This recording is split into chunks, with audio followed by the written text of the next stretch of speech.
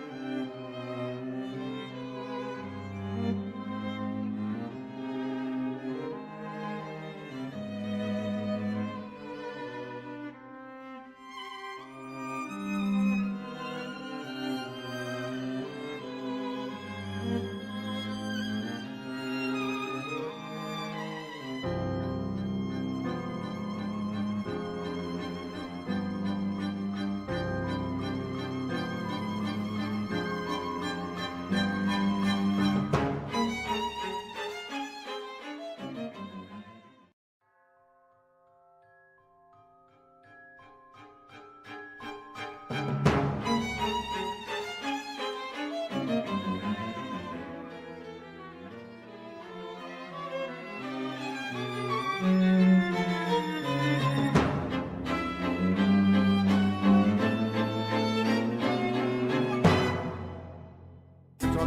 my God! What's wrong with your face?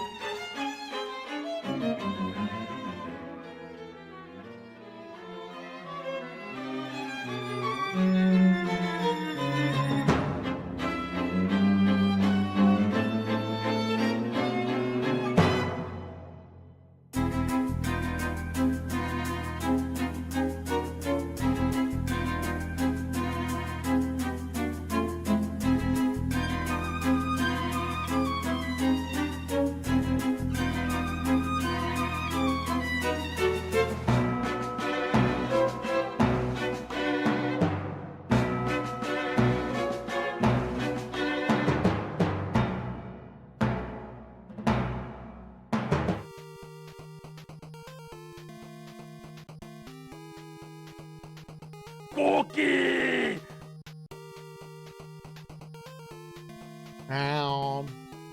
Hello, everybody.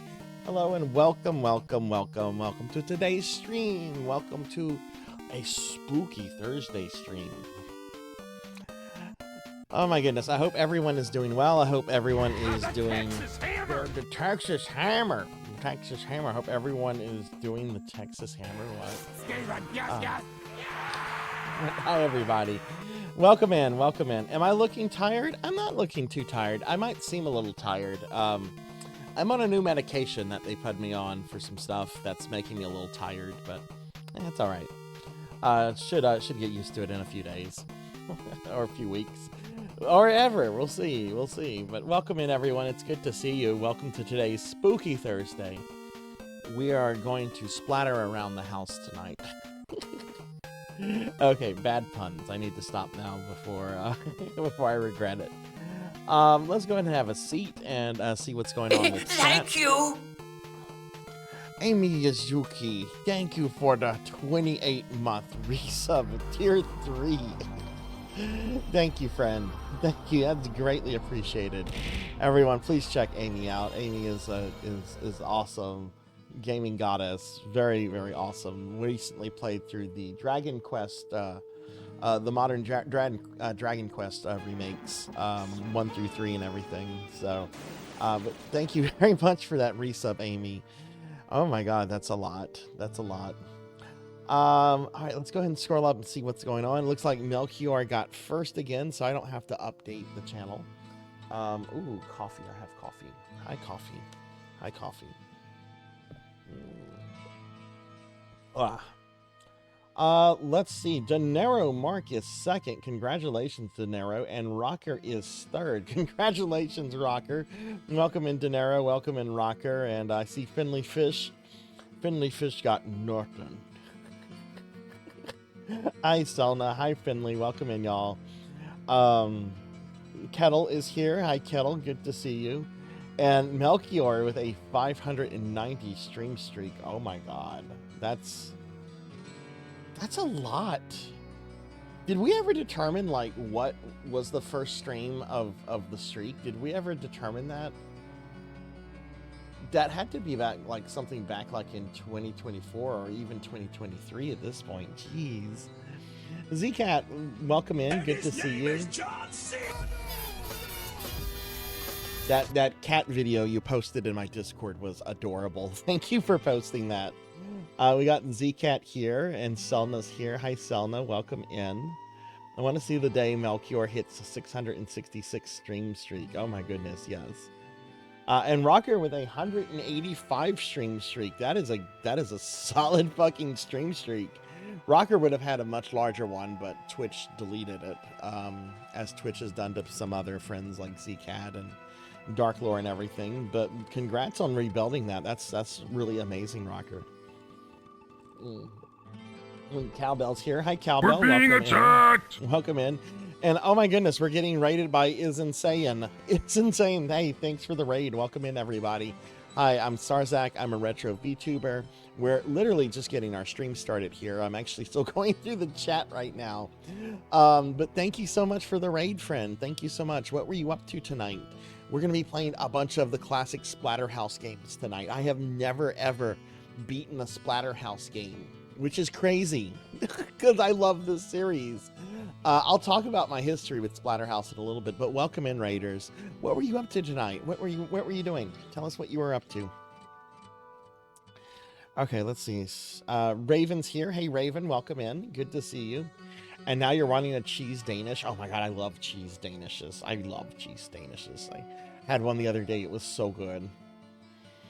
Okay, I have to eat a cookie. Okay, I guess this is when we went live. Hey, Raven. And Selna with 135 stream streak. Hey, thank you, Selna. Thank you. Appreciate it.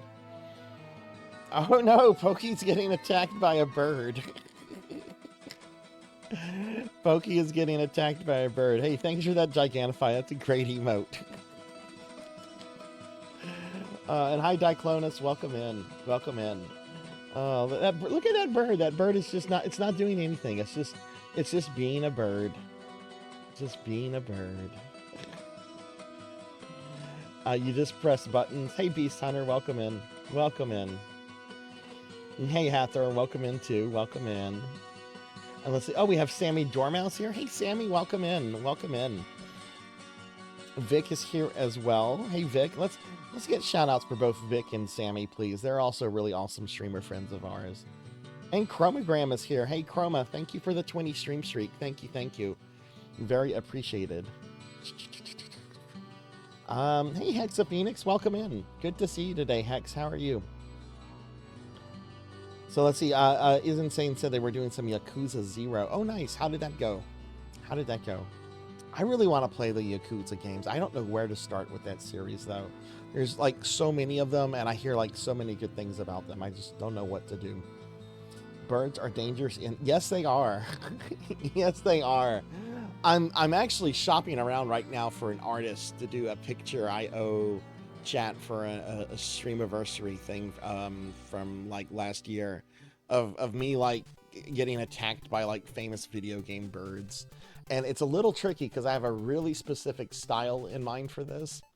But then like I want there to be a lot of birds, and then sometimes artists are like, yeah, we charge like double for every extra character there is. And I'm like, would you count a bird as an extra character? Some would, some wouldn't. So I'm shopping now. I'm trying to get this done by the end of the weekend.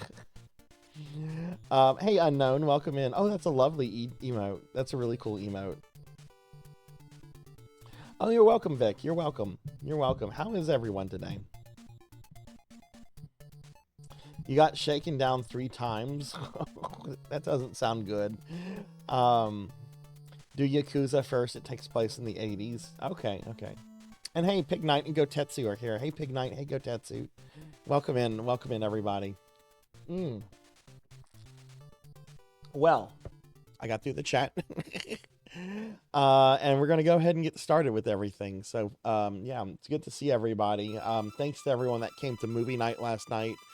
We watched Clue, which I don't think I had seen since, like, the 90s. And yet I, like, remembered some scenes perfectly. Like the whole dancing telegram girl. That's, like, the best part ever, because it's so random. It's, like, so ransom. Ba-da-da-da-da-da. I am your singing telegram. Someone shoots her. Ooh, Wingstop. That's going to make me jealous, Rico. That's going to make me jealous. Selna, I remember the first time I saw that scene, too. I was a little kid. Me and my sister were watching it. And I think we, like, rewind and rewatched it, like, 4 or 5 times because we just started dying of laughter. It was so random. It's so, and that's my kind of humor. I like random things. Just, like, random absurdities that, like, happen out of nowhere. My friend I mod for loves that movie. Oh my god, that's too funny, Chromo. That's too funny. And yes, Tim Curry is a national treasure. I would say he's a worldwide treasure. Tim Curry is awesome. Oh, it sucks that he had that stroke, but if you watch interviews with him, like post-stroke, like he still has his wit. He still knows how to be very witty, very funny.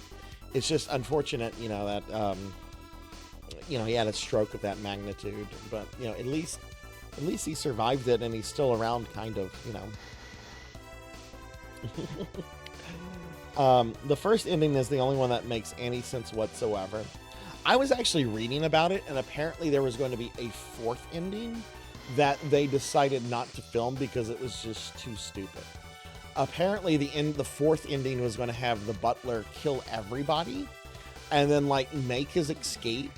And as, like, he's driving away, like, he realizes that the dogs from the beginning of the movie are in the car with him, and they start attacking him. And he drives off the road and dies. That was apparently going to be the 4th ending for Clue. And they were like, no, this is stupid. We don't even want to film this. And it didn't even get filmed. Oh my goodness. Well, it's good to see so many people here. It's good to be back after a few days of no streams. I am excited today.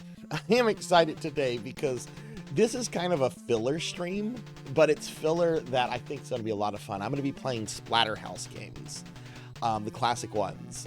We have the arcade game lined up, followed by the TurboGrafx-16 port, which I think most people have probably played over, like, the arcade original. And then Splatterhouse 2 and 3, which were consoles exclusive back in the days. I love Splatterhouse, yet I have never ever beaten a Splatterhouse. So this will be interesting.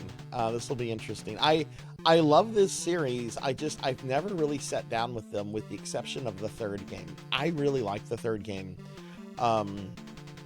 They're all kind of beat 'em ups. The first 2 games they don't allow any kind of movement. You're just moving right and you can jump. There's no, like, movement around on the field or anything like in Double Dragon or Streets of Rage or anything like that.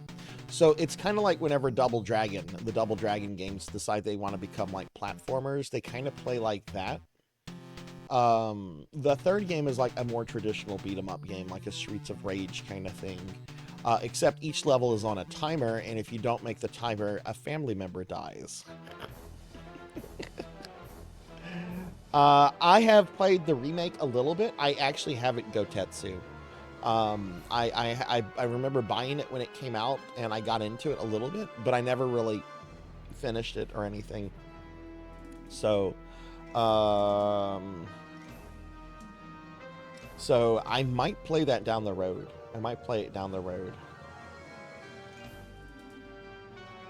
I have actually never seen that movie, Zcat. I've never seen the Rocky Horror Picture Show. I had 2 exes that were really into it, but we never got around to, like, watching it. One of them could actually, like, quote the movie. She'd quote it often. This is the Golden Corral Girl, if you've heard the Golden Corral Girl stories. But yeah, we're gonna be doing Splatterhouse because in like what is it, a week or two, Resident Evil 9 comes out. By the way, spoilers for Resident Evil 9 are already out there. I have looked at them because that's what I do. I won't say anything because I know people play a lot of these games for like narrative and story and stuff like that, and I kind of do too. But I'm more interested in how the story is told versus what is revealed and what that kind of stuff that I don't care about. So I kind of peeked at the spoilers for Resident Evil 9. But I think the game is due to come out like end of next week, like the 27th. So my goal is to start streaming Resident Evil 9 on Thursdays on the 5th until I beat it. And I didn't really know what to do for tonight, and someone last week said something, what about Splatterhouse? And I'm like, oh, that's perfect. That's perfect. So we're gonna get started with some Splatterhouse tonight, and maybe do some more Splatterhouse next week. Just depends on like how many of these games I beat tonight and everything. So, you want to stream Fatal Fury next week? You should totally do that.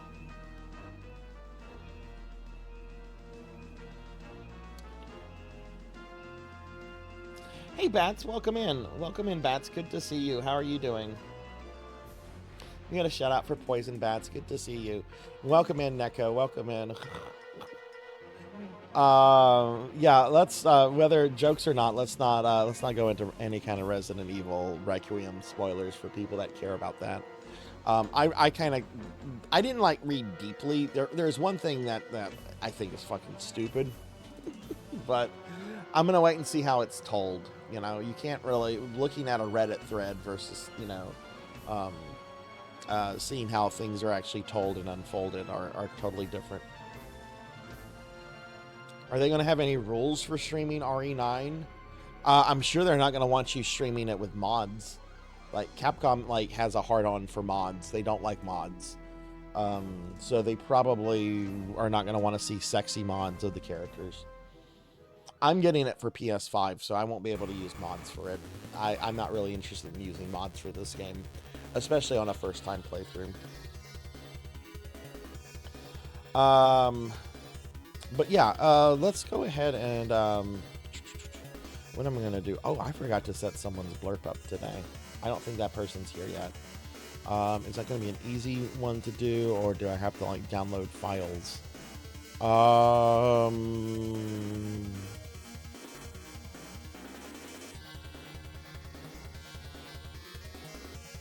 That's gonna take a moment to do. Okay, I'll do that whenever we take a break then. Hey, Degenerate DD, welcome in. Good to see you. Good to see you. You're working on your day off. No, don't do that. Don't do that. In Japan, they have very strict streaming rules. Well, this is not Japan. You'll be modding Resident... Finley, when is your Umbrella Chronicles stream? Is that tomorrow? I think you said it was Friday. Is that tomorrow, or is that, like, in a few days?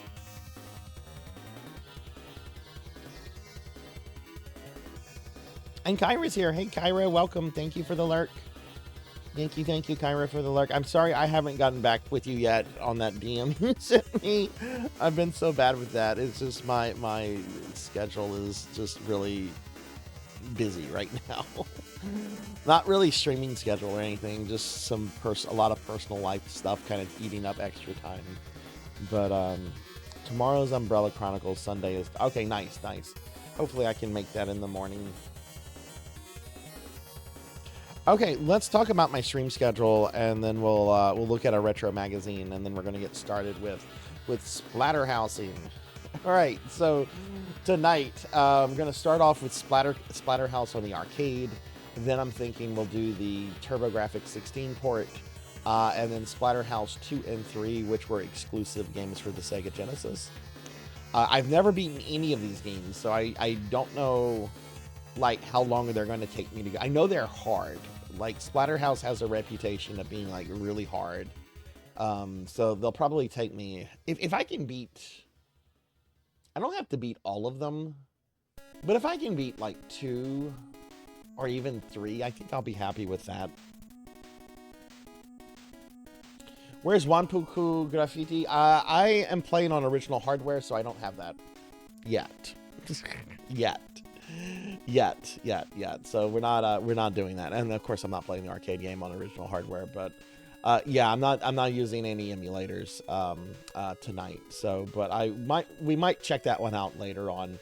There's also the RPG that I do kind of want to check out. I would have to emulate that. But yeah, I thought Splatterhouse Arcade plus 1 through 3 would probably be enough.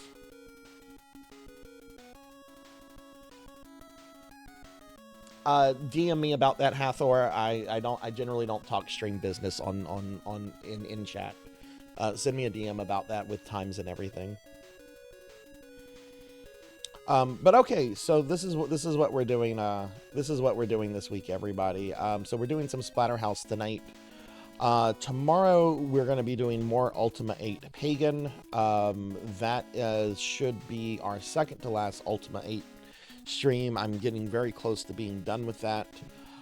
Saturday at 7 p.m. Central, we're going to be doing some Phantasy Star Universe. And then Sunday, I have to emulate this because I don't have a PC 98. But I'll be playing this really cool Castlevania-esque game for the PC 98 called Rusty. Rusty is really cool from what I hear about it. I've known about Rusty for years. I've been wanting to play it for a while. Haven't gotten around to it. So Pokil the Storyteller is making me play this. Yeah, I remember playing the remake a little bit, Neko. I actually still have it for my 360. So I might do a playthrough of that like down the road. What I was thinking is, you know, Resident Evil 9 is coming out soon. And after I do RE9, I'm going to do my first ever playthrough of Bloodborne on Thursdays. But I was thinking of maybe doing like the Splatterhouse remake sometime after that, or maybe looking at the side games or something. I definitely do want to stream it.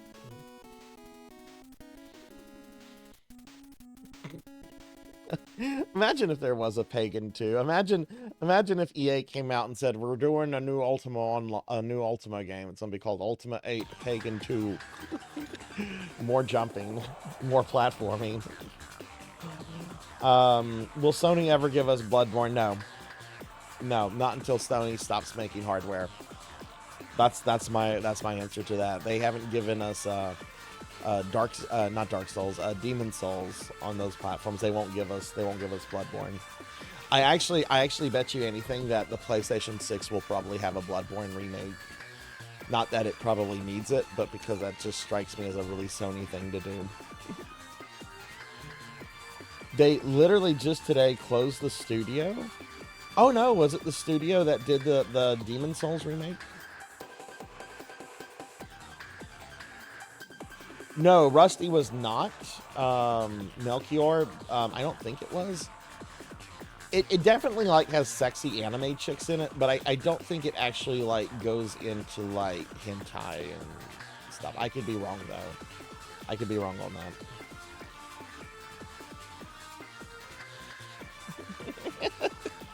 That would be funny, Z. That would be funny. So yeah, so this is what we're doing this week, everyone. So Splatterhouse tonight, more Ultima 8 on Friday, Phantasy Star Universe on Saturday, and then Rusty on Sunday. Which I'm actually really excited for PSU. I haven't played PSU since like September. It's been a while since we've had. Did I delete the Rusty art I had? Let me see. I think I did delete it. Rusty PC 98.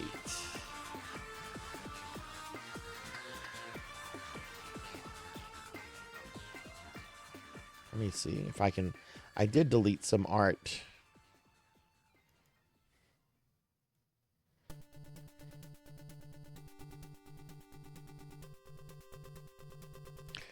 Okay, I think this is the cover art of the game. The game only came out in Japan, but this is the cover art for Rusty.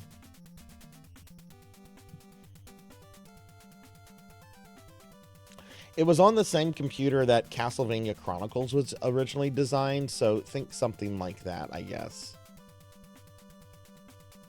Right, so this is the cover art for Rusty. And I actually still have a screenshot on my computer I can share. It's not a hentai. Yeah, it's got sexy anime chicks, but it's not a hentai game. It's like I said, it's a Castlevania S game. So yeah, this is what we'll be playing on Sunday. I've got to get the emulator working for that. So I'm excited about it. I love this, like these kind of anime designs from like the late 80s, early 90s. Look at that fucking hair. Look at that 80s hair. It's so great. So anyway, all right. So that's what we're doing this week, everybody. Here's a link to my social media. Here's a link to my Discord. Most hentai games on PC. Yeah, I know. I remember whenever Dot Level was doing her PC Engine project years ago, she was getting to the point where most of the games that were left were like hentai games, and you know, she wouldn't stream those, you know, because it's questionable material. And I'm sure there's a lot of PC 98 games too that are also super questionable. Okay, so why don't we go ahead and look at a game magazine?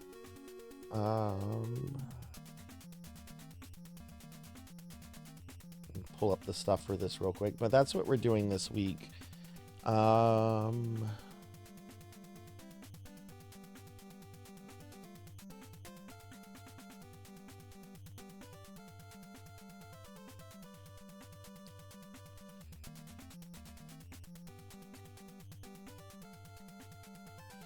Okay, so if you've never seen, let me get the schedule out of the way. If you've never seen this before, and this is something we do kind of at the beginning of every stream, not every stream, but we kind of do it. We kind of do it at the start of most of the streams, is that we look at a random retro game magazine from back in the day, you know, because gaming magazines aren't really a thing anymore. They are kind of a form that died off because of the internet, and probably rightfully so. As much as I love game magazines, it's, you know, getting information from sources like that, you know, it's just, you just can't compete with the internet. You know, the internet, Konami can post something immediately and people are aware of what's going on. You don't have to wait several weeks to find out what the latest updates are and everything. But, you know, there's a lot of cool things in some of these old magazines, and, you know, this is a retro game channel. So currently we're looking at Game Fan, Game Pro, and Nintendo Power. So what we're going to do is we're just going to kind of randomize one of these and see which one we're going to be looking at. So our magazine for today is Nintendo Power. Nintendo Power. Hi, Queen Veronica. Welcome in. Welcome in, Queen. How are you doing? All right, so we're going to be looking at a random Nintendo Power. Nintendo Power is normally pretty short. Sometimes I go on way too long with these magazines. I think spending like 45 minutes to an hour is good. Anything over that is little much. All right, let's see what issue of Nintendo Power. It's number 55. Oof. Okay, that's an old one. That's an old one. That's going to be Super Nintendo era. All right, so let me remove that from my list. How are you doing today, Queen? I hope you're doing well. All right, we're going to go ahead and close that. And Nintendo Power number 55. This is December of 1993.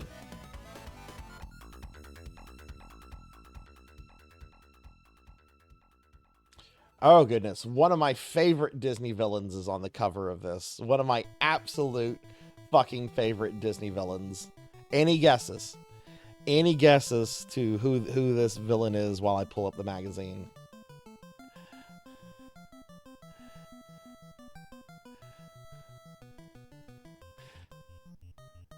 There we go. Queen got it. Queen got it. Jafar, along with Gilbert Gottfried.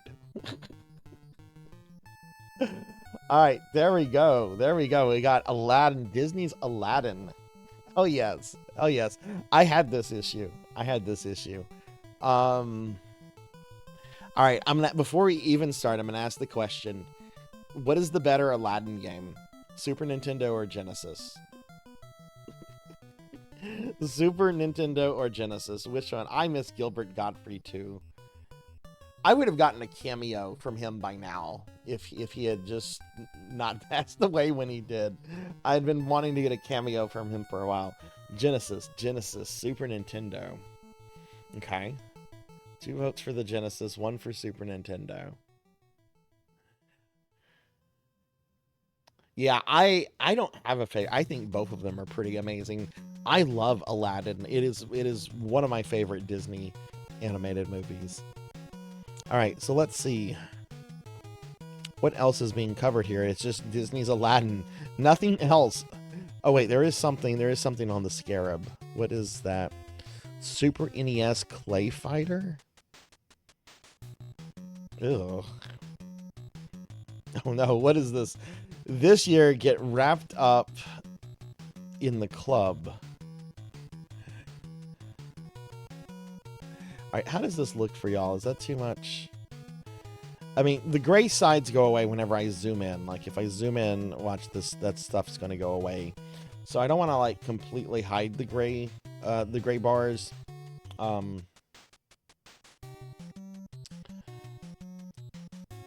Super power stamp. I just read that as tramp stamp. Super power stamp. Get two free super power stamps. I forget exactly what the Super Power Club was.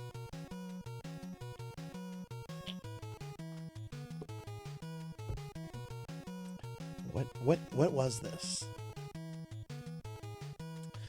If you've dominated the video action all year long, maybe this holiday is a good time to give your best buddy a fighting chance. Give the best gift of all and get your friend wrapped up in the Nintendo Super Power Club. Just send in this form and we'll send your pal the best of the best from the club. It's just 18 bucks. When you give the club, now I'm thinking of how many of you remember the club? If it was a device, it was like a red device you would put on your steering wheel, and it was supposedly make your car impossible to steal. Do any of you remember the club? When you give the club, you and your pal get 2 free power stamps. Each one is worth $1 towards anything in the new Nintendo Super Power supplies catalog.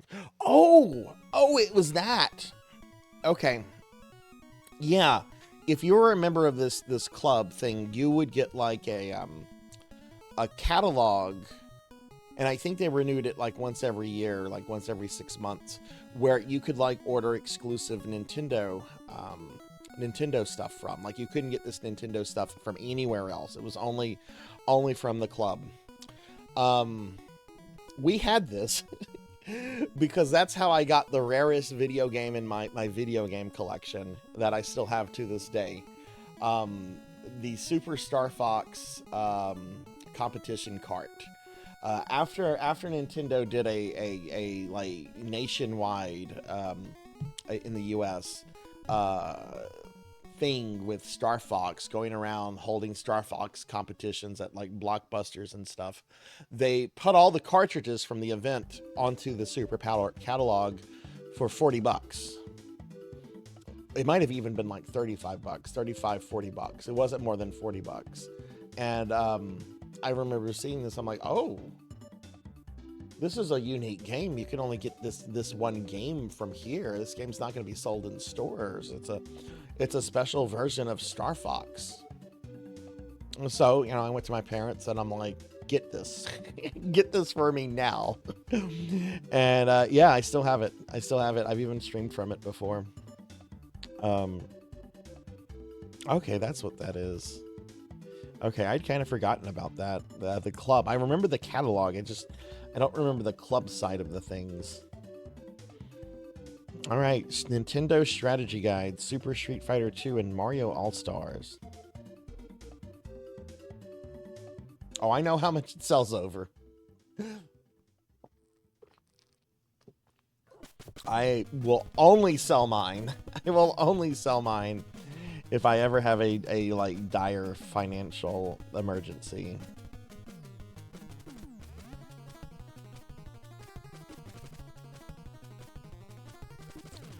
All right, so here's what's in this issue. We have Disney's Aladdin, NFL Stanley Cup, Clay Fighter, Daffy Duck, Battle Cars, Super Scope Roundup, Tom and Jerry Frantic Antics, Mega Man 4, Mega Man 6. That's a little confusing, but it's the Mega Man 4 on Game Boy and Mega Man 6 on the NES, and then Tetris 2 on the NES. It is the end of 1993, and they are still covering NES games. Which, fun fact about Mega Man 6, Capcom did not want to bring that out in North America.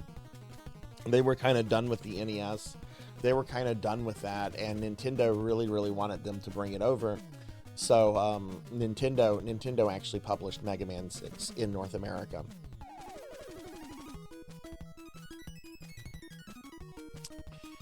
Oh goodness, Street Fighter is dominating the the letters here. All right, what kind of questions do we have about Street Fighter? Chun-Li is by far the most skilled player. Her lightning kick, it's easy to do and extremely effective. Her high jumping makes it easy to avoid other moves and easy to attack from above. The whirlwind kick will take out any opponent. What more can I say? Chun-Li is the choice. From Nari of Austin, Texas. Every well-educated person should know that if you want results, choose Guile. He's the most versatile fighter and can destroy a fighter on the ground and in the air. Besides, you've got to love the hair. From Malcolm, beat him in a day, fine. Chun-Li is the best. Her moves will defeat anyone, and with the Kaioken, she is unstoppable. Ryu is the most well-rounded fighter. I asked 30 people this, and 19 said Ryu. The other picked Ken. I don't believe that. I asked 30 people. You knew 30 people back then, Tony, who knew Street Fighter characters? I don't believe that. I don't believe this. Phoenix, hey, welcome in, friend. Welcome in. Good to see you today. How are you doing? This all sounds like a Reddit thread. This is absolutely a Reddit thread. The only thing different about them is speed and is who's strong. Oh, here we have a supporter of Dazlam. Dazlam is definitely the best. He's not only the thinnest, he can outstretch his body and breathe fire. Okay, this next one's fun. Who is the best fighter? I don't care. I play against anyone with any player and I obliterate them. I like to use different players that are a challenge to use. A match with me using Chun-Li or Blanca is over too soon with me victorious, as usual. So try using different characters that you've never used them before and master them. From Brian of Elmwood Park. You scroll up a little bit. My chat window's all messy. Zero Elect. Thanks for the 205 stream streak. Welcome in, friend. Let me scroll up a little bit real quick. Sounds like a Reddit thread, yeah. Back in the hospital. Oh, no, Phoenix. Oh, no, I'm sorry to hear that. Oh, goodness. Do you think you might get discharged soon, or... Goodness gracious. I hope everything's okay. Bro went into a retirement home.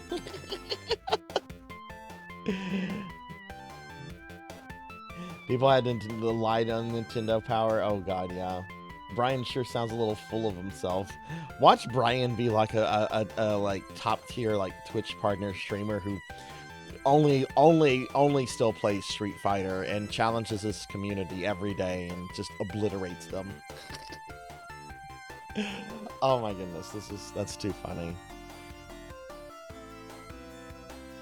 What's interesting is some of the characters are not mentioned at all here. There's no mention of Honda or Zangief, who can be really good characters in the right hands. All All right, what else do we have here? Is that a wrestler? Oh yeah, it's Razor Ramon. I'm like, is that a wrestler holding those children? And then I look over and I see the jacket, Razor Ramon. I'm like, oh, that absolutely is a wrestler. Outside Detroit, the location of the WWF's Super Slam, televised on pay-per-view.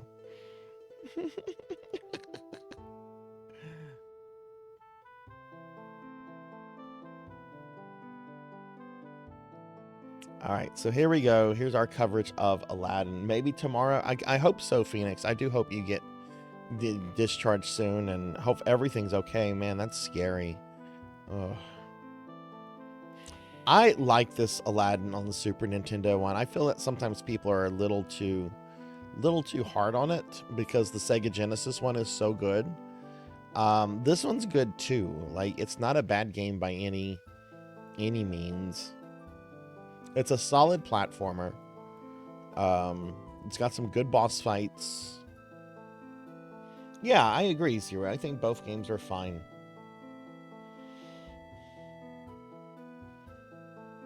And then we have a good walkthrough of it. Wow, this is actually a pretty long Nintendo Power. This is 130 pages.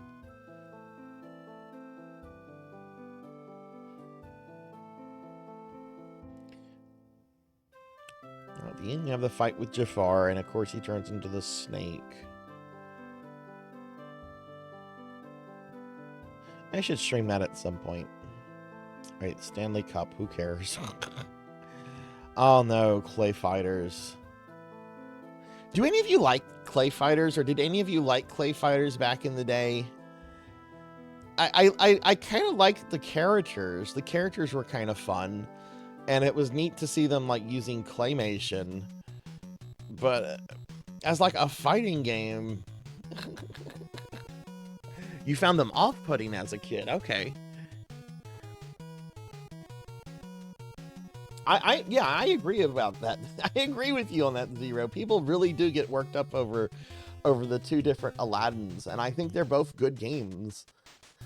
They're really different games, but they're both good games, and I don't understand why people have to my Aladdin's better than your Aladdin. Just play both. I realize most people couldn't play both back then, but it's 2026. Play both. Have fun with both of them.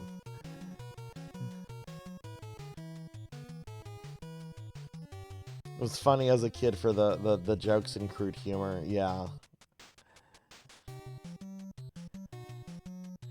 I don't know. There was some big money behind Clay Fighter for a while. I never knew a single person that really liked these games. Like, it came out from nowhere, and there were sequels and special editions all the way through, like, the N64 era. And, like, I never just understood, like, the continued appeal. Because they certainly didn't play well.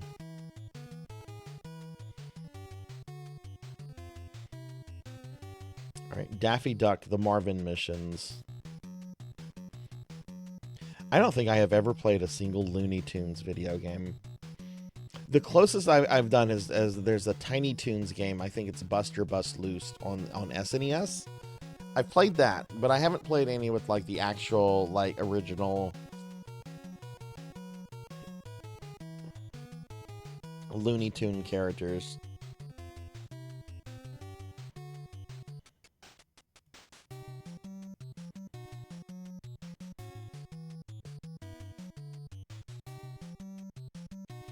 Really crude considering Clay Fighter 63 third had unlockable. Yeah, don't use that word.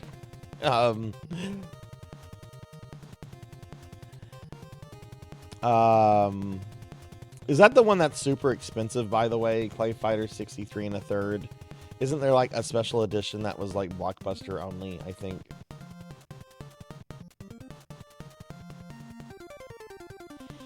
Hey, Darth Ignis, welcome in.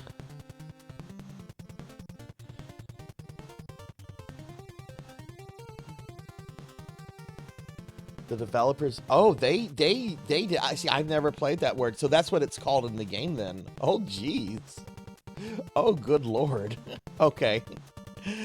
Yeah, I never played it. I remember seeing at like a Blockbuster once, like they had a copy of the Clay Fighter 63 and a third, and I just remember thinking to myself, I'm like, yeah. Some of those Blockbuster exclusive games were really, really bad. Did any of you ever play the Eek the Cat game? That was Blockbuster only. Eek the Cat was like a 90s era like cartoon cat that had his own show on like Fox.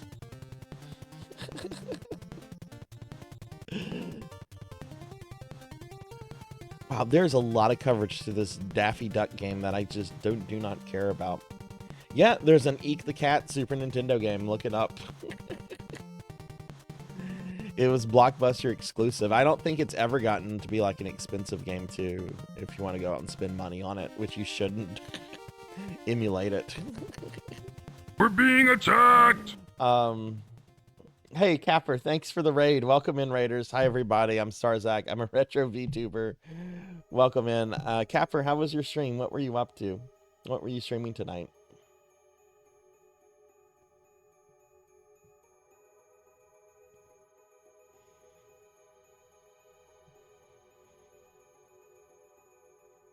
Skull, it shows that your blurb played.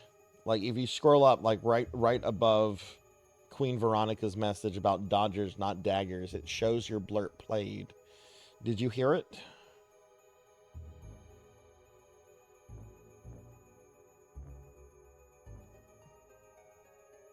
Okay, so that means you have it set to manual. You need to change it to automatic if you don't want to do that each time. Otherwise, you have to do that each time. Wow, the coverage on this... the coverage on this Daffy Duck game is never ending. You just got off of a game of War Song? Oh, nice, nice. How did that go? How did that go, friend? Okay, what's this? Mega Man X coming soon to your Super Nintendo. What's this? A new Mega Man.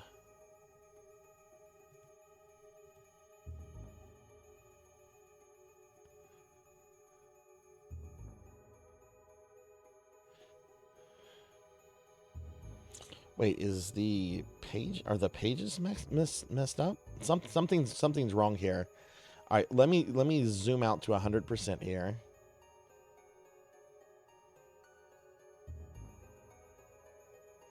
Okay, I'm gonna restart and reopen the program. Something's wrong.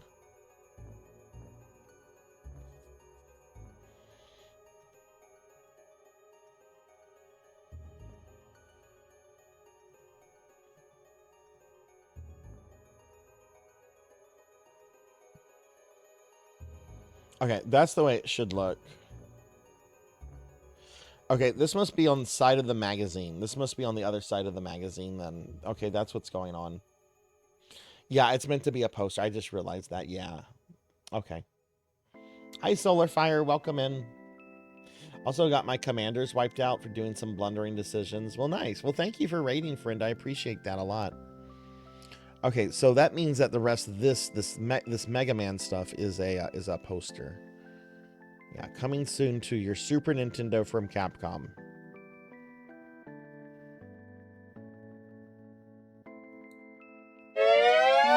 Need to hydrate. Okay, I'll hydrate and stretch. Thank you. Oh, and Solar, thank you for the 145 stream streak. Yeah, that is a pretty cool poster.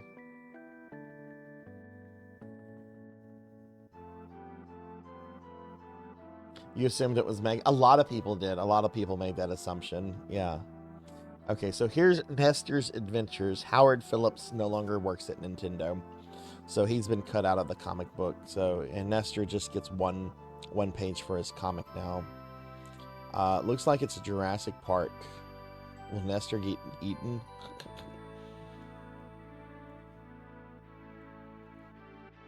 I like how this is clearly supposed to be Dr. Grant, but they just put glasses on him so that they don't... I assume they just put glasses on him so like they don't get like sued by Sam Neill. What happened? You run out of Barney Chow?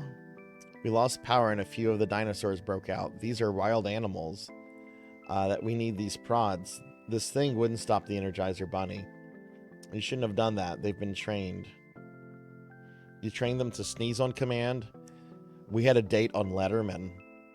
Oh yeah, that's what 11 and 12-year-olds want. They want Jurassic Park jokes about David Letterman. You were playing that yesterday, Bahamut? Nice. All right, Capper, thanks for the raid, friend. Y'all please check out my friend RPG Capper. He's been a dear friend of the stream for many years now. Really great streamer. Does all kind of interesting games. Oh my goodness. Okay, that looked... I don't know why I look at Nestor comics, and I'm hoping to have one that makes me laugh or it seems well written.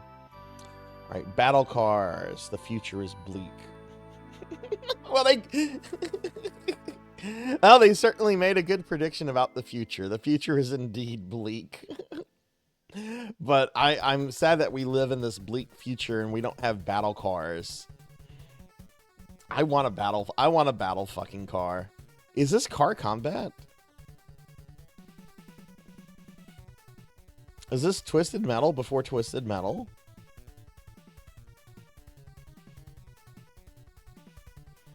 I've never heard of this Super Nintendo game.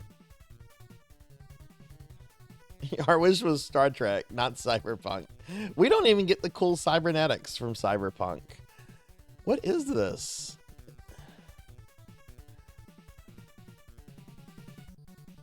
Okay, it's a car game. Looks like a racing game.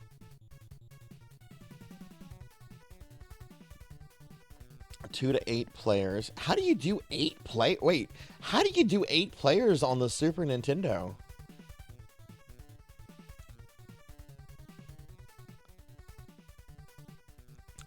In versus mode, the whole gang gets to jump in the race. Up to 8 people can enter their names on the roster and race 2 at a time. You can even take a spin in one of the boss cars. Well, a multi-tap would only let you have up to 5 players. That's the thing.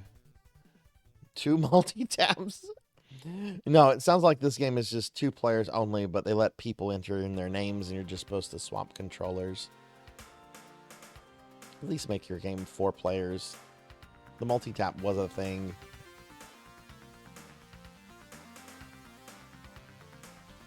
I'm kind of curious about this game, but the more and more I look at it, it's basically just striking me as like Mario Kart with just real cars.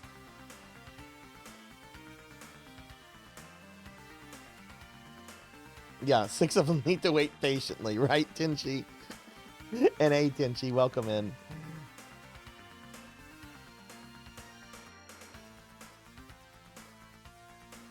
What, really? Yeah, I don't think I'm really interested in this game. I'm gonna look at some videos of it, but okay, here are our characters. We have Dirty Knuckle Ned. Why is this knuckle dirty? Like, go clean that. We have Dr. Diana.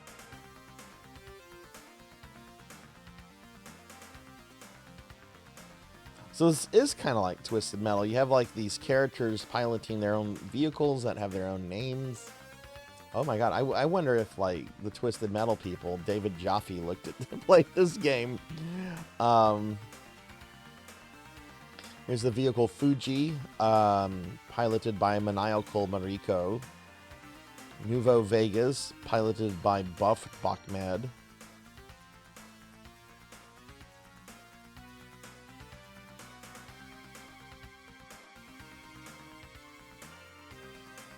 The Super Scope Roundup. Okay, I have talked about this game many times on the channel. Yoshi's Safari. Yoshi's fucking Safari. Good game. Very good game. Metal Combat's Falcon's Revenge. Very good game.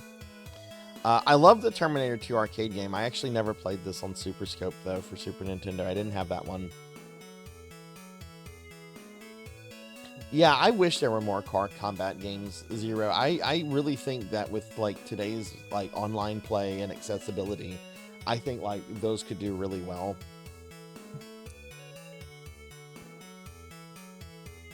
All right, so these are the games that are being looked at. You've got Yoshi Safari. Okay, so I've talked about this a few times before, right? Like, you play as Mario. You play as Mario. See, there's Mario meeting with the princess, and Mario is holding a gun. Mario is holding a gun. It's specifically a Super Scope, which is clearly not a real gun. It's a fucking toy. But Mario's holding one. He goes to see the princess before going after the Koopas, all of whom have their own mechs. Okay, I think this is Lemmy. Yeah, this is Lemmy. And yeah, you have to like blow the hood off of it to actually target the Koopaline.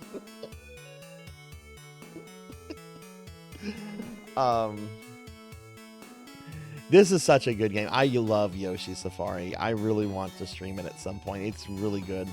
And this one's really good too, Metal Combat. This is the sequel to Battle Clash. These are basically just like mech games, right? They're just, I don't even remember there being like levels. Like, I think you literally just fight like one like powerful mech after the next and so forth.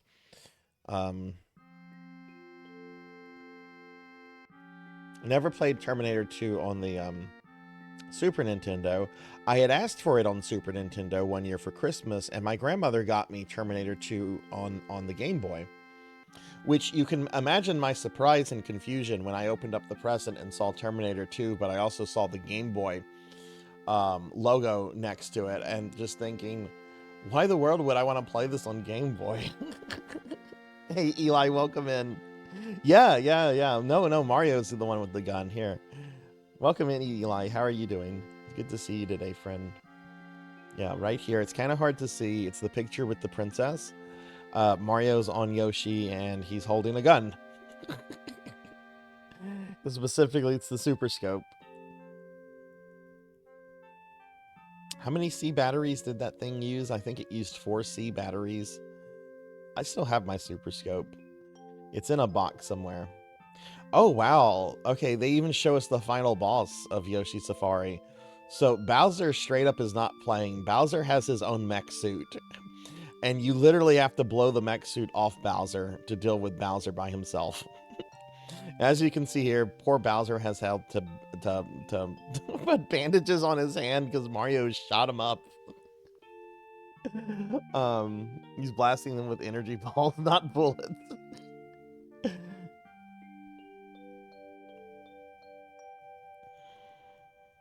Just show us the final boss, why don't you? Yeah, Yoshi Safari is really, really good. I really love that game.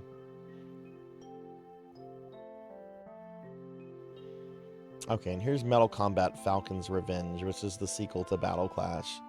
But yeah, you fight like different mechs. Like here's, I think this is the first guy you fight. This big green gorilla looking one.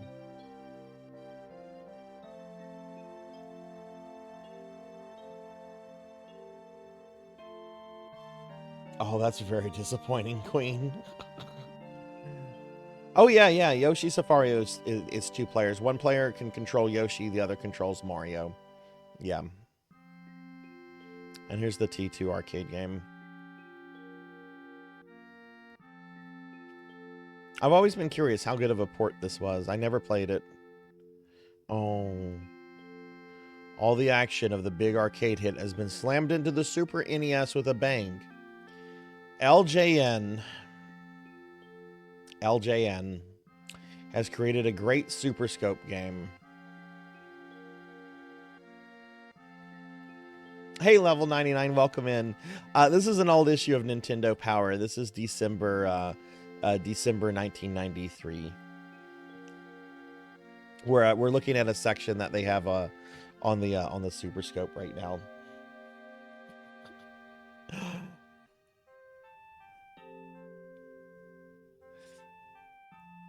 I like how they only show the first 3 levels of Terminator 2, probably because they couldn't get past the 3rd level.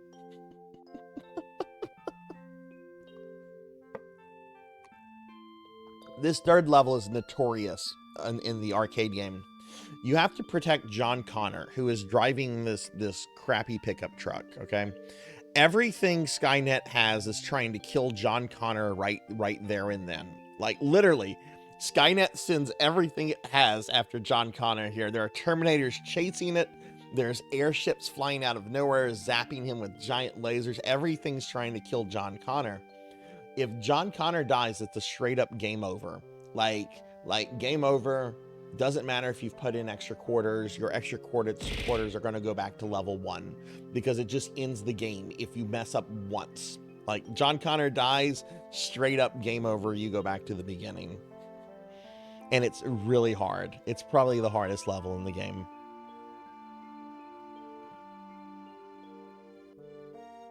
All right, Raven, have fun.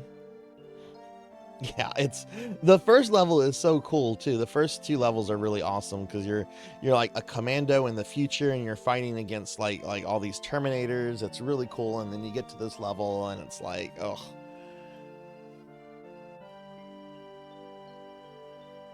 All right, so classified information. Here's some secrets. There you can unlock hard mode for Yoshi Safari. You do a name change for Metal Combat. Arcade, it just sent you back to the start of the level? I wonder if maybe that was a dip switch setting then. Because I remember going back to the beginning, like it just ending. I wonder if that was a dip switch setting. Strange finish for Mortal Kombat on the Super Nintendo. What is this? Agent 803 has found a strange trick that works every time if you use Sub-Zero. Finish off your opponent in the first round any way you can. During the second round, you must run your opponent's power meter all the way down without the finishing him flashing on the screen. Use Sub-Zero's freeze to make the finish him appear, and then hit him with the finishing move. Sub-Zero will shatter the ice around his opponent and leave the body standing. Oh, it's basically glitching out Sub-Zero's fatality. I've beaten the Terminator 2 arcade game in arcades. As a kid. It's very hard. It's not something I've been able to do since either. I did play an arcade game of it a few years ago, but the calibration on the gun controllers was really off, and it just I got all the way to the T-1000 when you're supposed to like shoot the truck and douse them in liquid nitrogen. I was able to get all the way there, but because the motion controls on the gun controllers were so off that it wasn't happening.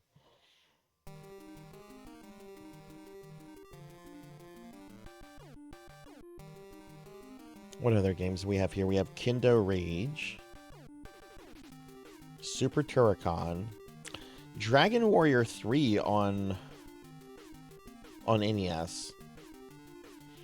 Easy spells, as Agent 829 has sent us a trick that lets you begin the game with 8 combat spells. When you start a new game, immediately go see the king in Alahan. In the town, create characters until you are told to erase one. When you leave, you will lose all of your gold, but your character will gain 8 combat spells. Oh, wow. What spells? Blaze, heal, expel, ironize, fireball, return, stop spell, and sleep. Jeez, you would start the game with those? Wow.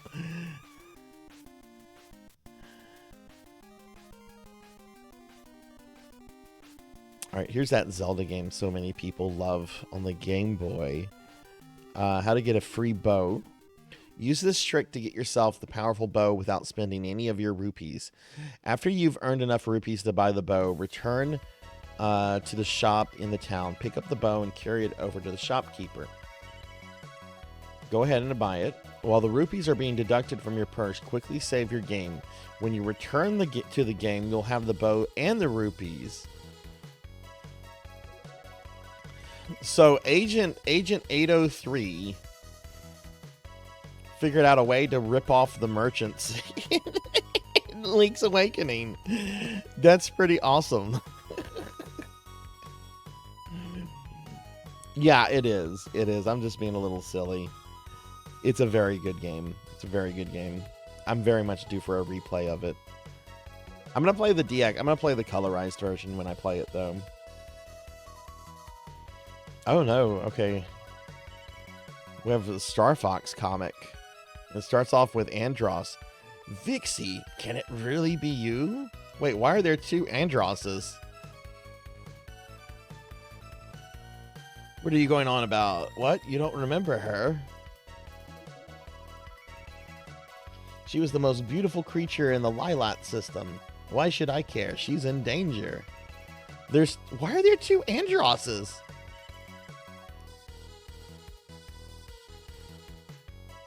Why do they disagree? Something went wrong in the transformation. Physically, they're identical, but their minds are different. What are you doing? Are you insane? Attention all ships. Return to base. Repeat. Return to base.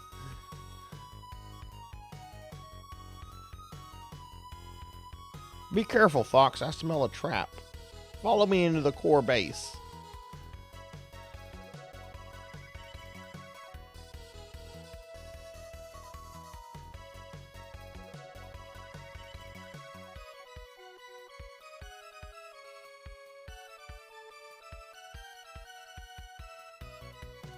Don't you remember me? It's Andros. Well, actually, I'm a clone of Andros. But I don't think that should stand between us once you also died once. So wait, did they clone Andros twice? I think they cloned Andros twice.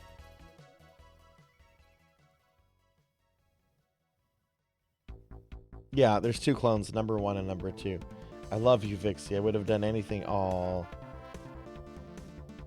This is all about an Andros love story. Half of Andros's DNA is mine. I'm half of what he was. I need a wimpy half Andros like I need a kick in the head. Yeah, the art's pretty good. I don't know what to make of this story though, but we are coming in on like chapter. Oh no, Andros kills Andros. No more Mr. Nice Ape.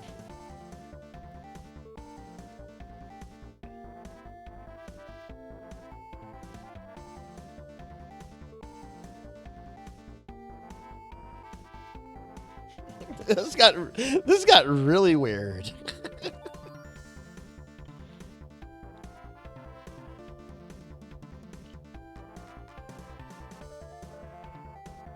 Oh, it looks like Fox then blows up the ship with the other Andros clone. Wow. Look at this Fox McCloud. Oh my god, this is scary.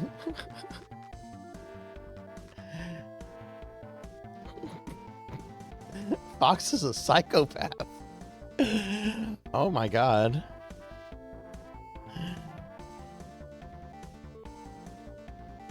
Oh wait, it looks like the Andros clone survived. The dancing Insector and Herbert are escaping. Herbert. Oh, isn't that the name of the pig robot he has in the comics?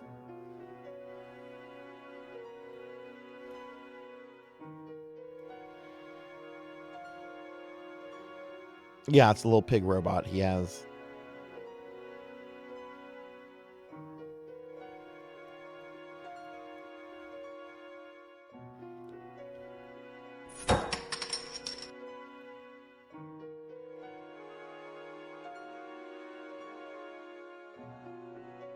Long live the Star Fox team. Was that the end of the Star Fox comic?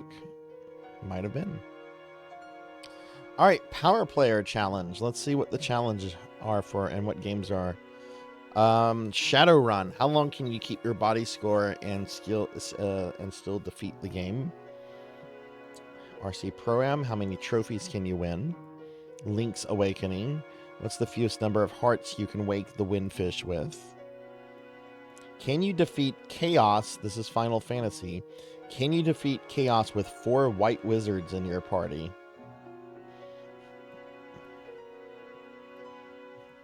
That's a classic challenge. I might do that the next time I do classic FF1.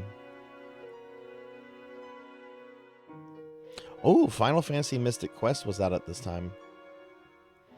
Fastest time to Doom Castle. This guy got here in 2 hours and 54 minutes.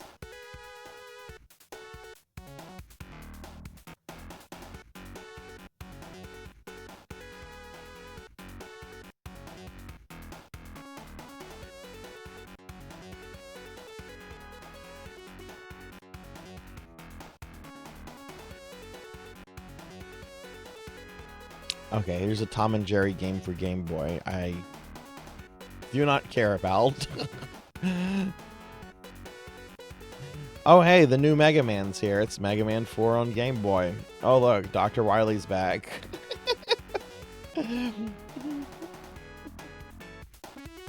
No matter how many times our Mega Hero faces the devious and demented Dr. Wily, he manages to return and torment Mega Man.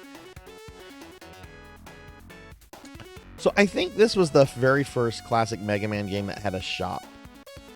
I'm pretty sure this one had a shop. This one took elements from Mega Man's 4 and 5 for the NES. I don't know where this energy came from, but they're not letting it fall into Dr. Wily's hands. Dr. Wily's hand.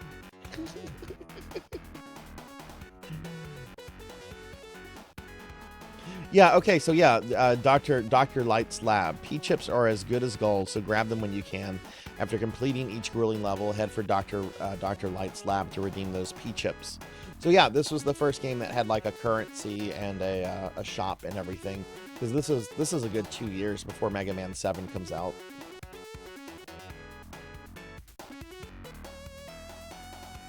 Hey look, it's Toadman. Toadman's back and he still sucks.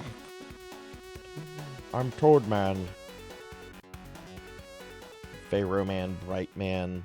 What, do they want you to go to Pharaoh Man? Wait, oh no, they want you to go to Bright Man. Okay, it's the way it's organized. I was gonna say no, you should go to Toadman, then Bright Man, then Pharaoh, then Ring. I played this one a while back on stream. I beat all the Game Boy games on stream before. This is one of the better of the Game Boy games, I think. The challenge is pretty solid. It's it plays well. The controls are pretty good. This is a very good Mega Man game.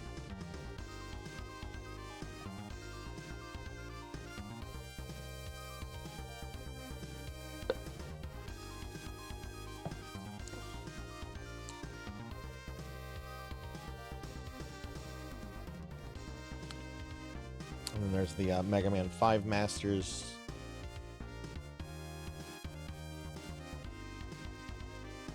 And a unique robot master called Ballad?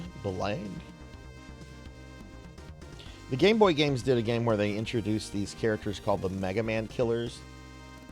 And I think you can actually fight these guys in Mega Man 10 in one of the special modes that's not part of the main game. And then you also fight these guys again in Mega Man 5 on Game Boy.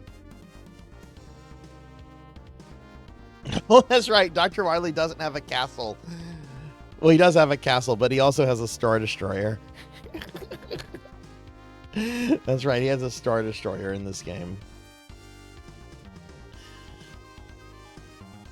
Oh, now look, it's Mega Man 6 on NES. Mr. X takes control. In the 21st century, 8 of the world's most powerful robots were gathered together by Mr. X. Competition was slated to be held to see which one of them was the mightiest. Contest never started because Mr. X took control of the robots in an attempt to take over the world. Mega Man is called upon to intervene. Now, the first time I saw this, I remember asking myself, I'm like, how stupid is Mega Man? How stupid is Mega Man to fall for this? Like, that's clearly Dr. Wily. He has a fake beard and he's wearing sunglasses. Like, how stupid is Mega Man at this point? No, this is being called stupid, Finley. This is being called this is stupid. This was the last one of the games to... Well, no, they do kind of do the fake outs in 9 and 10 with Wily.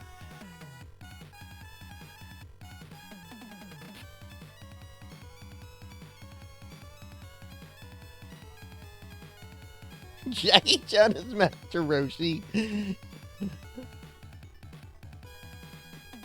I love that tournament arc. I forget which tournament. That's the 21st tournament? 23rd? I can't remember which, but that's my favorite tournament arc in Dragon Ball. The first one. The first one's so good and it's so funny. Alright, is Hathor still here? Here's Hathor's favorite robot master, Flame Man.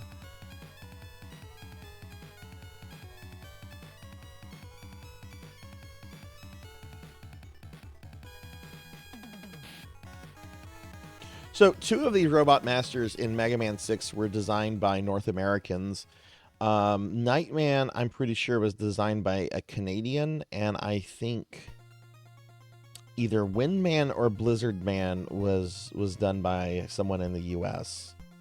The other 6 were done by Japanese players, because they all of these came from like the Create a Robot Master contest.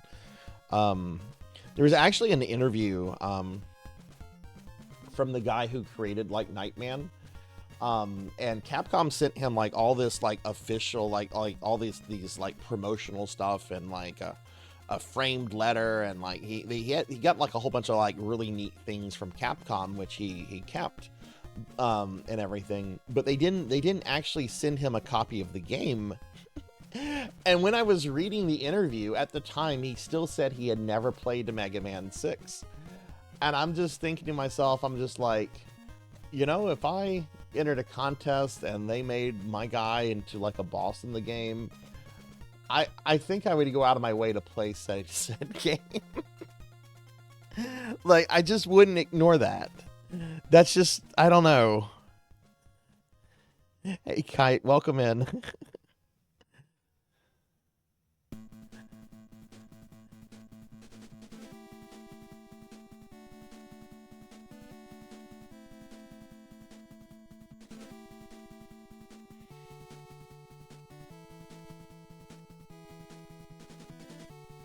I really like Mega Man 6. This game gets a lot of hate, and it's actually my 3rd favorite of the classic Mega Man games.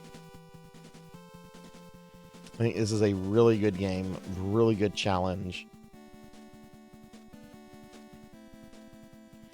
I think the last time I played it too, I think the last time I played it, I would have had a Deathless on stream, but there's this one part in the Wily levels where you take a plunge and there's nothing but spikes below you, like several screens of spikes.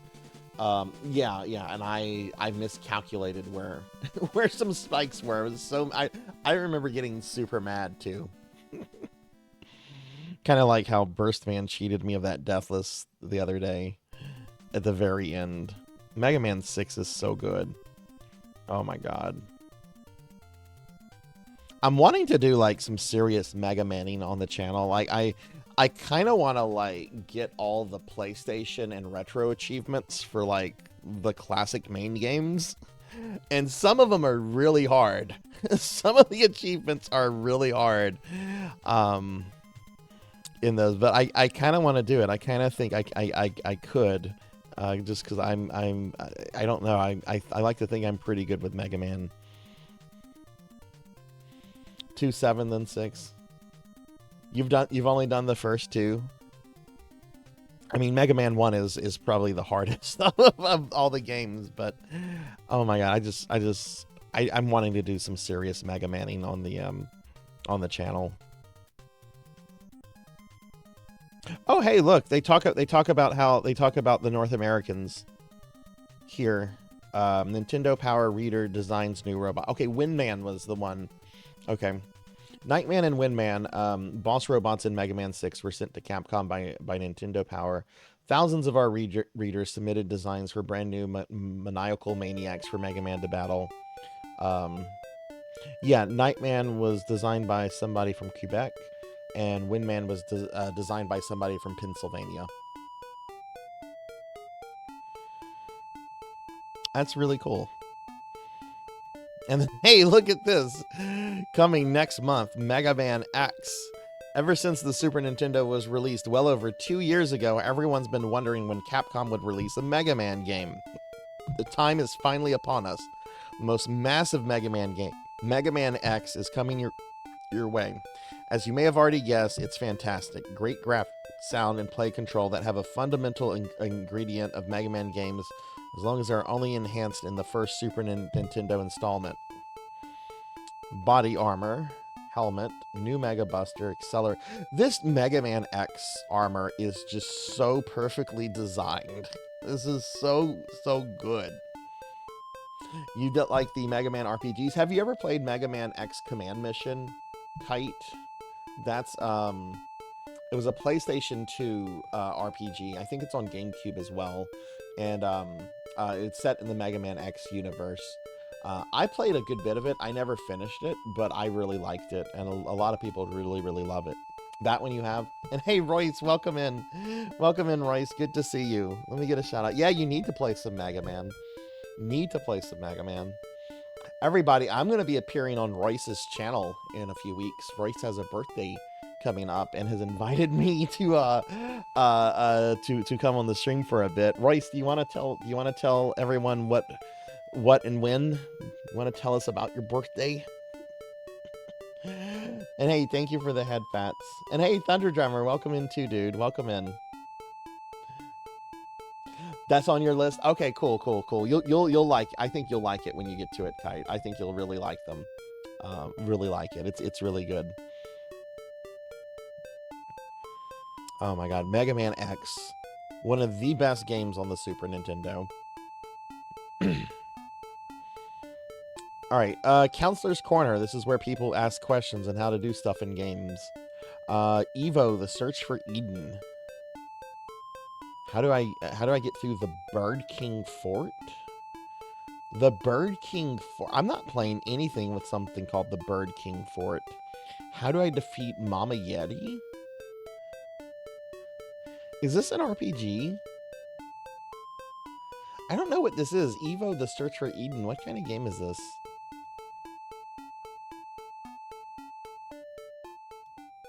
It's an action RPG. Okay.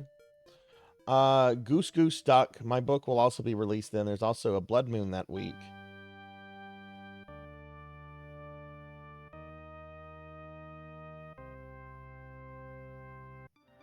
Royce, I assume I'm very bad at looking at Discords, as you probably know. I assume I need to get that for Steam, right? We're going to be doing it through Steam, and not another platform, just to make sure before I put before I go buy a copy.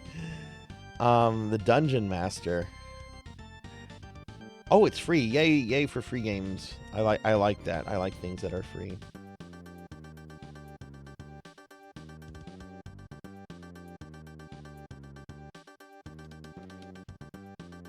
Wow, talk about like very primitive graphics. Could they not color in these dungeon blocks?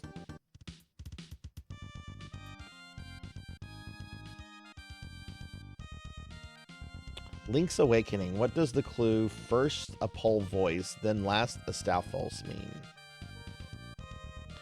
Question 2. Should I go fishing? You'll enter a room that is inhabited by a pole's voice, a Keese, and a Stalfos. You must defeat the pole's voice first, the Keese second, and the Stalfos last in order to get the Nightmare Key. Ah, okay. Hey, well, see you later. What's up?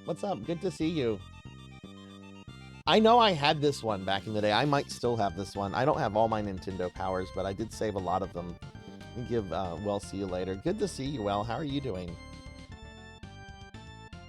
And welcome in, Thunder Drummer. Did we got a shout out for... Yeah, we did a shout out for Thunder. Yeah, welcome in, everybody. Well, how are you doing?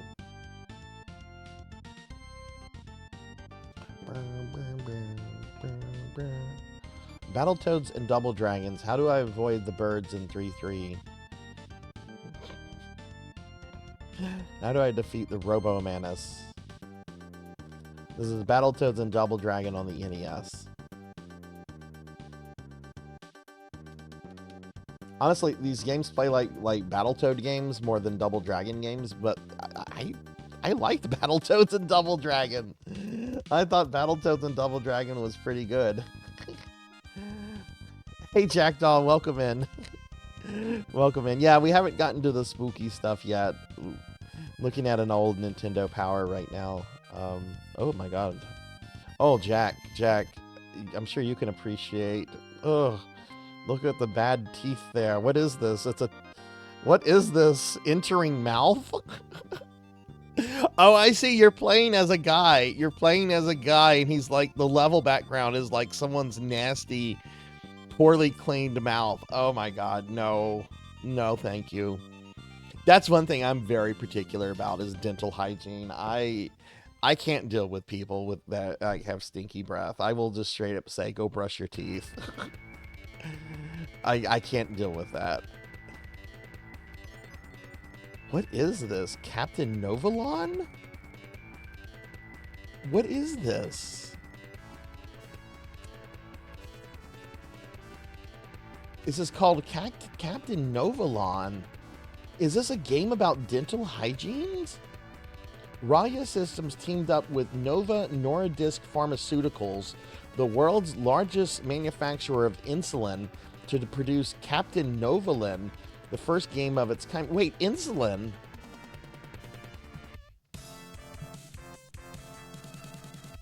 Not only to teach kids how to cope with diabetes, but to entertain them in the process.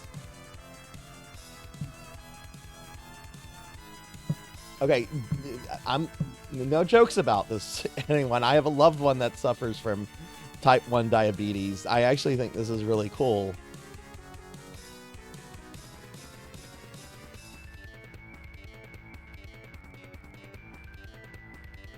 Yeah, this is actually really cool. Kids learn about handling the condition by following the superhero on the adventure, making them eat the right foods, and helping them. Oh my god, this is actually really cool.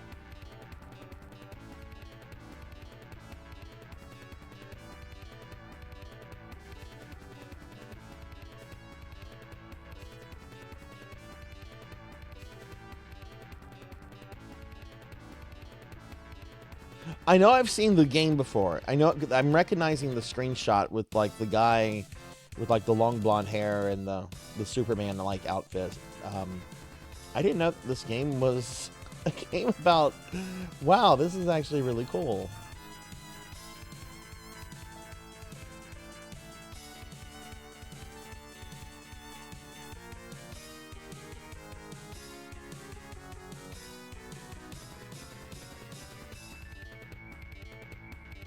Blood glucose and insulin dose. Oh my god, wow. The VG level. Oh my goodness, yeah. Wow. That is actually really cool that something like this existed.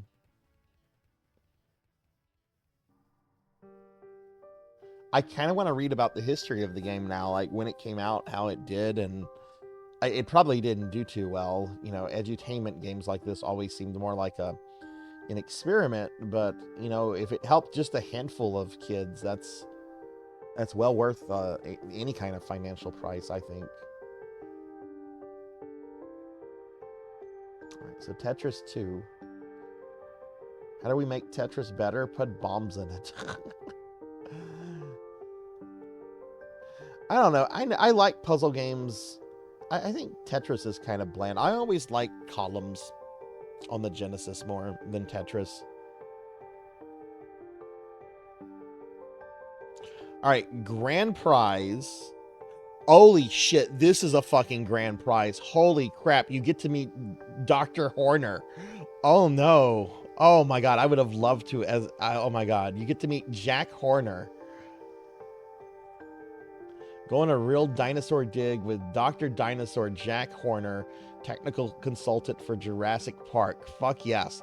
This is the guy that in the 90s, anytime they needed an expert to like talk about dinosaurs, this dude was always on there wearing that hat and generally had a much bigger beard than what he has in this picture here. He is actually in the Jurassic Park Sega CD game that I've streamed once. Anytime you come across like a dinosaur fact tablet. Like, he's the guy that appears and talks about dinosaurs for a bit. Go on a real dig with Dr. Horner at his research site in Bozeman, Montana. Get a VIP tour of the Museum of the Rockies. Also get a Jurassic Park game pack from Ocean for the system of your choice. That's pretty cool. Nintendo Power had like the best contest, I think.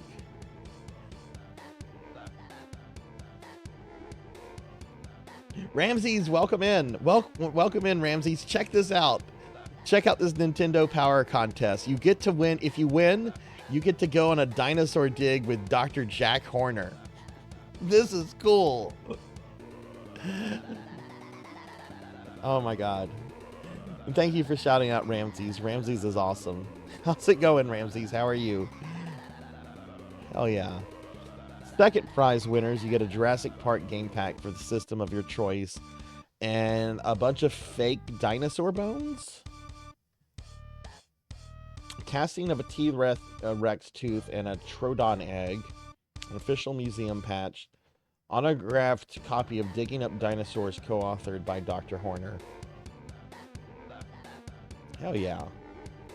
I would have jumped on that. Hell, as I want to jump on that now. I want to go back in time and win this. Yeah, I wish we could still enter the contest. He's still, Horner's still alive. And I think he still works. He's one of those guys that's, he's going to work until he's dead.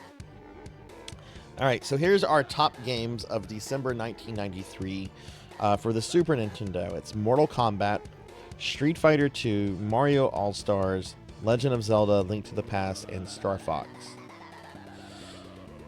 Other games include Mario Kart, Street Fighter 2, Aladdin, Final Fantasy 2, Mario Paint, Secret of Mana, Super Empire Strikes Back, F-Zero, SimCity, Zombies Ate My Neighbors, Mario World, Lost Vikings, Alien 3. Are you fucking kidding me? Why is this number 19?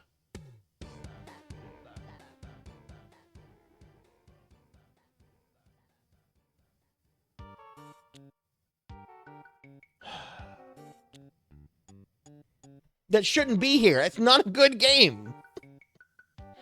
These are good games. F-Zero, good game. SimCity, good game. Zombies Ate My Neighbor, Mario World, Lost Vikings. I don't know about Alien 3. I agree with Neko. Why is that here? Madden NFL 94. I'm sure that's a good game. Never played it, never will. These are good games. Why is Bubsy here? Why is Bubsy here? Why? Let's look at Game Boy and the NES. There's no Bubsy on them yet, anyway. Alright, Legend of Zelda Link's Awakening, Mario Land 2, Mario Land, Kirby's Dream Land. That's the first Kirby game ever. Metroid 2. Alright. Oh no, Mortal Kombat for Game Boy is number 9. That's a horrible port. I have that. It's interesting because it's the first Mortal Kombat game where you could play as Goro. But it's also like almost unplayably bad.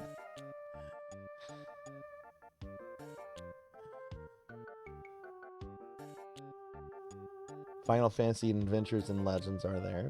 Okay.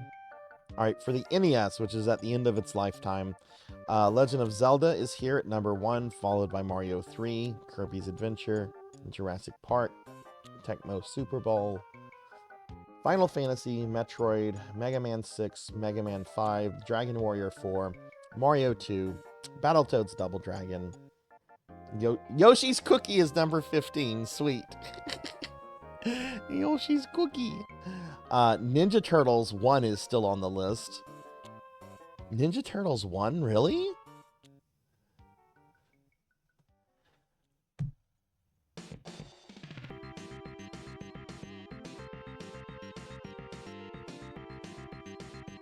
Zelda 2, Widget, and TMNT Tournament Fighters.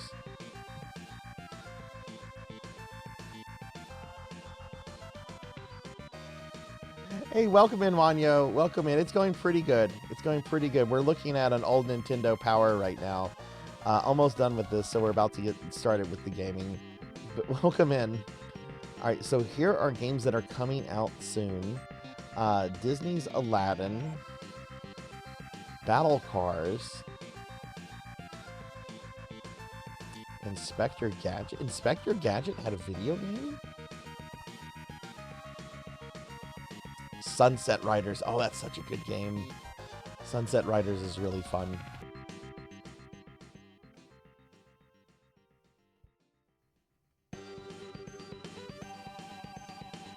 Pink Goes to Hollywood. Oh, it's the Pink Panther. I was thinking like the musical artist Pink, and I'm like, this is a tad early for Pink to have a video game. Like, this is a tad early for Pink to have a video game. Nobunaga's Ambition, World's Hero, Total Carnage.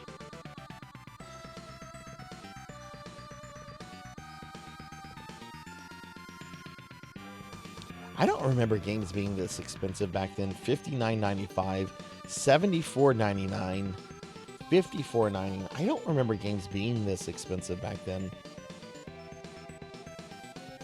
Hey, Hathor, check this out. There's something you would really like in this magazine. Let me go back to it real quick. I called you out, but it's right here. There you go. Here you go, Hathor. Here's some Flame Man for you. Right there. He's burning mad. Burning mad Flame Man. Hey, Snuggly Hugs. Welcome in. Can we get a shout out for Snuggly Hugs, please? Yeah, Sunset Riders is great. I love Sunset Riders.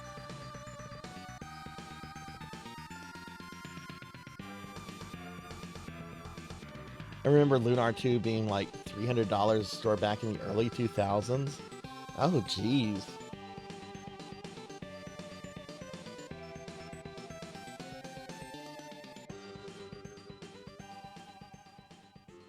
Maybe I only bought games whenever they were cheaper. I don't remember ever paying that much for any game, but that's a long time ago.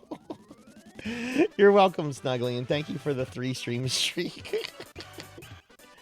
Yeah, maybe so. Maybe so. Maybe it's just selective memory. You know, we got used to games being $49.99 American for so long. Maybe that's just like bled into my memory. Memory is very much a fickle thing, right? Okay, I was curious about this game the other day.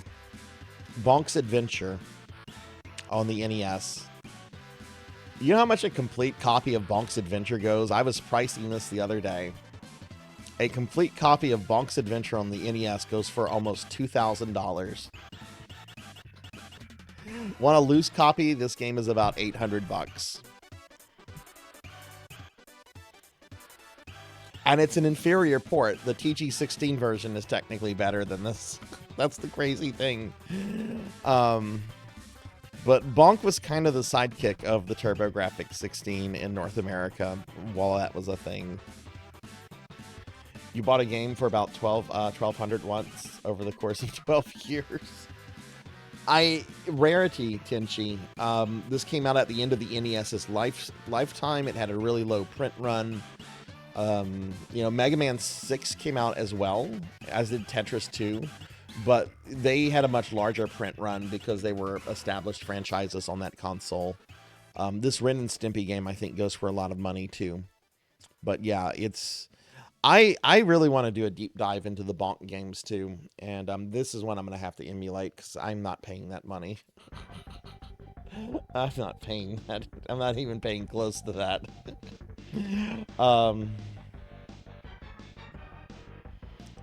Either WoW or FF14. Alright, so Mega Man 6 is coming out. Mega Man 6 is a great game. Mega Man 4 came out. Great game. It was 14, fair enough. And 11. Those are all great MMOs. So yeah, here's the upcoming games. You can see Nintendo is very much dominated by Super Nintendo at this point. NES is still getting some titles. 4 NES games coming out. Mega Man 6, Tetris 2, Bonk's Adventure, and a Ren and Stimpy game. And Game Boy, which only had 3 games coming out. This was kind of at a weird point for Game Boy. Because, like, Game Boy was kind of, like, on life support. From like the mid 90s until Pokemon came out, and then like all of a sudden people were like, shit, yeah, we gotta play Game Boy games, because Pokemon really revitalized the console. You know, I don't really care about Pokemon one way or the other, but it's a fascinating phenomenon. All right, Pack Watch, future games that are coming out. Claymates. Oh no, Claymates. Oh.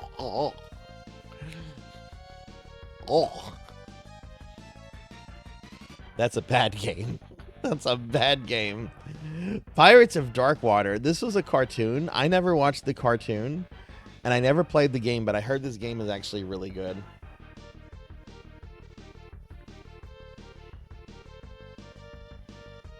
Excalibur 2097. This is a cool action platformer.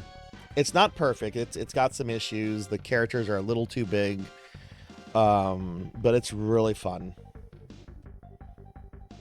You want to do the Bonk games as well? I do too. I like the Bonk. I like Bonk, and I think there's a lot of like caveman games from that era, but Bonk is really fun. Okay, there's a fighter stick coming out. The Fighter Stick SN. Wow, that thing was $50. Pirates of Darkwater cartoon was amazing. Sadly, it got canned before the story was concluded. Fantastic series. It was handled poorly like Firefly. I probably will do all the Bonks at some point. I remember liking the Darkwater cartoon. I never watched it, and I also never watched Gargoyles, which is really weird. I've always liked Gargoyles, but I never watched the Gargoyles show. I don't know why. I never did. Shoplifter 3, Winter Olympics, Mickey's Ultimate Challenge, Chip and Dale's Rescue Rangers 2. How is this one compared to Rescue Rangers 1? I've played Rescue Rangers 1 a lot. I like it a lot. Hey, Blackhand of Nod, welcome in. Can we get a shout out for Blackhand? And Jack, thank you for the lurk. Why would you do this? Spider-Man and the X-Men in Arcade's Revenge. Why would you take a bad SNES game and port it to Game Boy? This was I hated this game, and I've beaten it a few times. Okay, I'm not gonna grumble because it was too hard for me or anything. I've beaten this game. This is a bad game. Spider-Man and the X-Men. Not a fan of that one at all, and it's on Game Boy too. Oh geez. Blackhand, how are you doing? And then there's Turtles 3 Radical Rescue. I never played this turtle game. It's on the Cowabunga collection, though. I had the first Turtle game on Game Boy, Fall of the Foot Clan, and it was pretty good. It might have been ported to everything. I know it was on the Genesis at some point too. I think it was first released on Super Nintendo and then released to like other stuff. The Cowabunga collection is great, and I would encourage anyone, if you like any of those turtle games, to buy that at some point, because it will eventually get delisted since it's a licensed property. It could be a few more years, you know, but at some point it will get delisted. Alright, so here's some upcoming games. A lot of upcoming games for the Super Nintendo. Anything that sticks out for me. Lester the Unlikely, Lord of the Rings. I like how those two are next to each other. RoboCop versus Terminator. That game's actually pretty cool. Turtles Tournament Fighter, Wolfenstein 3D, Excalibur 2097. A couple games for Game Boy and a few games for the NES. Cool. No! Black Hand of Nod. Alright, so next issue. We're almost done with this Nintendo Power. Next issue is Mega Man X, Ninja Turtles Tournament Fighters on the Super Nintendo, Chip and Dale's 2, Chip and Dale Rescue Rangers 2. I gotta add Rescue Rangers. If I just say Chip and Dale, people are gonna think of other things. Hot boy strippers. Batman the Animated Series on Game Boy. How is that, Beast Hunter? It looks interesting. Like, here's the thing. Like, you can look at Game Boy games and just kind of dismiss them quickly. But some Game Boy games are actually really good.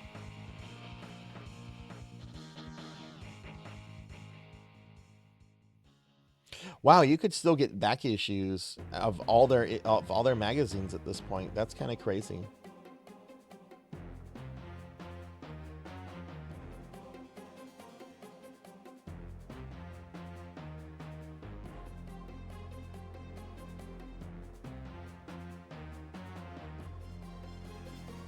And here are some trading cards. That's right, you could get trading cards out of Nintendo Power.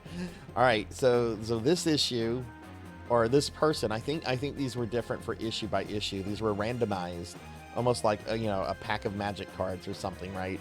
But here you could get, here this person who got scanned got Zombies Ate My Neighbor, T2 the arcade game, The Lost Vikings, Super Off-Road, Roadrunner, and World Tris. That's cool. I wonder if any of the magazines I still have these printed in. And then here's some power certificates. You get to save money off certain things. So here's $5 off Jurassic Park, $5 off of a racing game, $4 off of Tetris.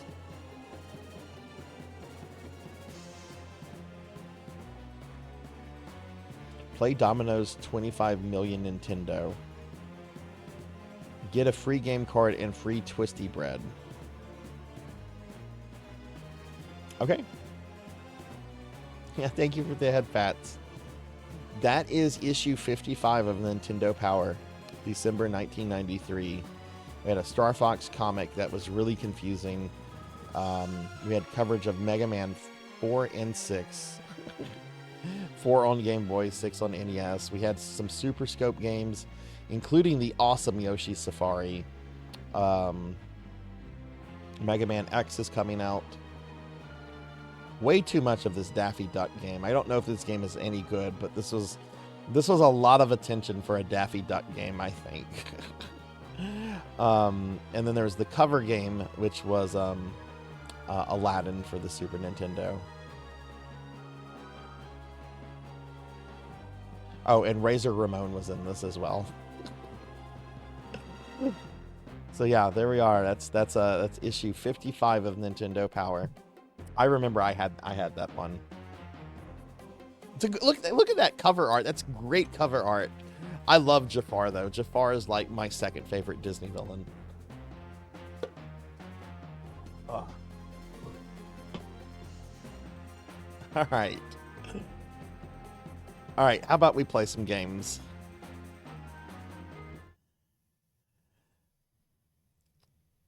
Sorry, I had to switch it during the Warcraft music. I love that music, but I think it's time to play some games. So, we are playing Splatterhouse tonight. I picked up some interesting shmups lately, by the way. Sky Revolver, and then some of the Cotton games were on sale recently. I grabbed one of them. But we're going to be playing a bunch of Splatterhouse games tonight. And we're going to start with the original arcade version of Splatterhouse.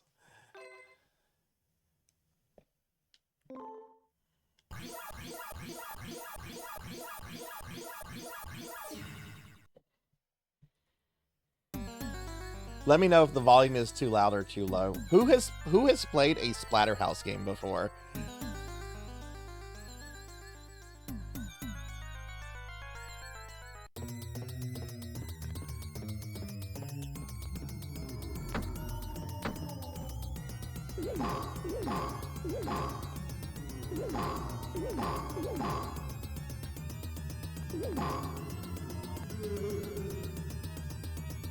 I want to walk in the... I walked in the vomit.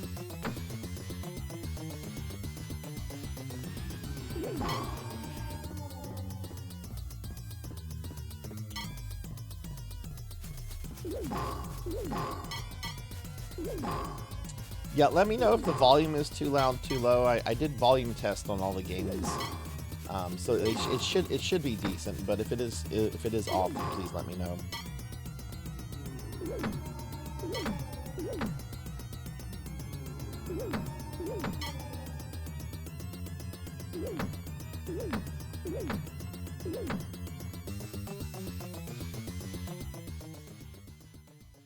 Dabbled, never actually. I have too. Like, so I've always been interested in Splatterhouse,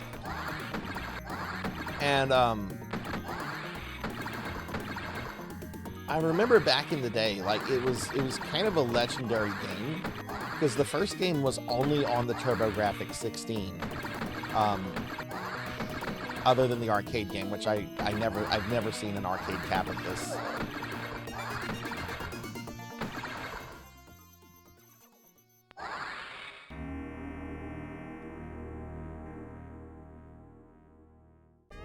Oh, it's good? Okay, awesome.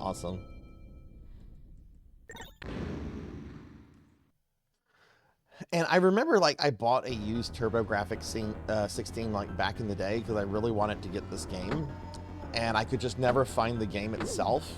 And the game itself used to be really expensive. It's not super expensive anymore on the TG-16 because it's been ported to a lot of things.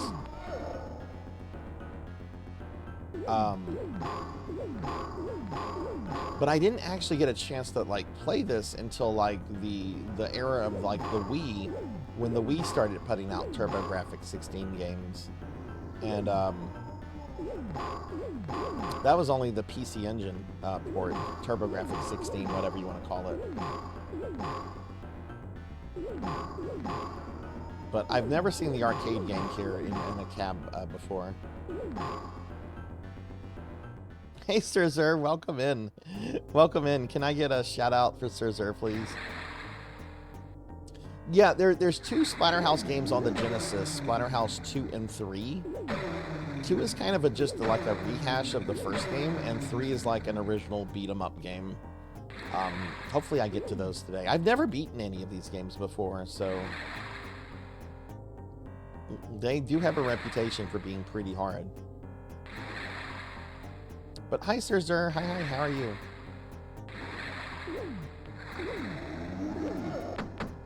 Shit. Oh, fuck.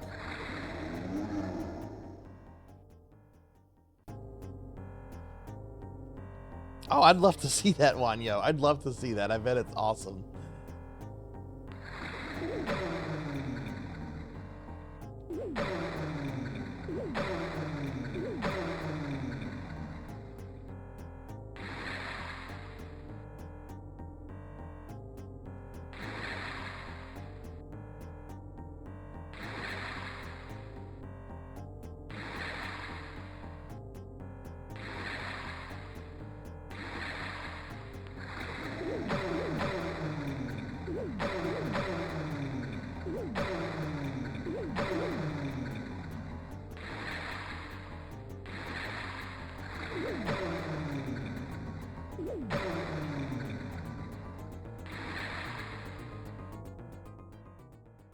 You played this game on a cabinet? Oh, hell yes.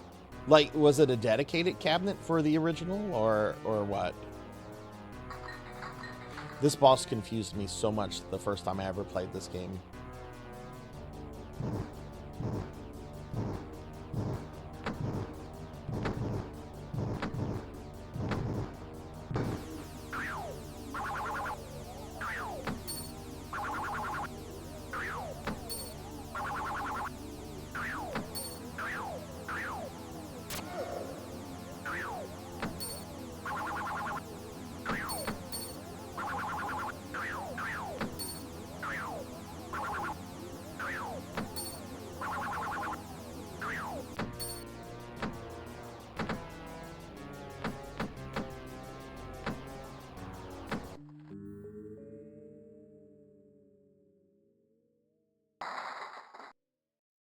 Just played RE5. Oh, nice. How did that go? Yeah, I've never seen an arcade cab of this either. Hey, Wicked Ryoko, welcome in. Can we get a shout out for Ryoko, please? At your local arcade. Oh, that's awesome, sir. That's awesome. I've only played this through emulation.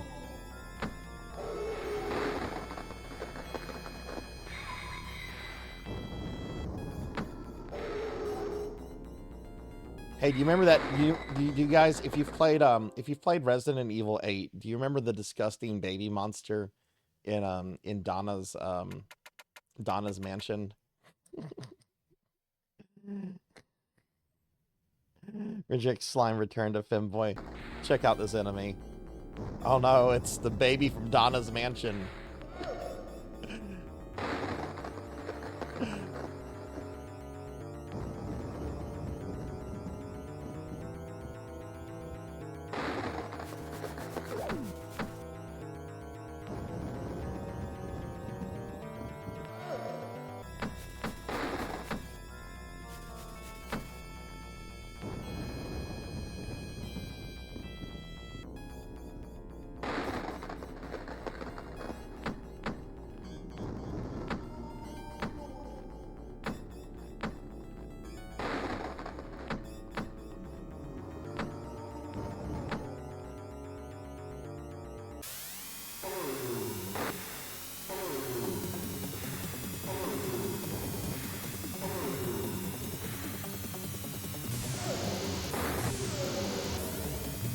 Oh my god, this guy is tough.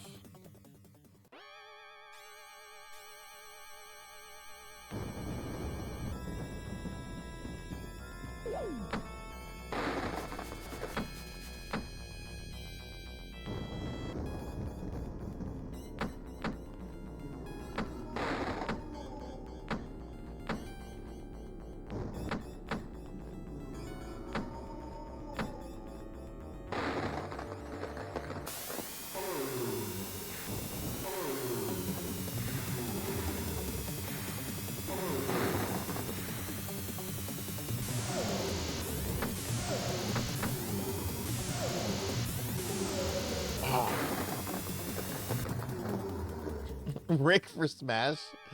I would love Rick in Smash. Could you imagine that?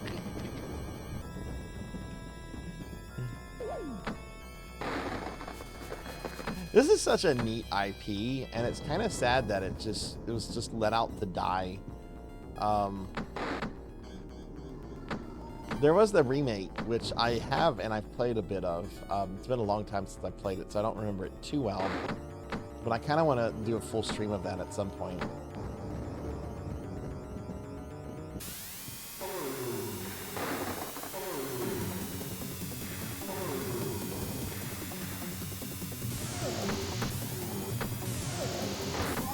Got him that time. Sweet. They got Jason. Is Multiverse even around anymore, or did they just like delete it completely? I've been told the game, yeah, I've been told it didn't sell well, and I've been told it's actually kind of rare. You don't want to fall into pits, because pits will bring you into hard sections of the level that are optional, that you don't want to go in the pit.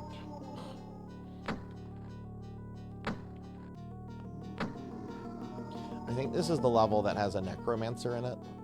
No, that might be the next level.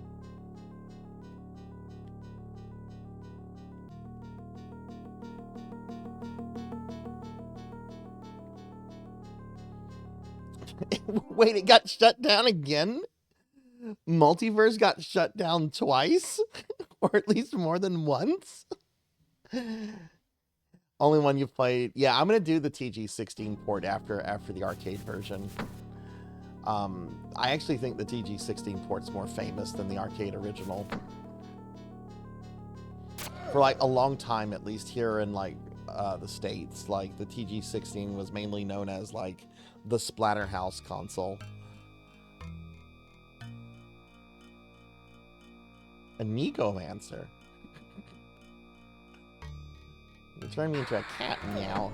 There's actually fan art of me as a cat boy My friend Kyra did it. It was very cute. All right. Well,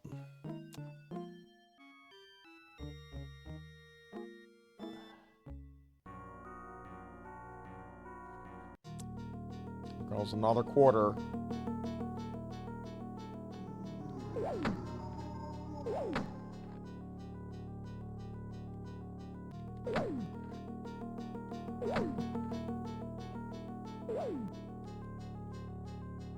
I almost fell in the pit.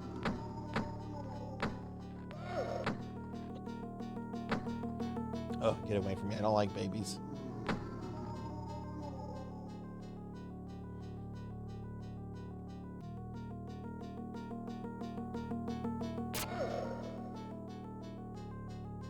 It's older than PS2, Pig Knight, PS3 360, not PS2. It's older than that. Or is it older or younger? I don't know what I'm trying to say. But no, it didn't sell well. I remember thinking that there were problems with it.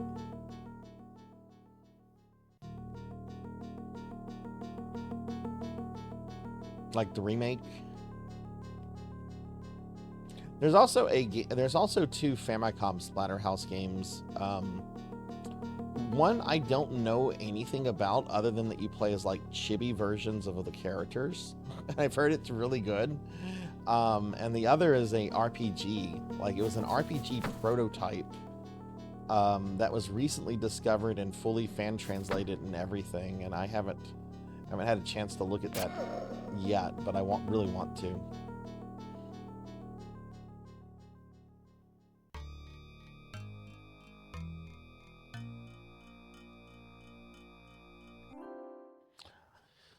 Double Dungeon, and I can't remember the other game name, but it was a side-scrolling, and you eventually end up getting a mech suit.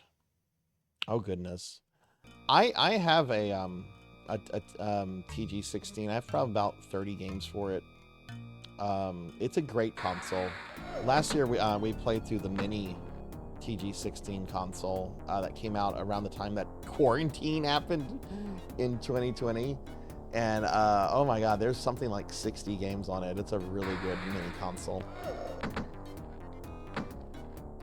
Alright, there's gonna be one more fake Rick.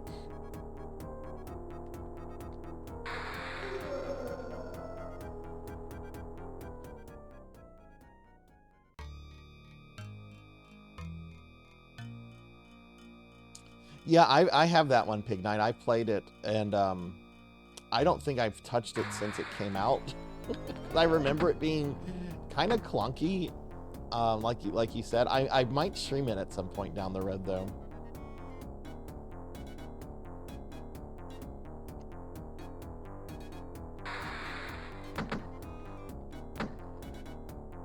Okay.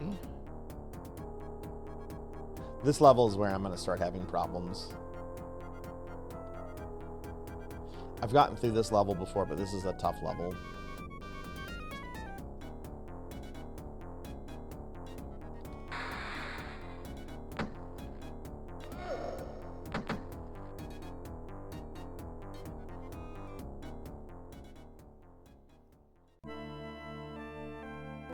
Okay, this is going to be the inverted cross.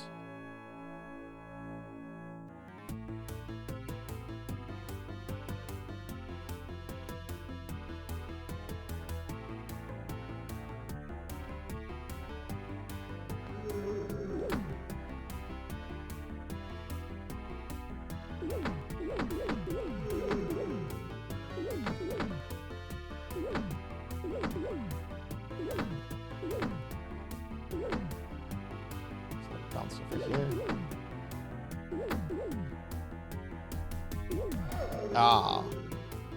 Oh, I still have life. Shit.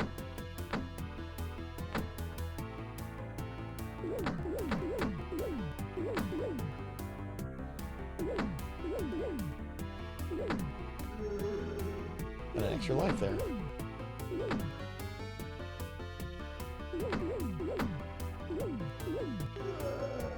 And I died. Yeah, I haven't really played them too much myself, Cowbell. That's why I was really excited. I forget who it was last week that that mentions me possibly playing Splatterhouse, and I jumped on it. Cannot remember who that was. They're also pretty tough. Oh my god, jeez.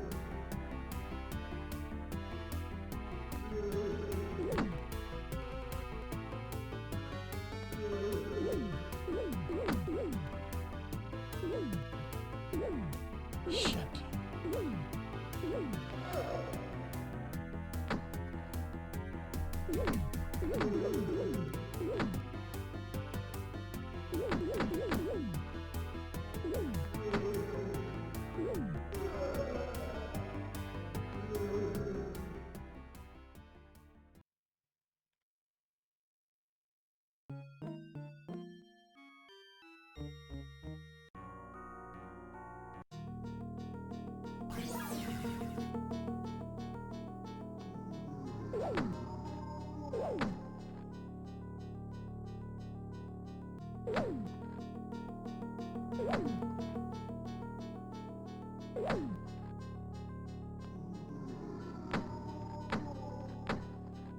Go back to Donna's mansion in Resident Evil.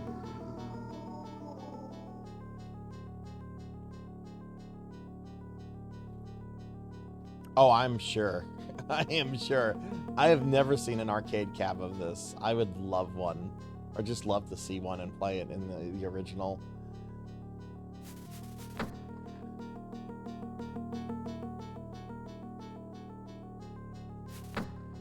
But I remember wanting a TG-16 back in the day because it was basically like known as the Splatterhouse console. It's like, you want Splatterhouse? You got to get the TG-16. Yeah, I would love to see that, Sarzac. I love looking at pictures of arcades. I have a whole bunch of pictures I need to put into Discord from the Houston Arcade Expo and other arcades I visited. I used to do that. I used to take pictures of. I used to travel to arcades and just take pictures of all the cabs and everything, and just post them on my Facebook page.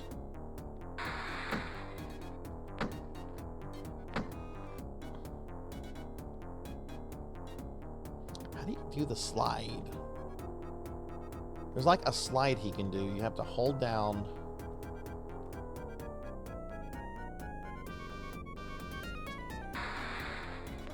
See, the doppelganger did it.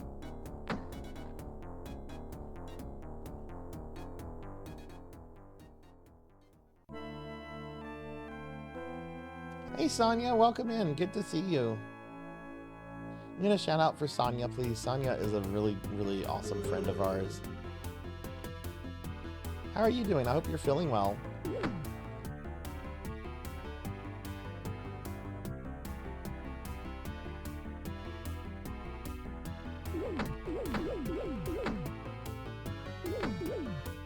What's wrong with her face?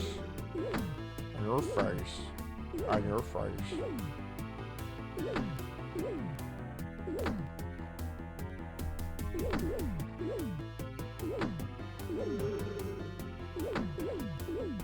A little closer.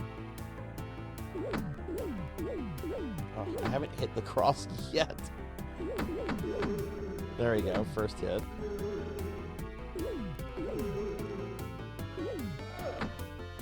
Shit.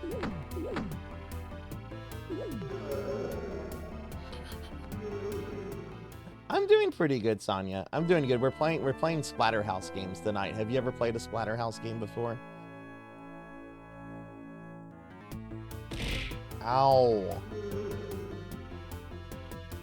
Hi, Bimic.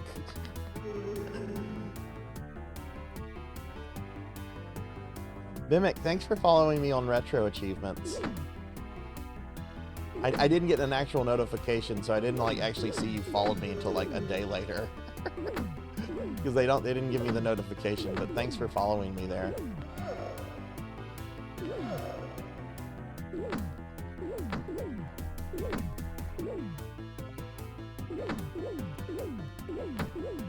I don't want to be that close. There are more heads that come from the right than from the left screen.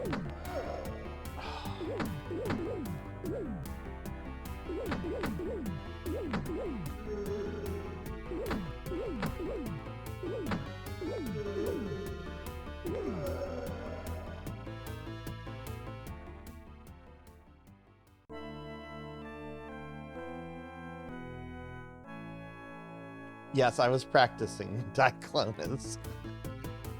I was practicing some of the games. Not gonna lie.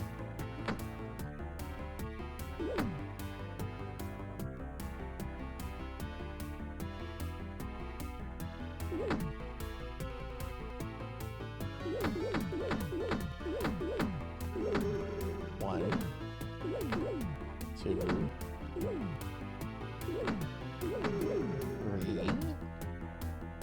Select, go back. 4, 5. Jeez. There we go.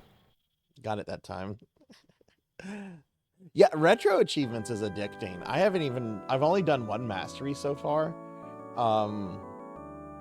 But it's just like addicting just to see how many like achievements you can just rack up on like a casual playthrough.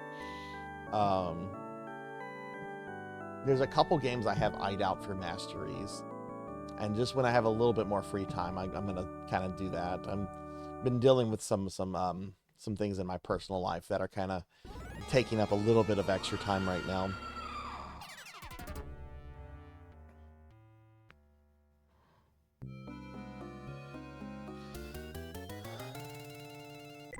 Okay, I think this next level. Oh god, this is the level with the necromancer. This is the longest level.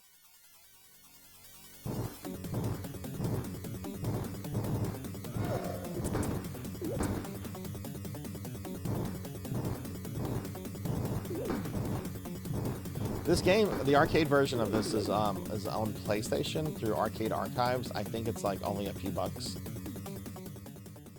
I'm a huge fan of like Hamster's Arcade Archives series.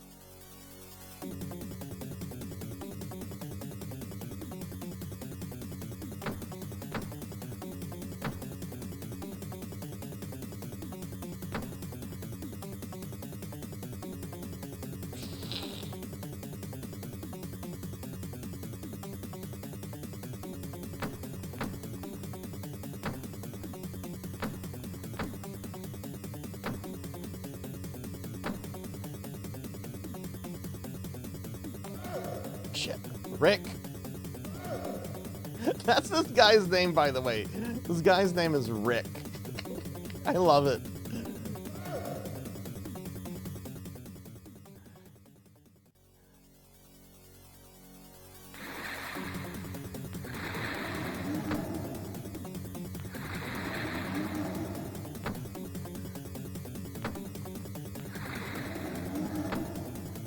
Okay, here's the necromancer. This is just a mini boss. This isn't a boss.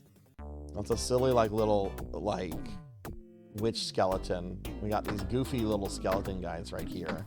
That's the necromancer.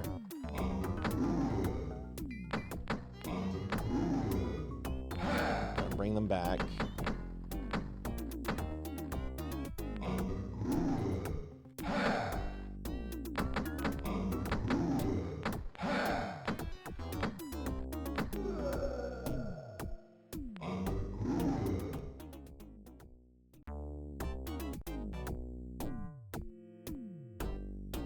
I think the boss of this level is your wife. Or maybe she's just your girlfriend in this game. In the later game, she's your wife because you have a kid with her. And you have to get through the levels. You have to speed run the third game. Otherwise, you slowly watch your family get murdered over the playthrough.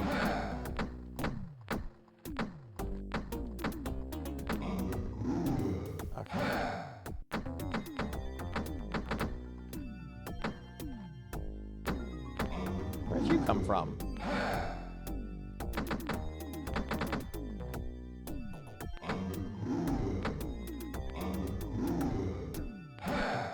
I think it can only raise the dead that's like near it.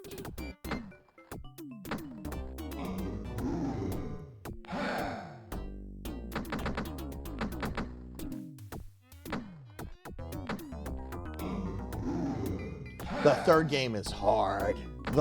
I've played the third game more than any of the others. It's such a hard game, but it's so good. It's one of the best beat 'em ups from this era of gaming, I think. I really love the third game.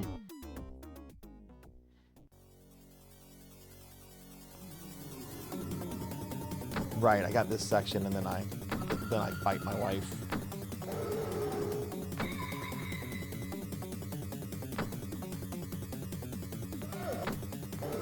Probably won't get to it. Yeah, I'm not gonna get to it. This part's kind of hard. You don't know what dogs are gonna come after you.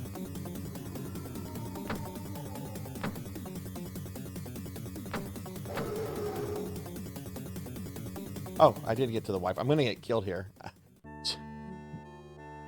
Watch how messed up this is.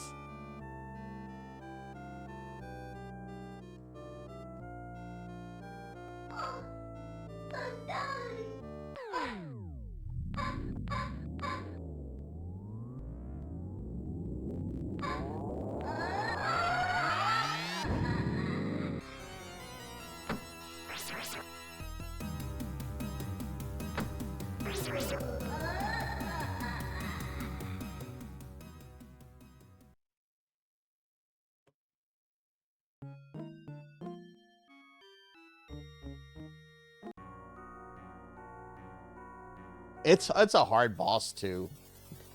So now I have to do this whole level again.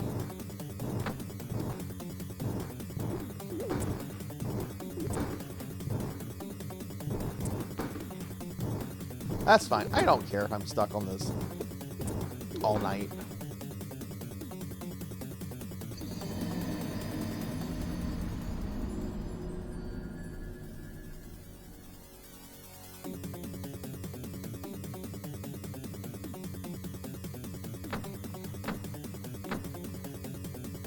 Hey Monkey, welcome in.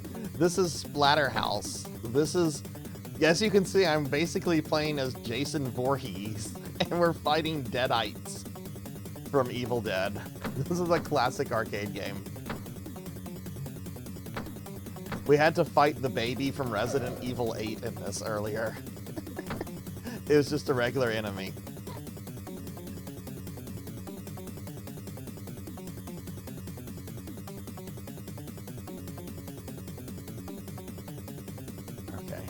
Here. We're just playing Splatterhouse games. This is a classic arcade 16-bit series.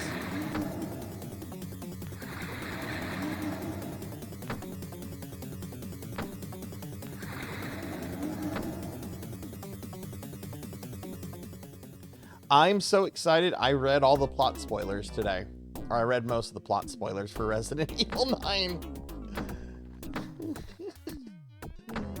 Which I will get very angry if anyone brings up plot spoilers for that game. I don't care about them, obviously, but I care about people that care about them, if that makes sense.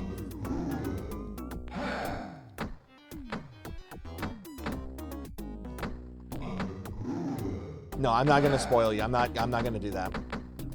I like to look at stuff because I'm more interested in how stories are told versus what's being told, if that makes sense.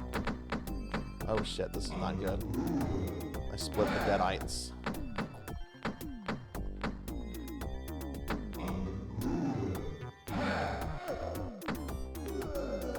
Okay, I did very bad there. Yeah, no, I won't be spoiling it, and if anybody brings up spoilers in the chat, I will delete the comments and threaten with a ban. I'm not playing around with those spoilers. In fact, when I stream the game, I'm going to have like a no spoiler tag.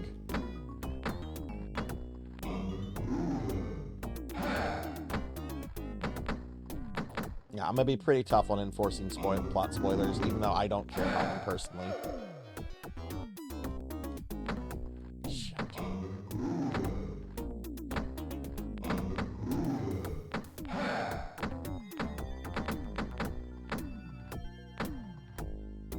Where did that one on the right come from?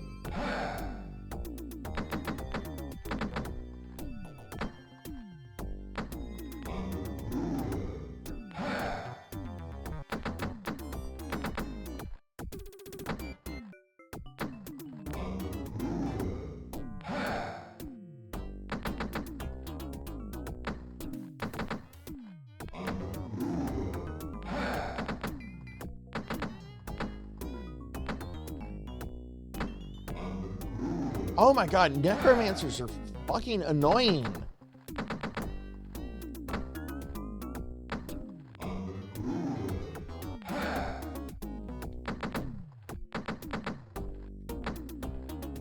mint. Fuck. Gonna pre-order it when you get your taxes. Nice. All right, we're almost to our wife again.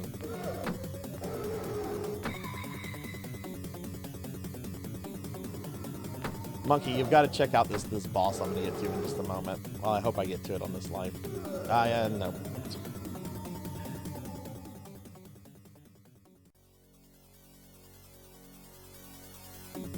Alright, I still have one more life.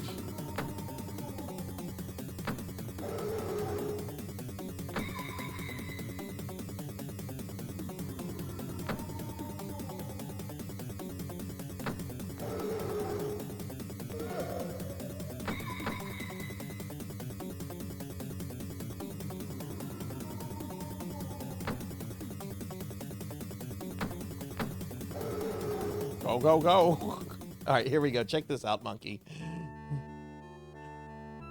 This is your we found our wife.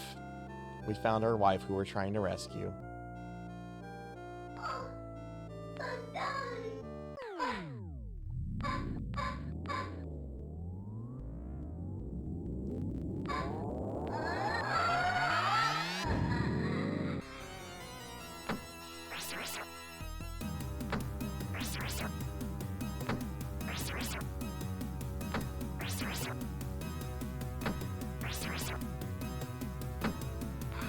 Yay, I saved her.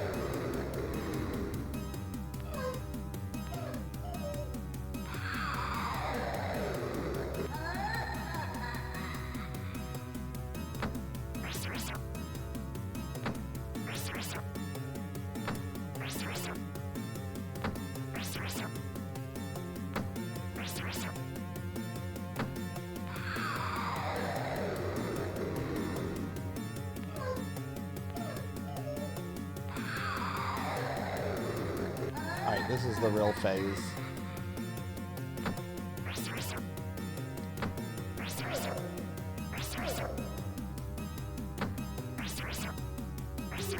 Shit. She does much more short lunges in that third phase, which makes the fight a bit trickier. Hey, 180, welcome in. Welcome in. Good to see you. Welcome into the Splatterhouse stream. Never really played Splatterhouse games before, so we're starting with the arcade.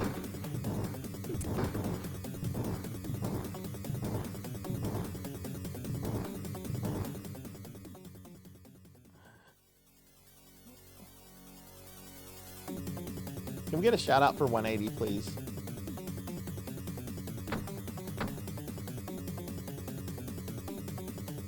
Oh, that head just went away? Okay.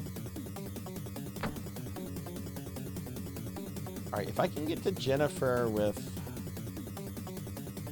Oh, and this really isn't Jason. It looks like Jason, but this guy's name is Rick. We're not actually playing as Jason. We're playing as Jason's brother, Rick.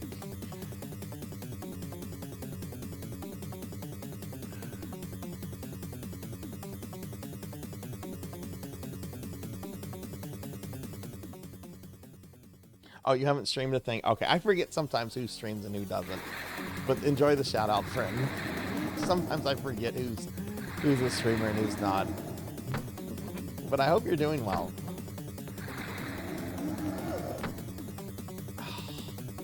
Alright, let's see if we can get through the Necromancer without taking a death.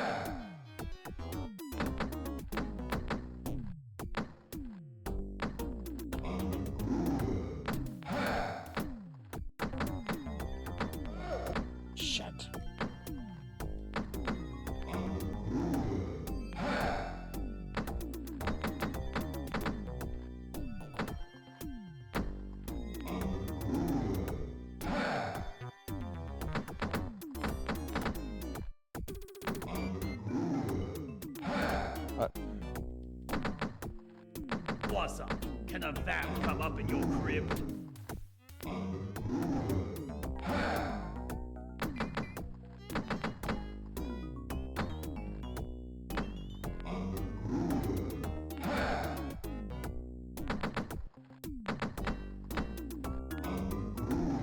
Shit, where did the necromancer go?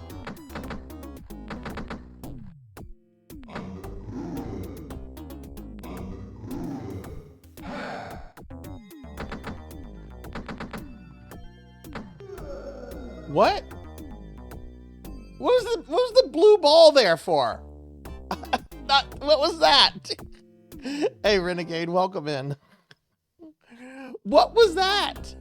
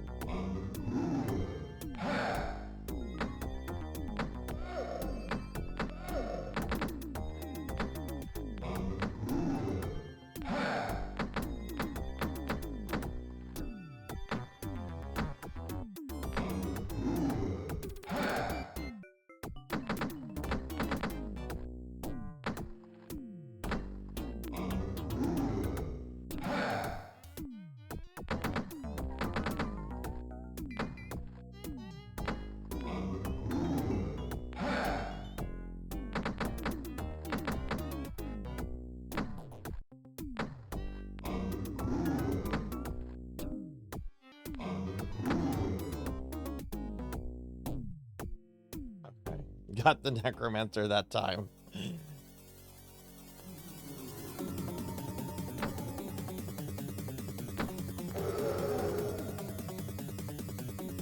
A cute little anime ghost dropped the skull on me and killed me.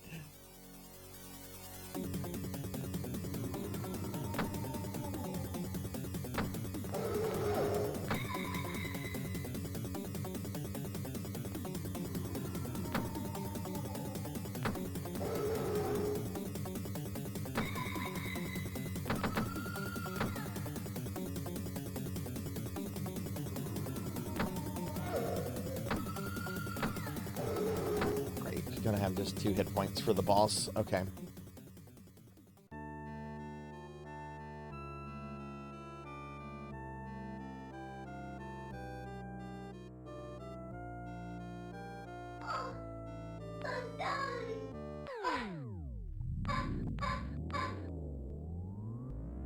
Alright, it's like my girlfriend. After being sweet for a while, she showed herself for what she is. A nightmare.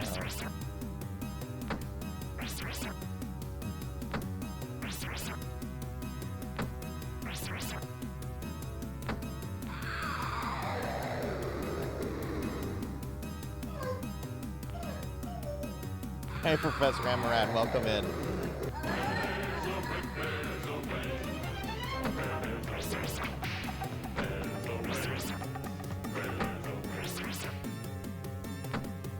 Yeah, shout out for Professor Hammerad, please.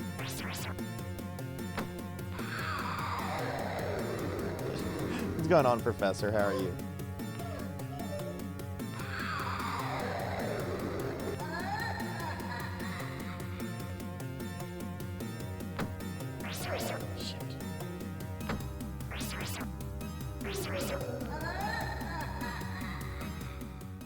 Those lunges during phase 3 are so hard to time.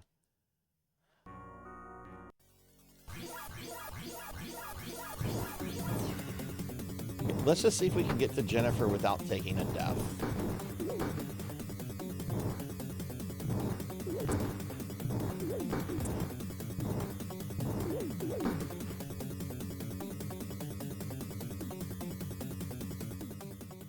Professor Amarat, how are you doing, friend? Fuck. Wrong button.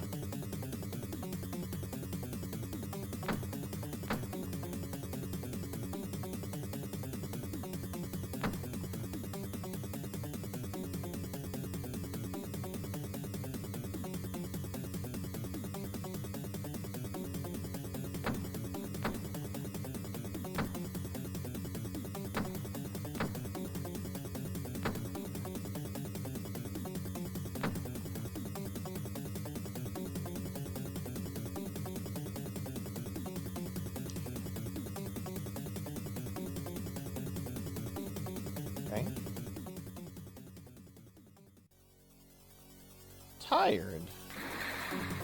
Oh, I understand. I woke up pretty tired today, too.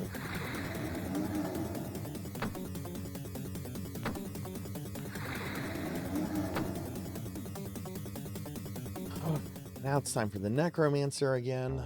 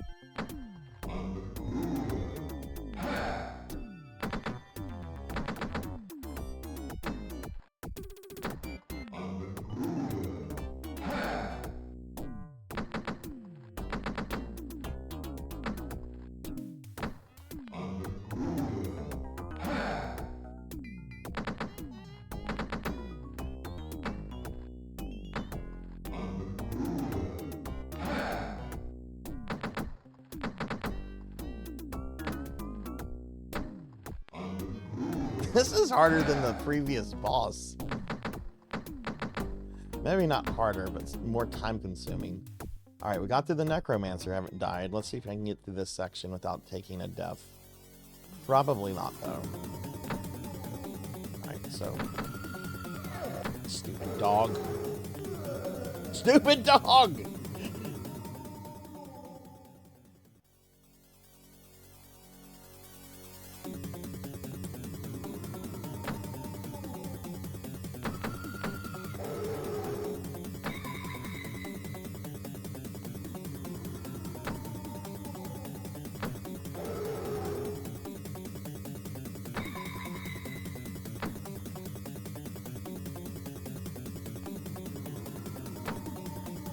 Where'd her skull go? Okay, got to the wife. I've got 2 full attempts here, so that's good. Hey, Star, welcome in. Good to see you, friend. How are you? Can you get a shout out for Star, please?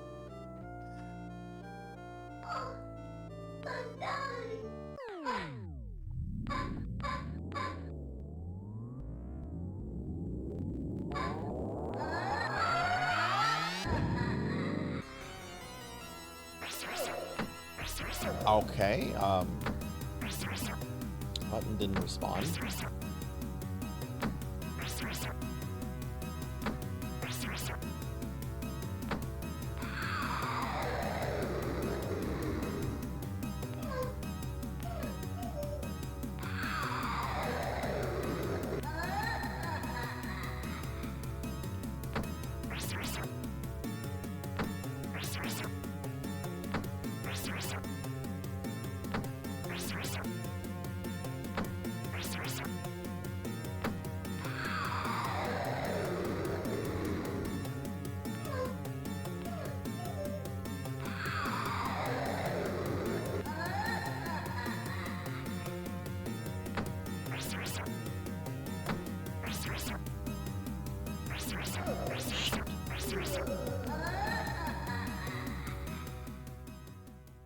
God, that third phase. Oh, it's gonna start like this.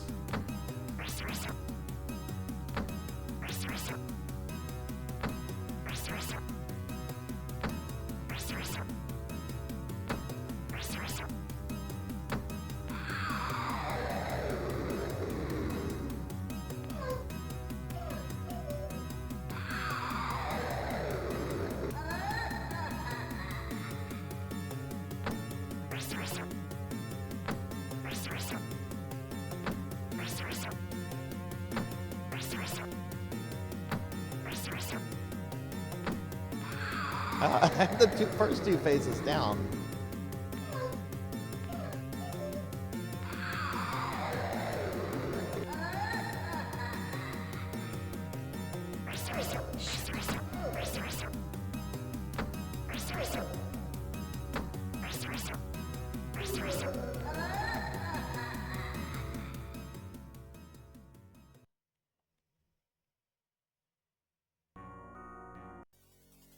Yeah, this is where the game starts getting pretty difficult.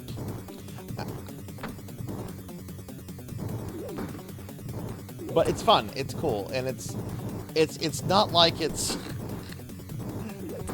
just something you just have to learn and respond to, like any kind of action platformer game. Like I said, I've never played a Splatterhouse game really before, so.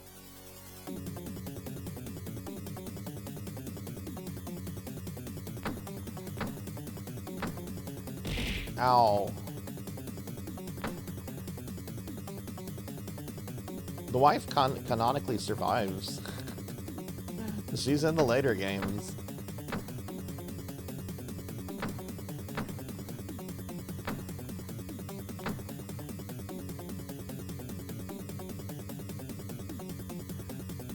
That was my best attempt so far, though. Hey, Dark Max, welcome in.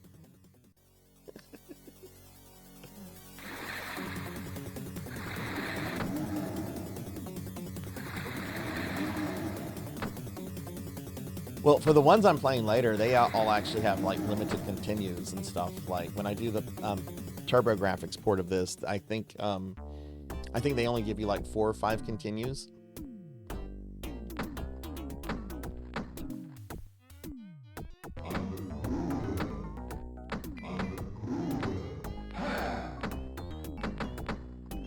But hey, Dark Max, how are you?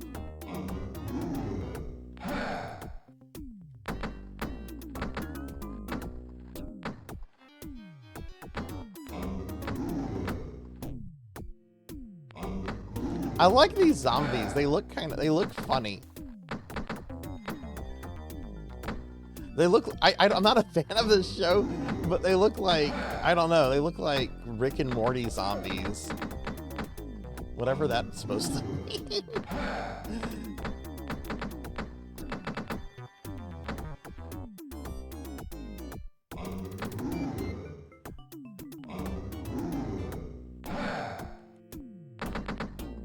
Yeah, Splatterhouse, it's so good though, J-Thud. It's such a good game though.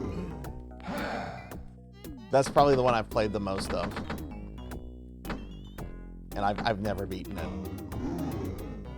But we're gonna try over the next 2 weeks. There we go, Necromancer's down. Can we get a shout out for J-Thud, please? Welcome in, J-Thud. Have you ever really played any Splatterhouse games before? I've always toyed around with these games. I've never really like taken a deep dive into the Splatterhouse series, and that's kind of what we're doing here. Shit, she's gonna hit me. Just want to get to Jennifer on this life.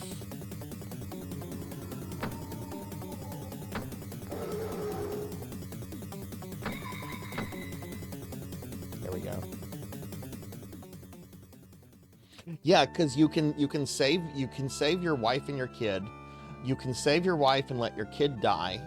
You can let your wife die and save your kid, or you can just not save either of them.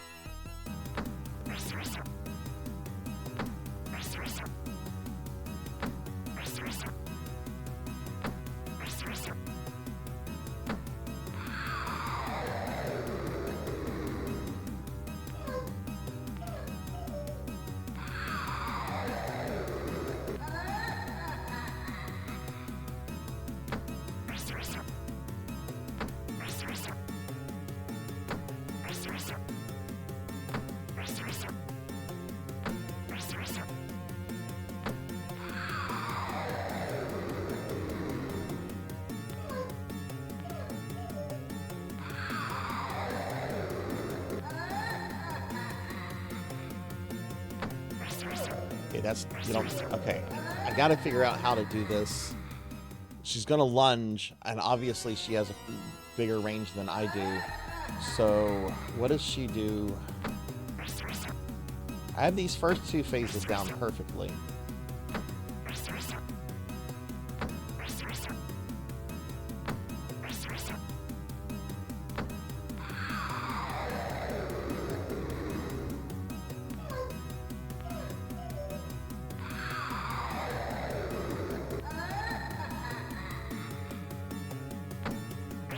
Shit.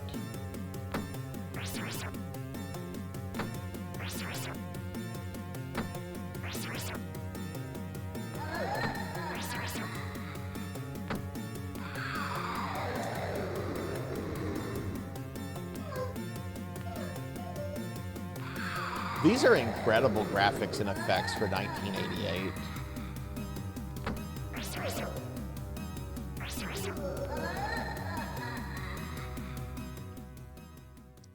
Can you duck under the stab? Maybe.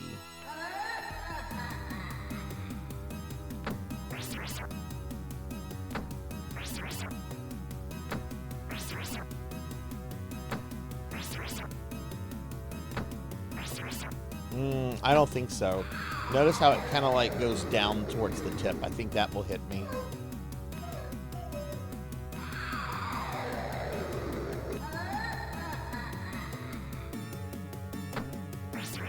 Yeah, it goes kind of down. I think that'll hit me, actually.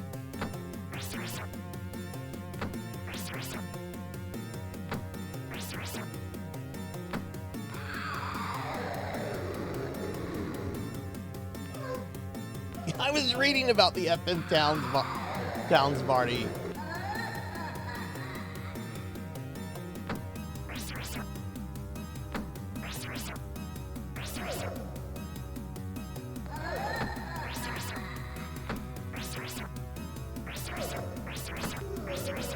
Shit.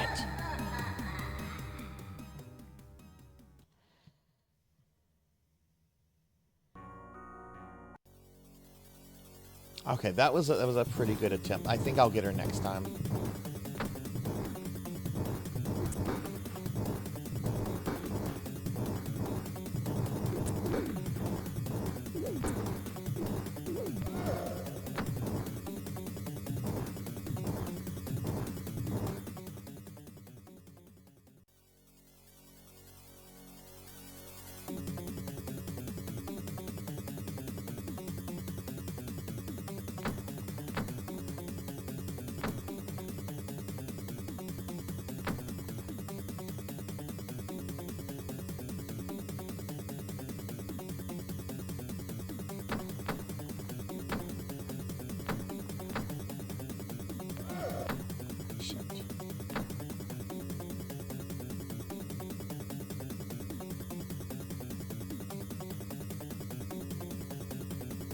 Wow, why is he walking that slow? Okay, wow, what a bad attempt. Something was going on with his walking there, though.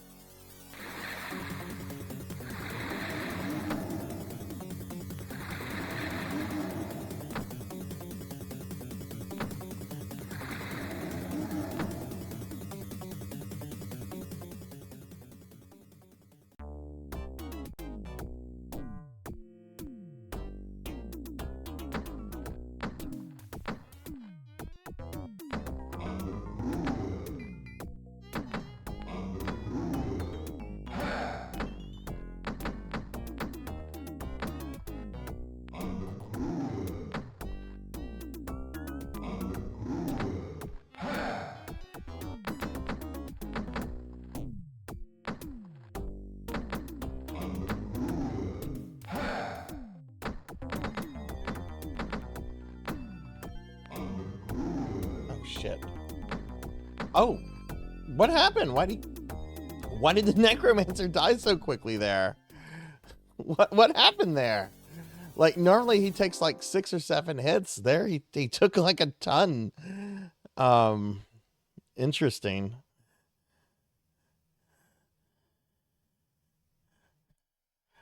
One second, I'm gonna drink some water real quick.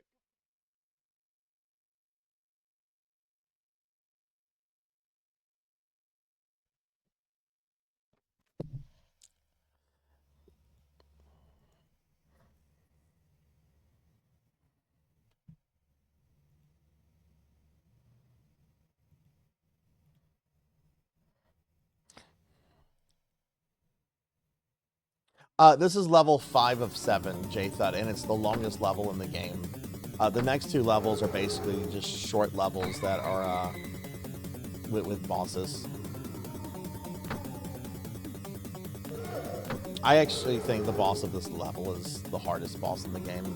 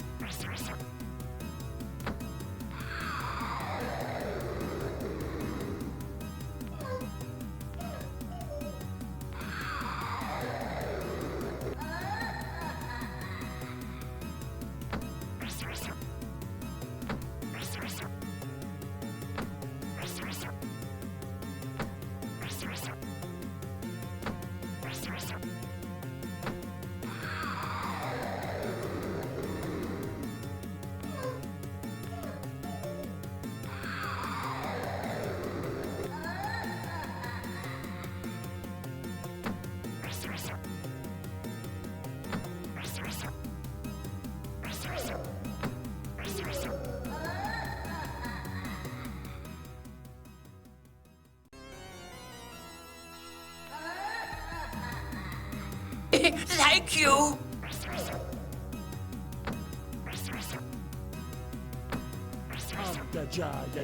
Thank you for that resub. Sorry, I'm not looking at chat right now, but thank you for that resub. Shit.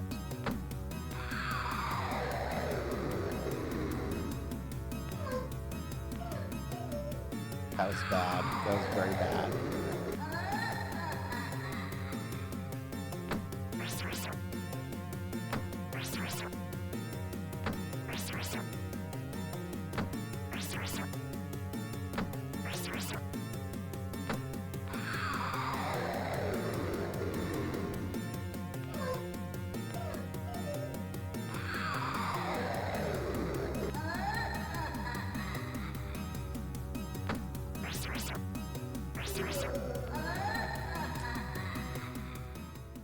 Hey Morg, thanks for that resub. Thank you very much, friend. Welcome in. Can we get a big shout out for Morg the Rat, please?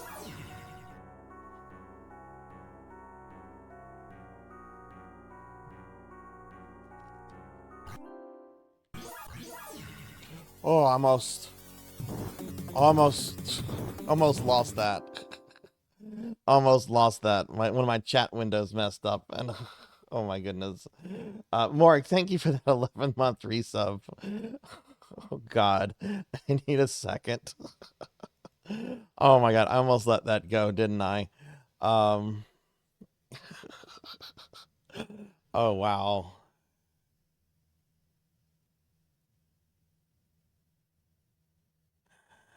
Oh my God, it's going well though, Morg. How are you doing? Have you ever played a Splatterhouse game? Oh my goodness.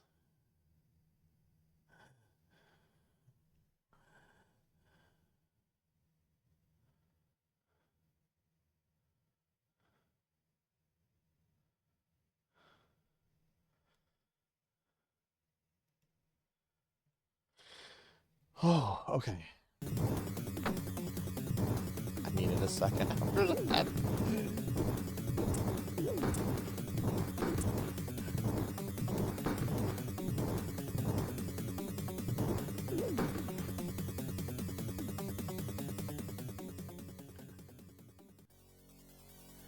Yeah, y'all please check out my friend Morg's the Rat. Morg's an awesome friend, really awesome streamer from down under.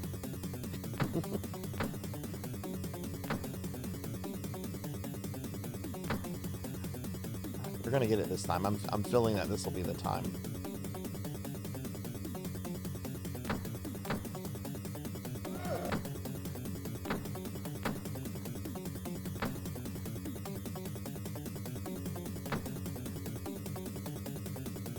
just get there without taking a death? Oh no, oh no. There we go.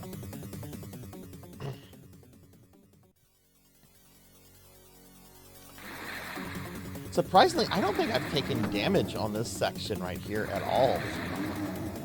Like, this section might as well not be here. It's so easy and so short.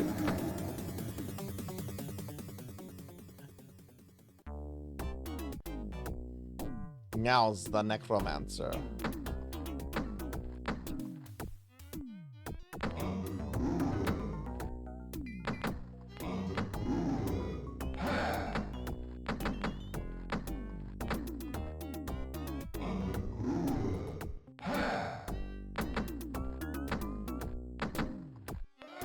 Shit, I thought he was dead.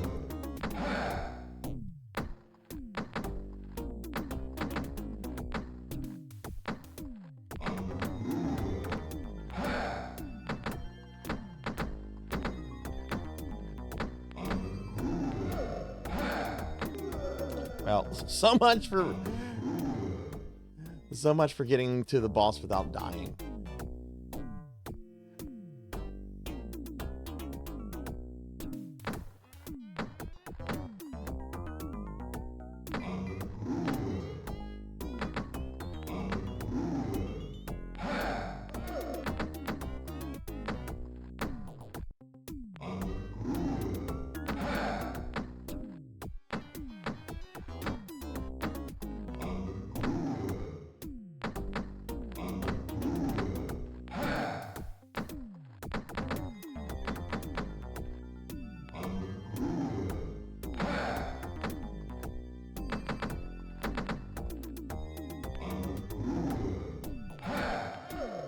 What?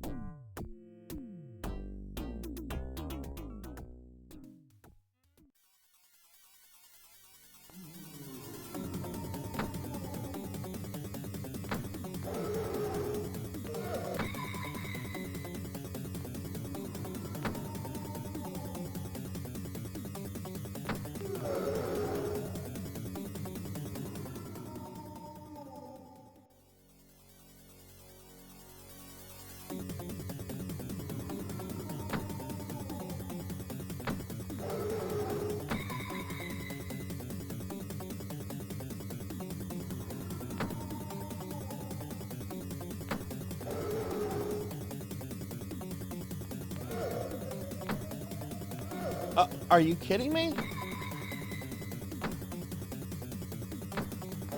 Okay, so don't try to... Okay, this was a terrible attempt.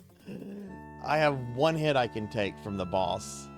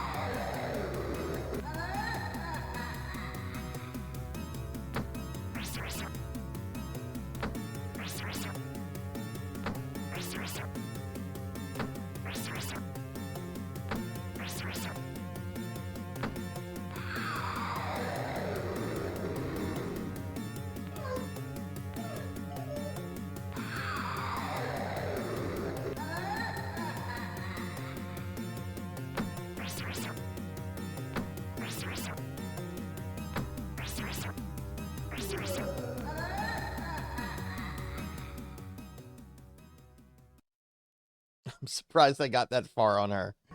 I'm surprised I got that far, considering I only had one hit. Okay, that was a really...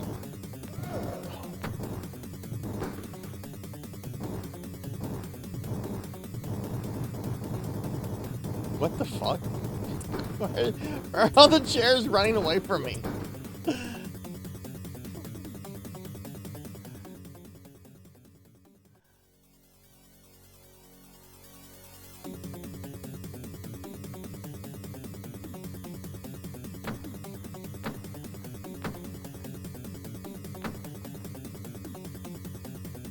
We're being attacked!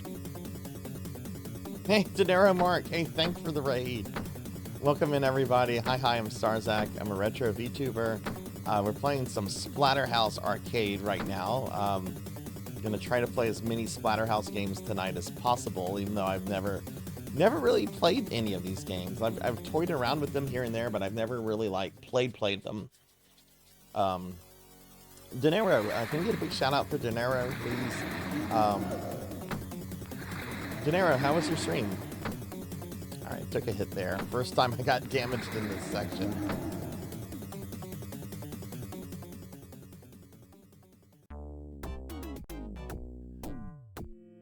What were you up to?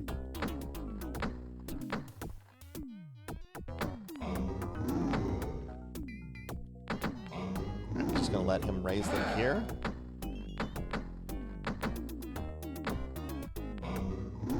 Shit, I'm gonna get hit.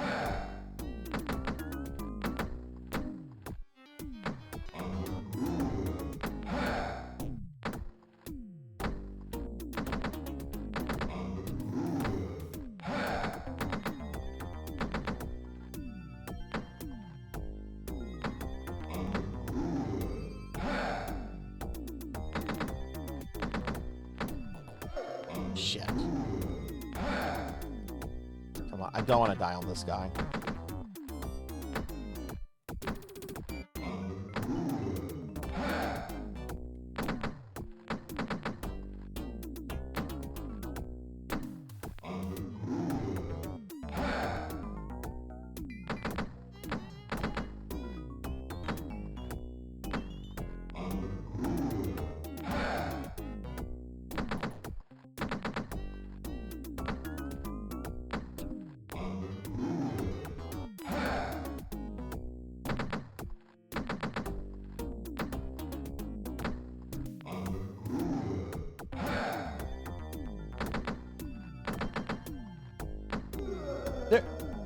There's the blue ball again. What? Does that only appear if you take too long here?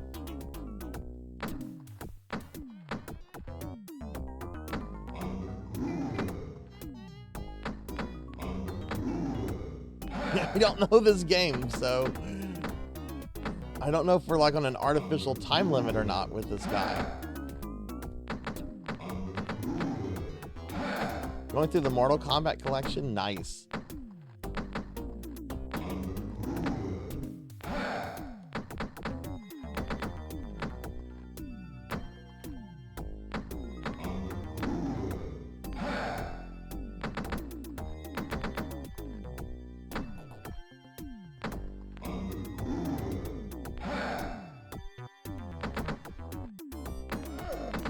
Oh, thanks, controller input there.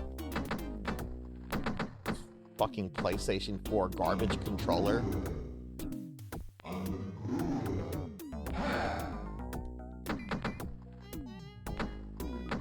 That was definitely a case of me pressing a button and it not doing what I wanted it to do.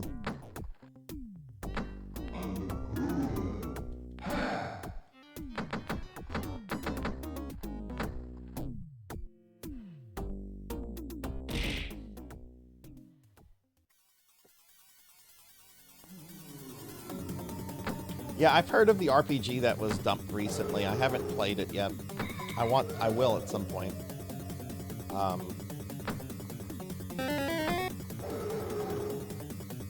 Punch the dog, punch it, don't kick it, punch it.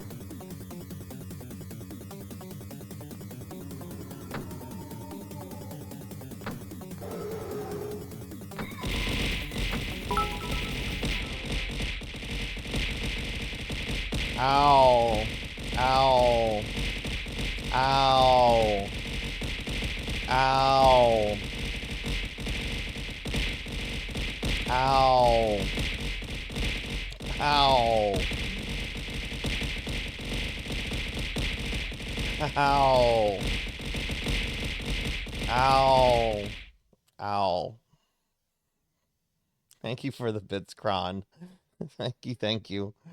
We get a shout out for Dubious as well. Welcome in, Dubious.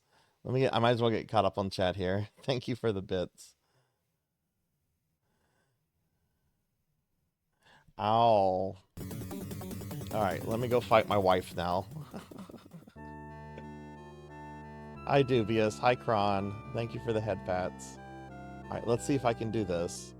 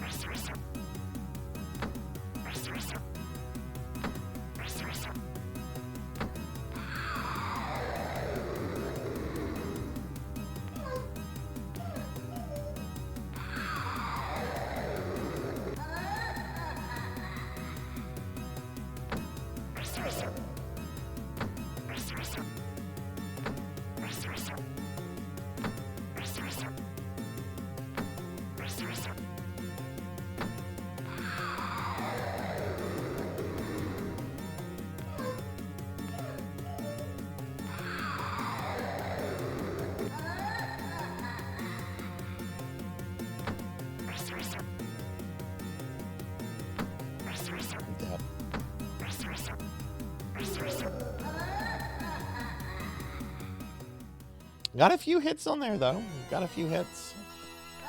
Hey, Cyfix, welcome in. Good to see you, friend. How are you? Alright, I have full health. Let's try it this time.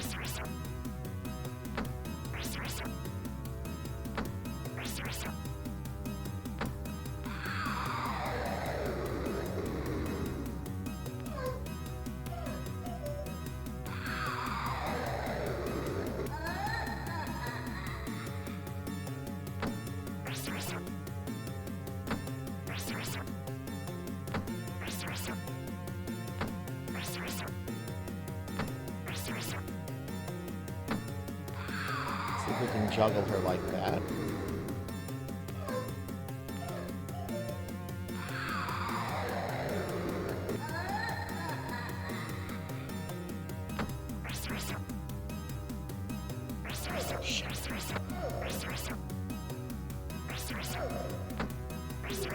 Fuck!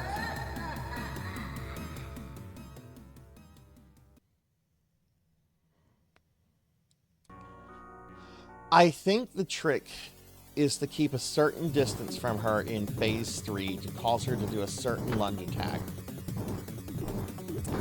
If you're too close, it's a problem. But I think it's all about keeping a certain distance and just timing that. No, you can't attack her. You can't attack her in her human form. It's a hard fight.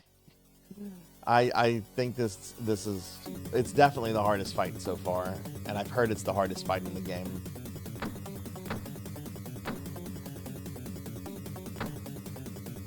The level is also the longest.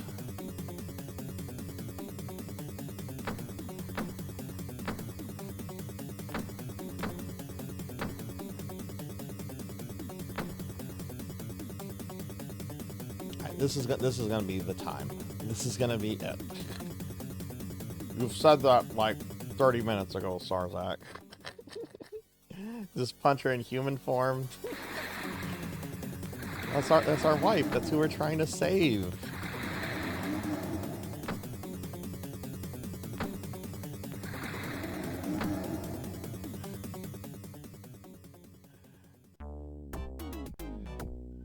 Doing pretty good so far. Now it's this annoying necromancer.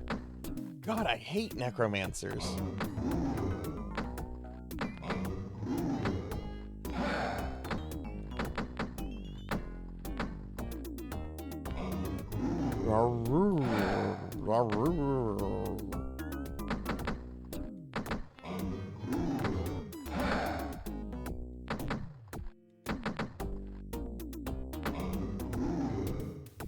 Oh. What the hell? I hit it like twice and the fight ended?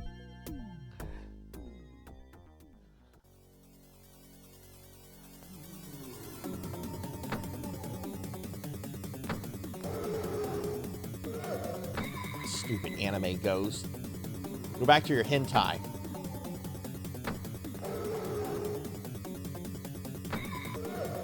Oh my god, those anime ghosts!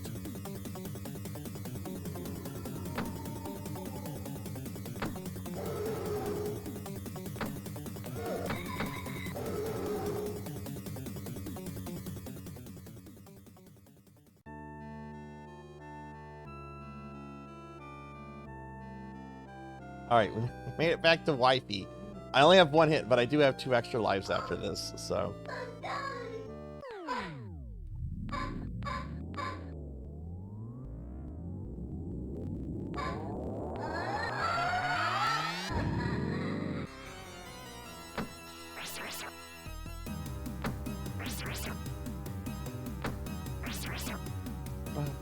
Bum, bum, bum.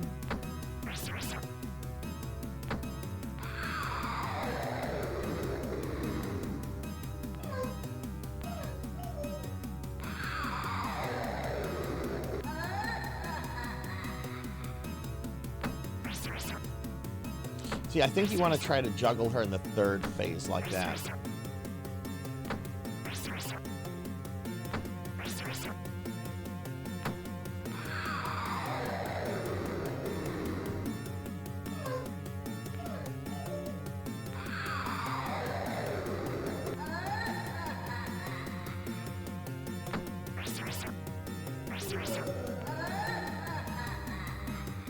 God, when she does the short lunges, she attacks so quickly.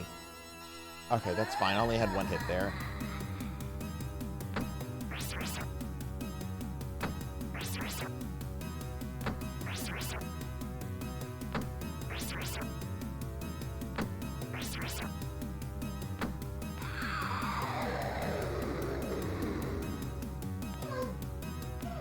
No, Duck, he's too big.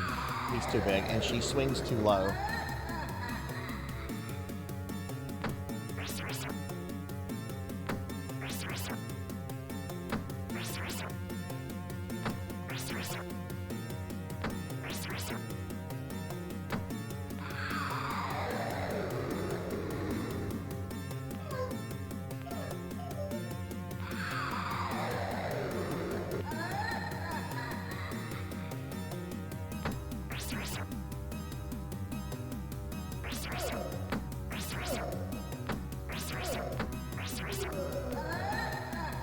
I got greedy there. That was just bad. When she starts doing like the baby leaps, I don't know how to counter that.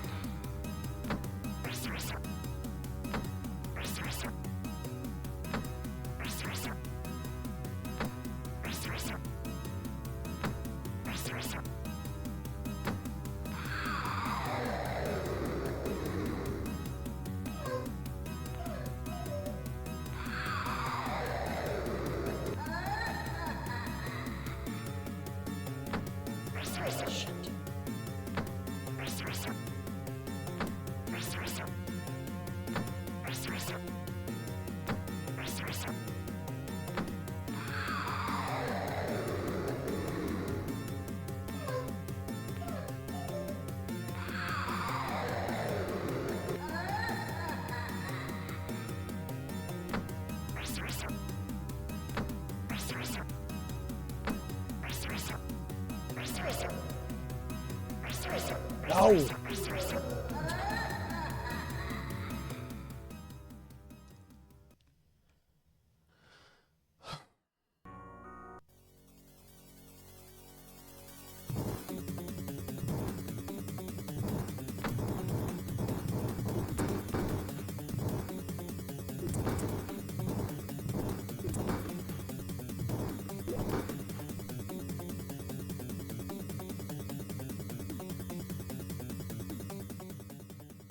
Oh yeah, you're also on a timer, by the way.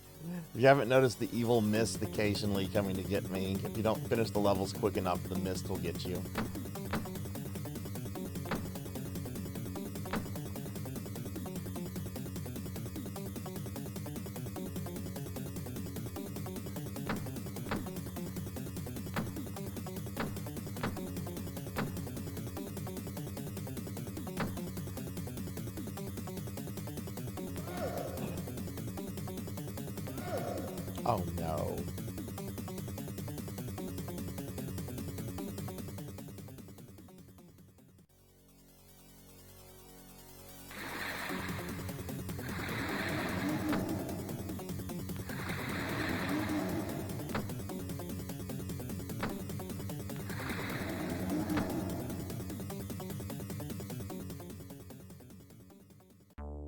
Gotta get more kids putting quarters in.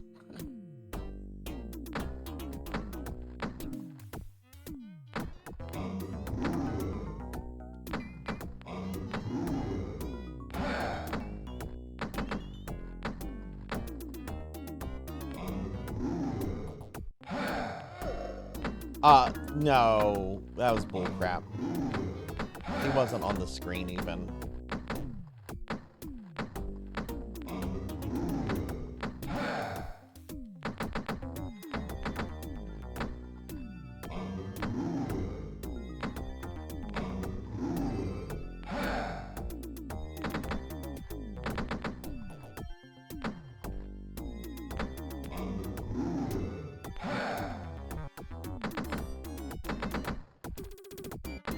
I also don't fully understand this guy. Like, I've killed him before, like, in just 2 or 3 hits. And then other times it takes, like, 7 or 8, it feels like.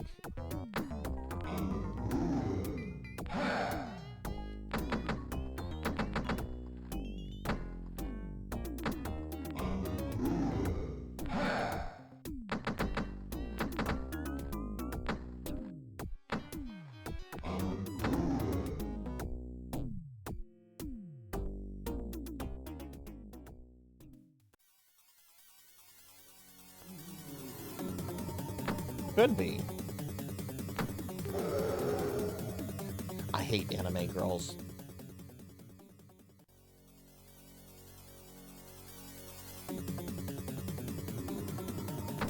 Okay, let's go for her first.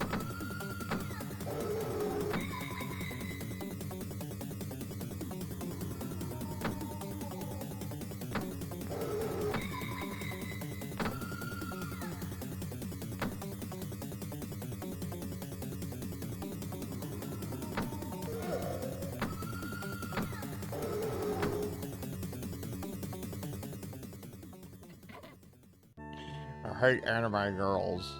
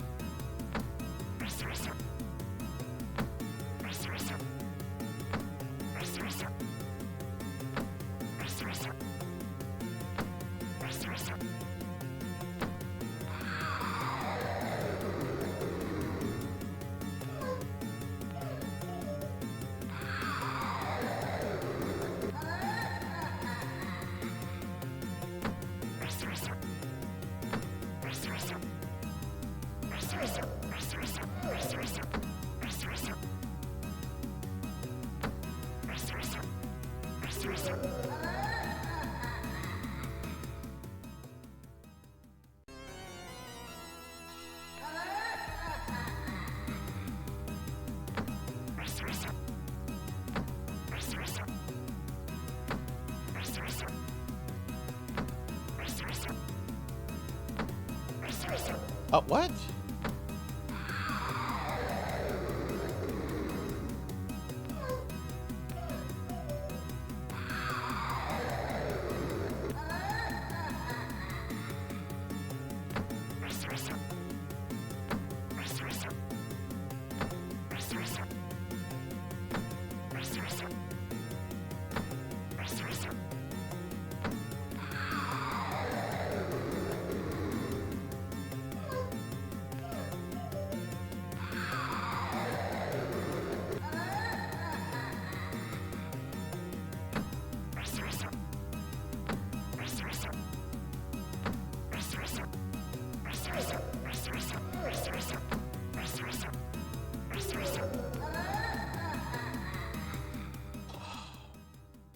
This is a hard fight. Oh my god.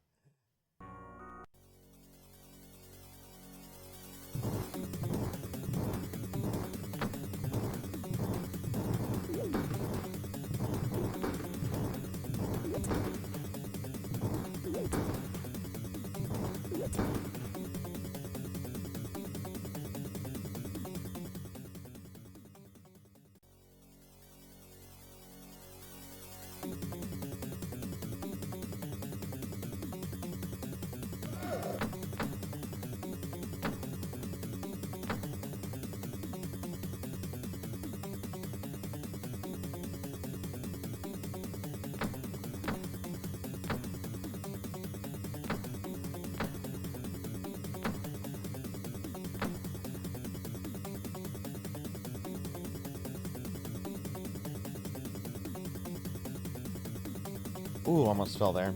Okay.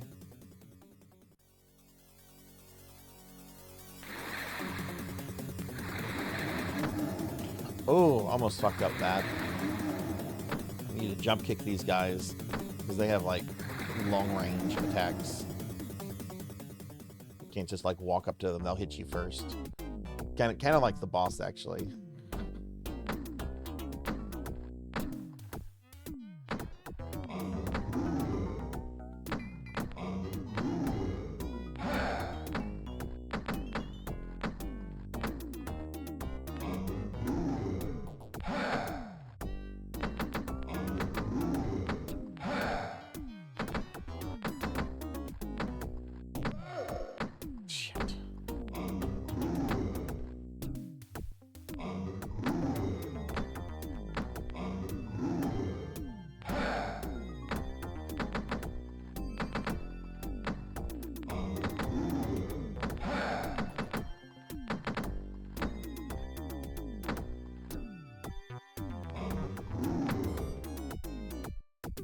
Jeez, how much undead do you need?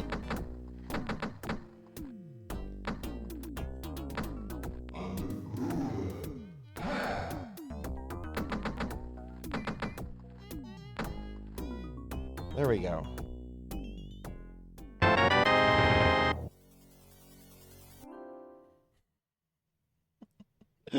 All right, Thunder Drummer. Nice.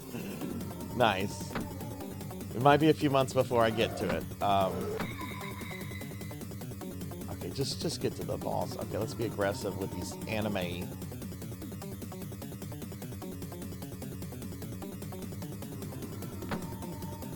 Cookie!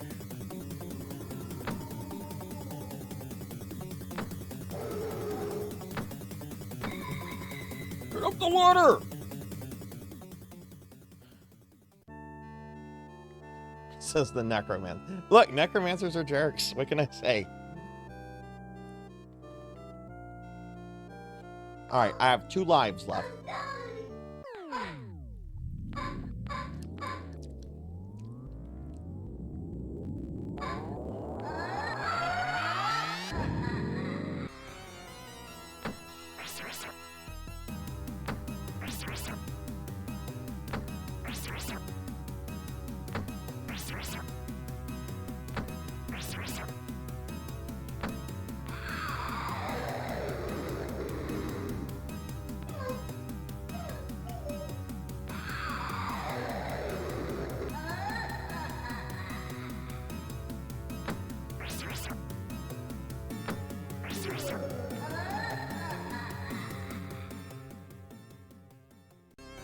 I was doomed from that first hit.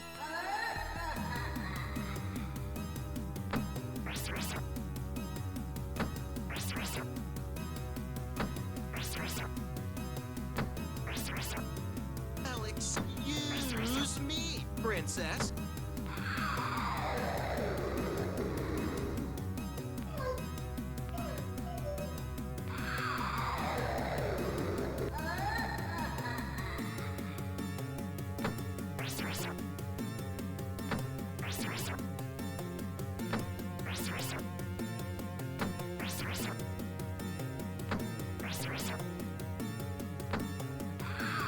Okay.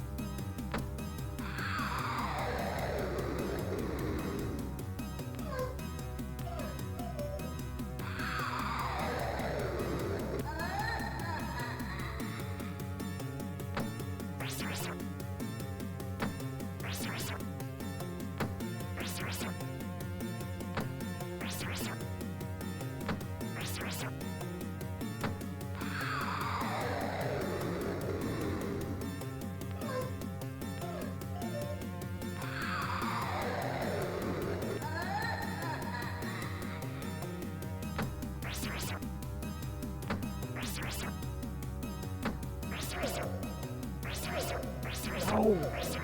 Fuck you!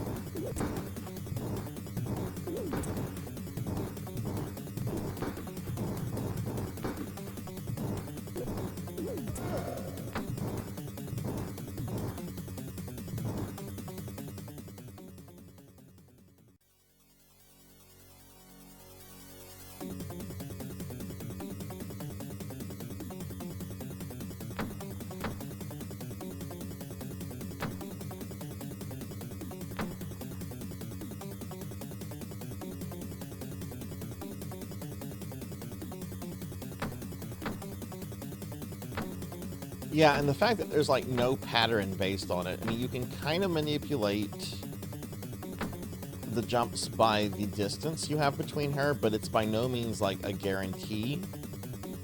And I mean, like, she's almost always does the big jumps in phase 1, occasionally does the mid jumps, never does the short jumps. And it just kind of changes as the fight continues, you know, to where she's almost rarely doing the big jumps in phase 3, mostly doing the short jumps.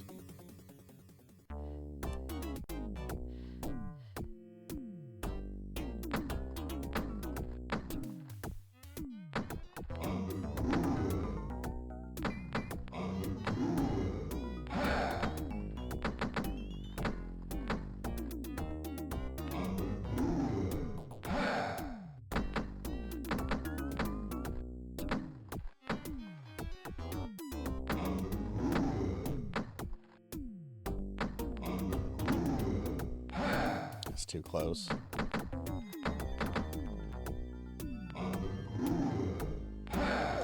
The fuck?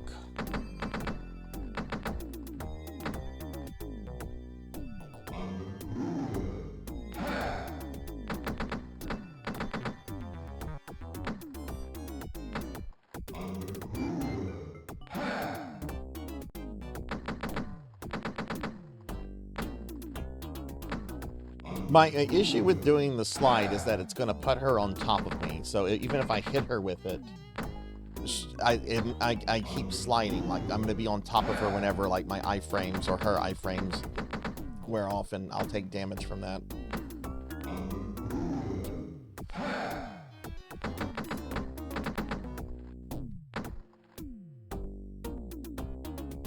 God,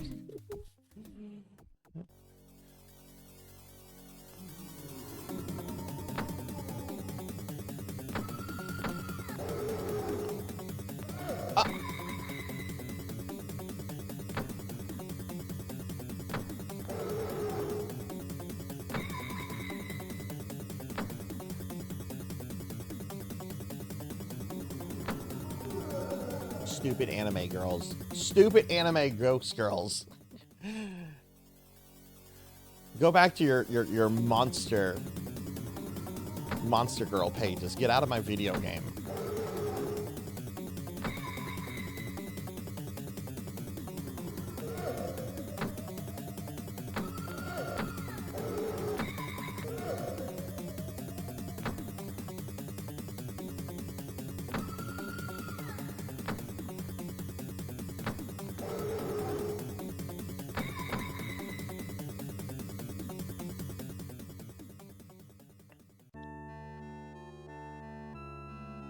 Alright, gonna only have really one attempt here.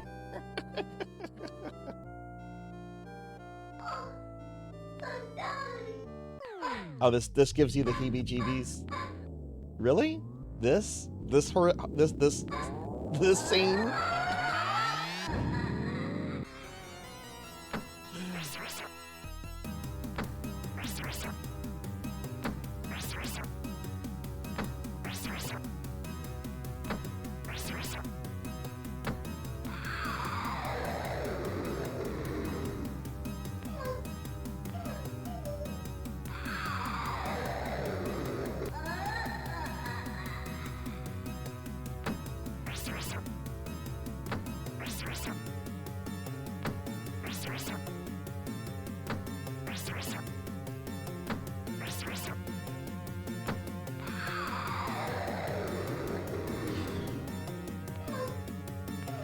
Now time for bullshit.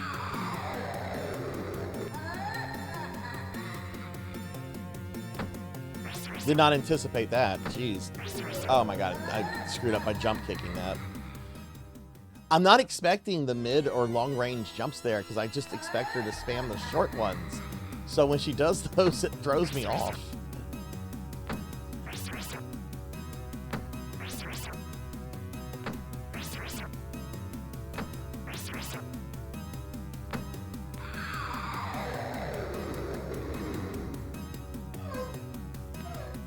Yeah, no, this is super creepy, Kettle. I was just being silly with that. No, this is super creepy, even with these kind of cartoonish graphics. Imagine being at the arcade and not knowing anything about Splatterhouse and getting this far and seeing this, you know?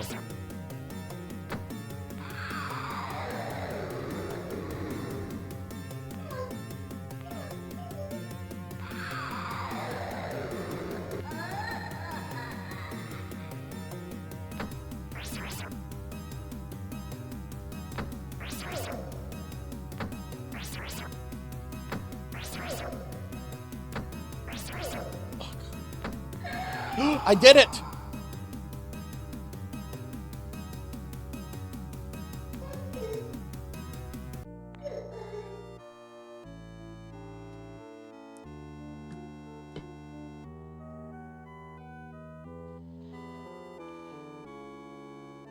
Thank you for the lurk. Oh my god, finally. Finally got through stage 6. I mean stage 5. Alright, now stage 6. This is the slide level. Now we are inside the monster. So we're going to be fighting baby fetus monsters.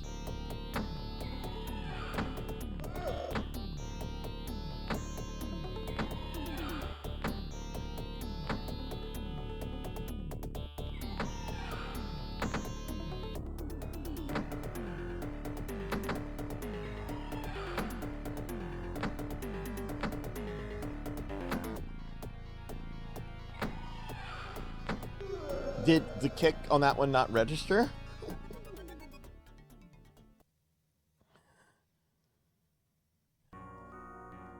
Did the kick on that one little one not register?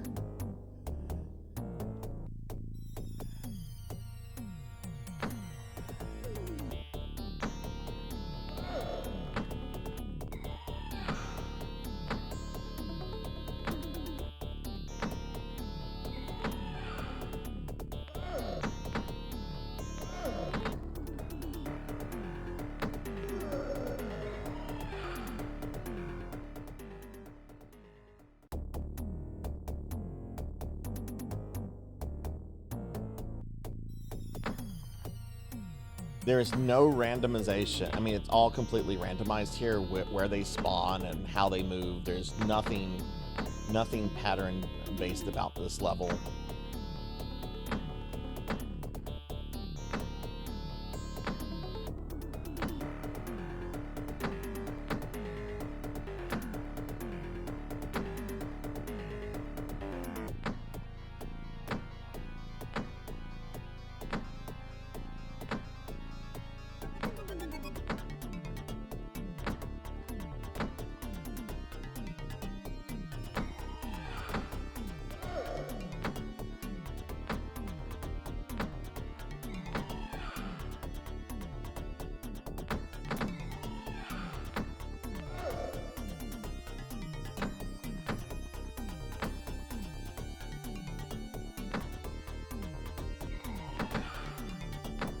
Okay, there's the boss. That's the source of the monsters.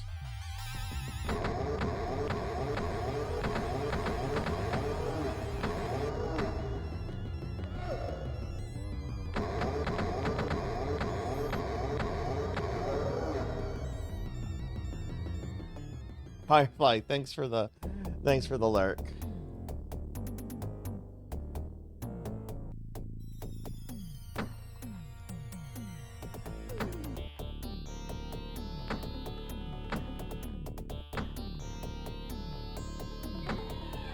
So you can see a much shorter level than the level with Jennifer. This is so much harder than everything before it, though.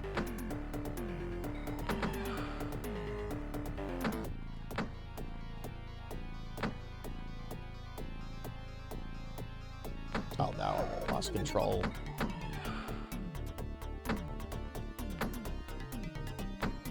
I am noticing some bad input lag, though.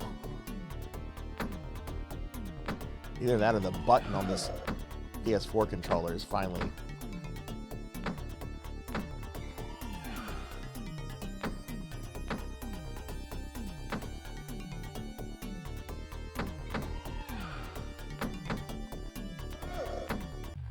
I'm dead.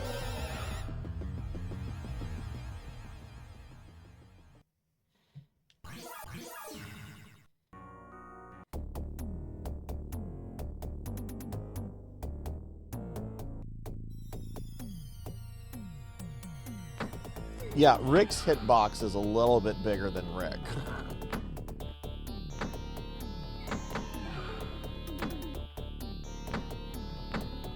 You know, playing as a big, bulky, bald guy named Rick. Did Rick Harrison get Jason Voorhees' mask at his pawn shop? Am I playing as Rick Harrison?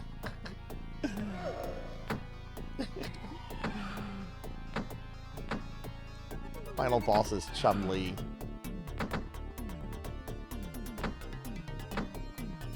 An insult to the Pez community.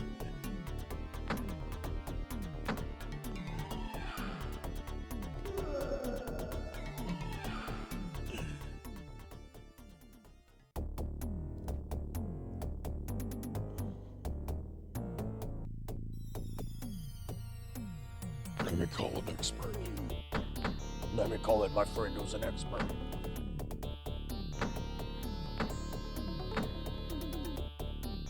Best I can do is $5.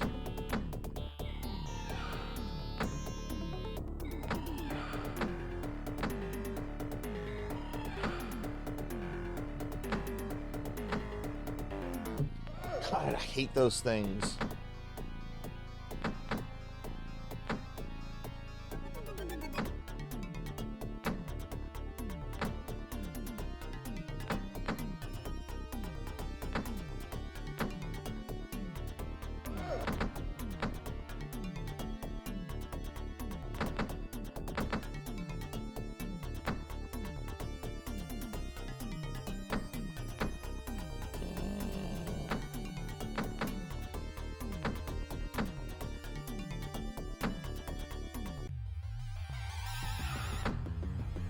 Shit.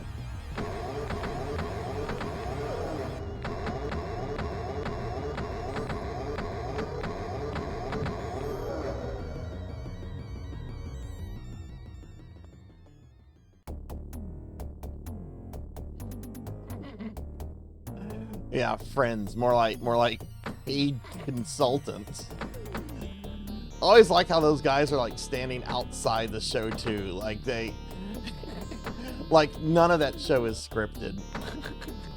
This show is absolutely fucking scripted.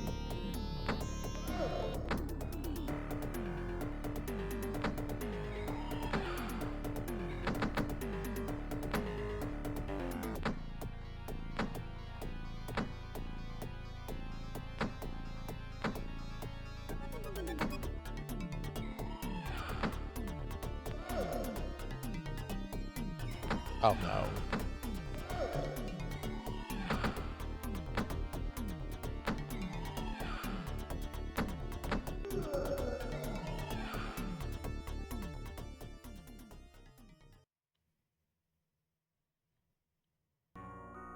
Thankfully, this is a short level. It's just really hard.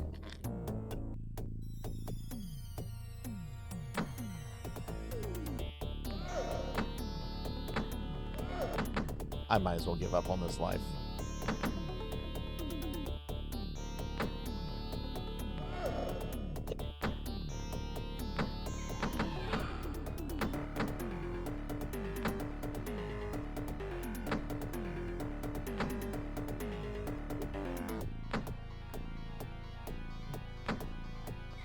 Yeah, everything is completely randomized. The movement, the spawn points.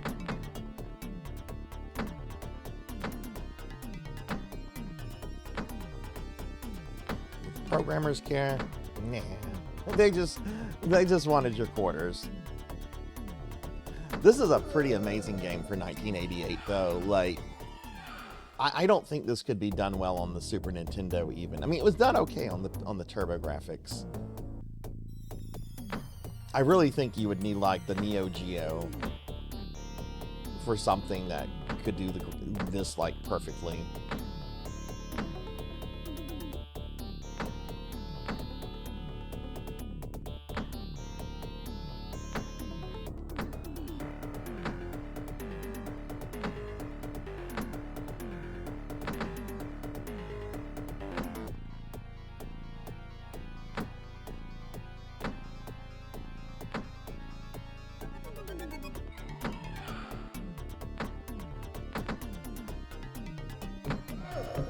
Where'd that fucker come? I didn't see the balloon that created him.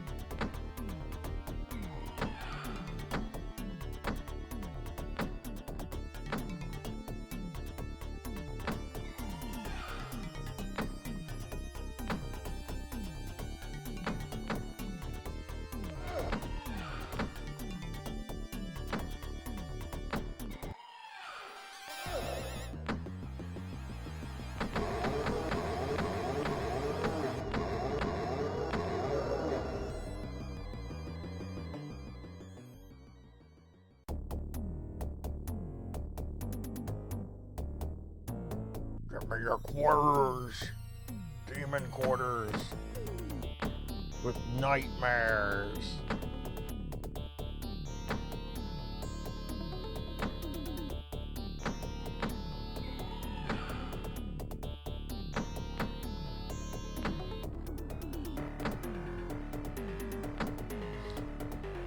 So, attempt to do a Freudian reading of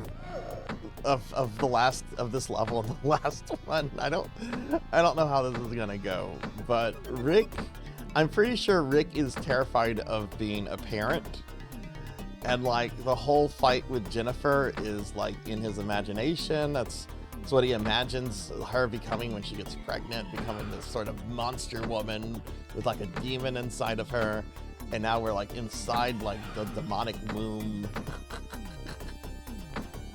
We're fighting the demon ghost baby fetus creatures.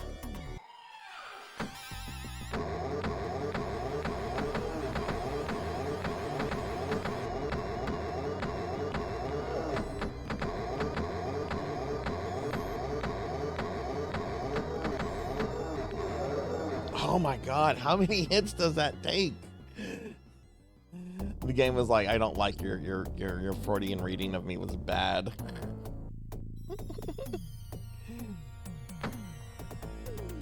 I mean, the game got like strangely obsessed with like marriage and kids.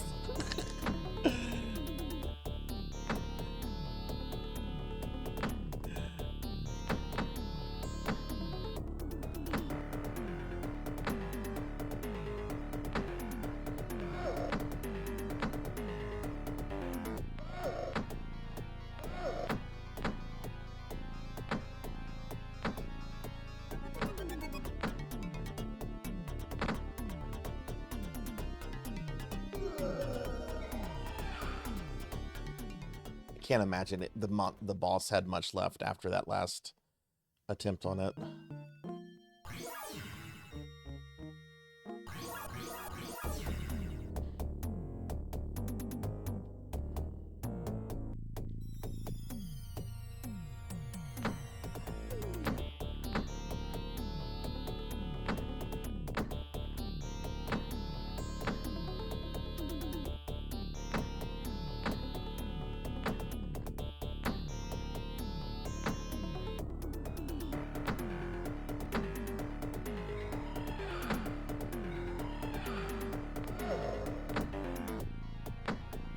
They are so dangerous when you let them come into existence.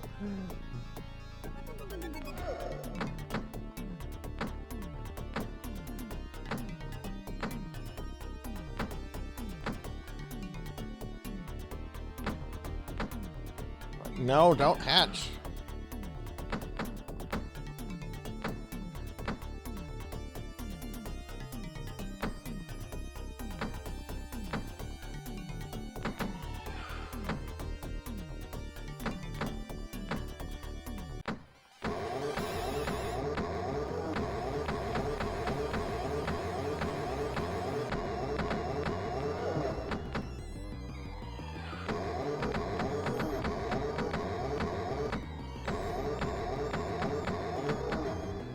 No!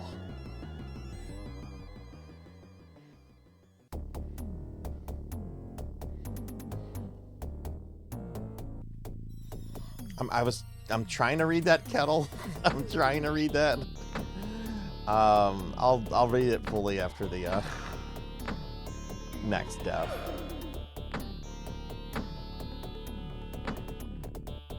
I thought I was Jesus.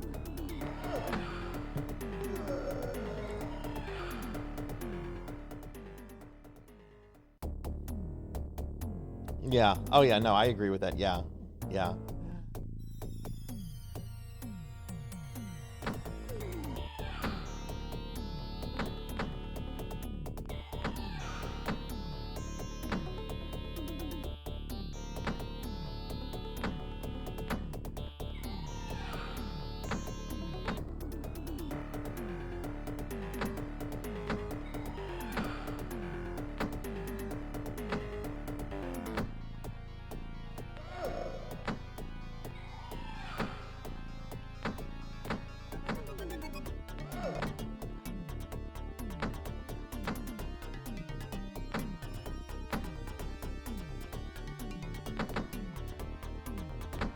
Definitely gonna take damage there.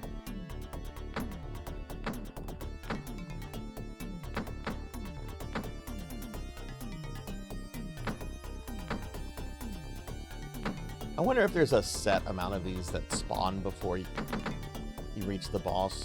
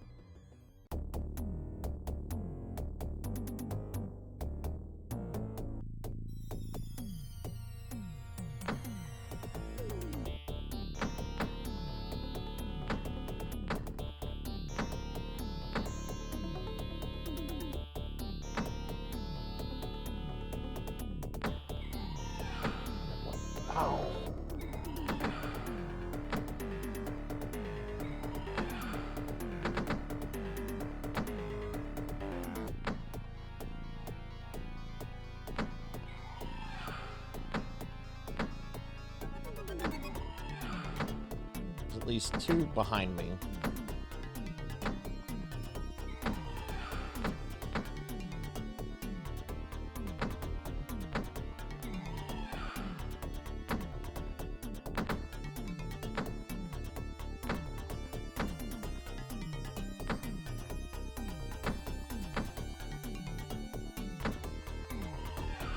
Fucker!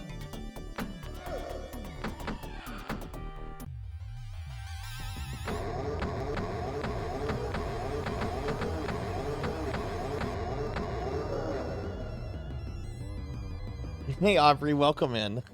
Welcome in. Welcome in. Good to see you. How are you doing? Aubrey, have you ever Splatterhoused before? This is my first real deep dive into Splatterhouse.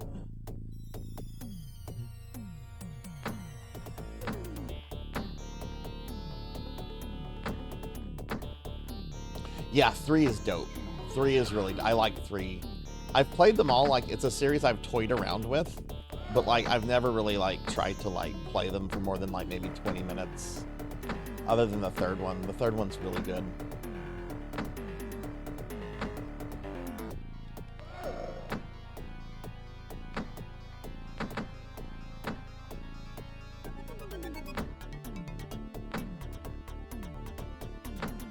Oh god, I'm dead. Yep. Saw that coming. As soon as those two spawned on top of Rick, I'm like, I will not survive this. Come on, get up, Rick Harrison. You gotta get to the pawn shop. Chumlee's buying everything, and he's not even calling in the experts.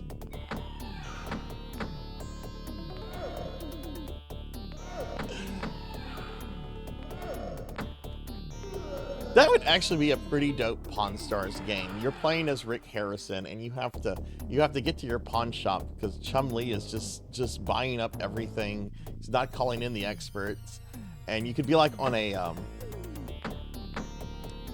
timer watching your bank account quickly run out of money.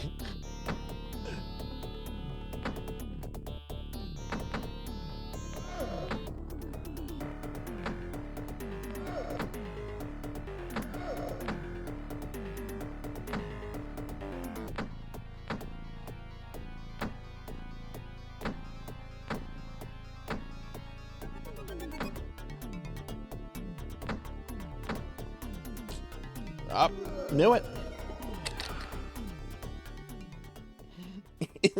That doesn't surprise me.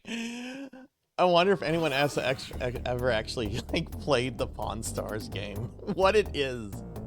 It's probably like a stupid trivia game. I want it to be something like Yakuza. That's what I want out of the Pawn Stars game.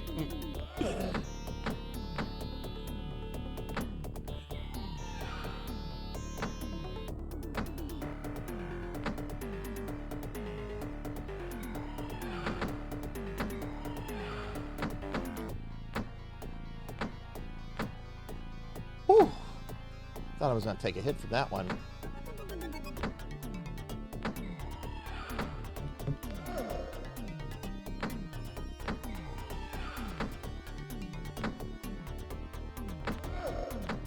Okay, this is a failed attempt.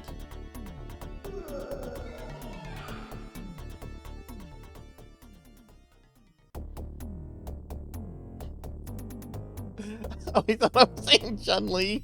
No, Chum-Li, not Chun-Li. Chun-Li takes over the pawn shop.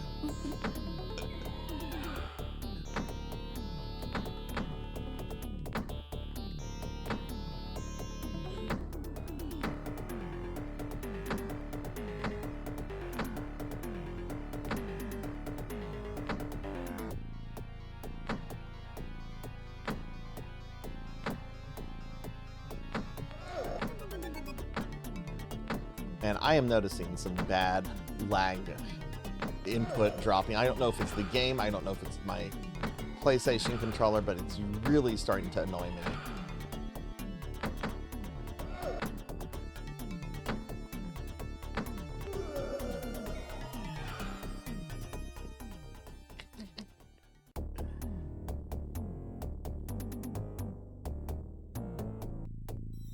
No, I agree with that, Audrey. Like, this game and the second game are basically kind of the same. I do like the third game a lot. I think it's a neat beat 'em up because of the timer and like the maze like functions of the house. I think that's really neat.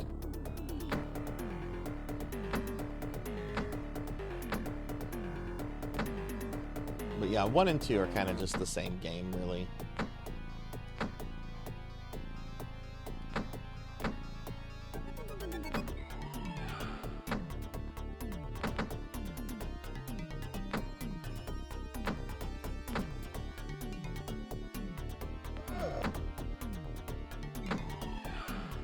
I killed that one.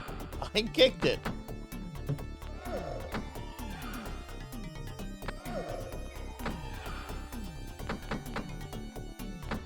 Jeez, that was going so well.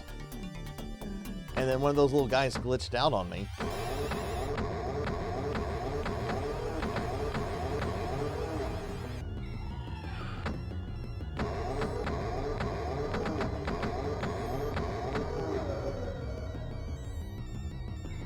I have the new one. Yeah, I have it for 360. I picked it up when it came out. I wasn't terribly impressed with it. when it came out, but I kind of might do a playthrough of it. I'm kind of tempted to maybe do that after I do my Bloodborne playthrough.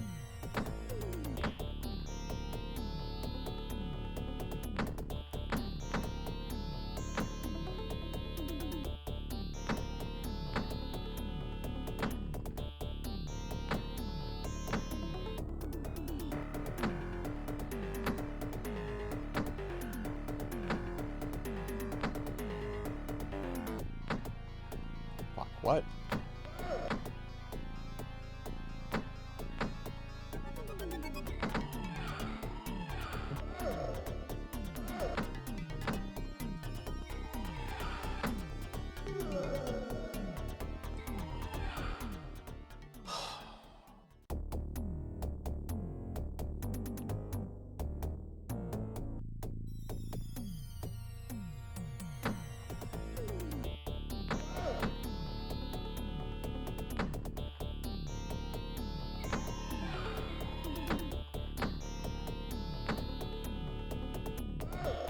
Oh my god, I swear, you go to kick the things and they still grab you.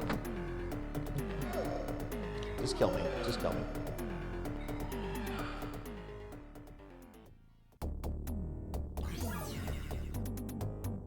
Thank you for the head pats.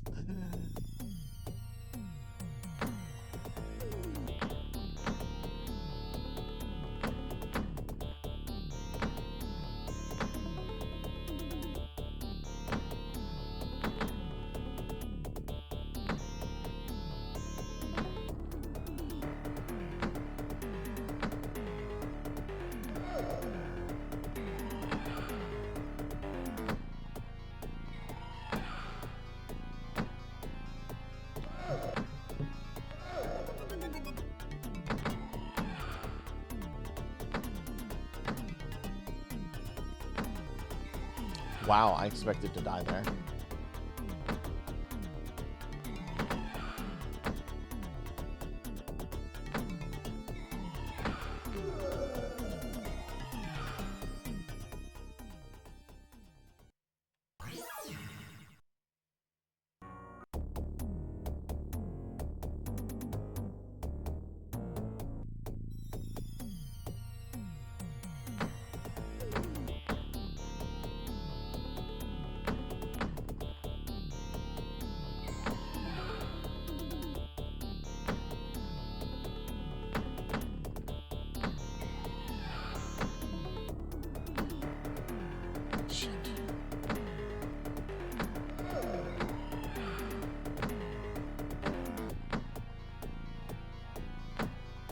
Come on, Rick.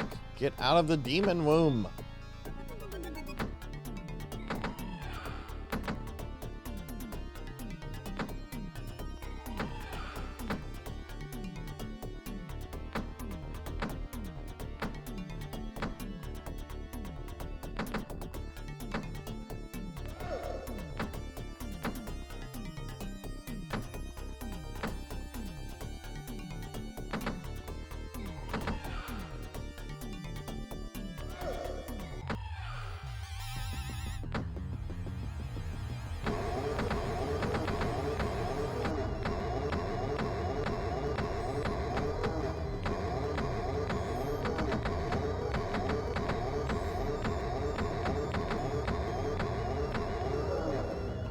God, that one fell right on top of me. How many hits does that thing take? I feel like I got some good damage on it there.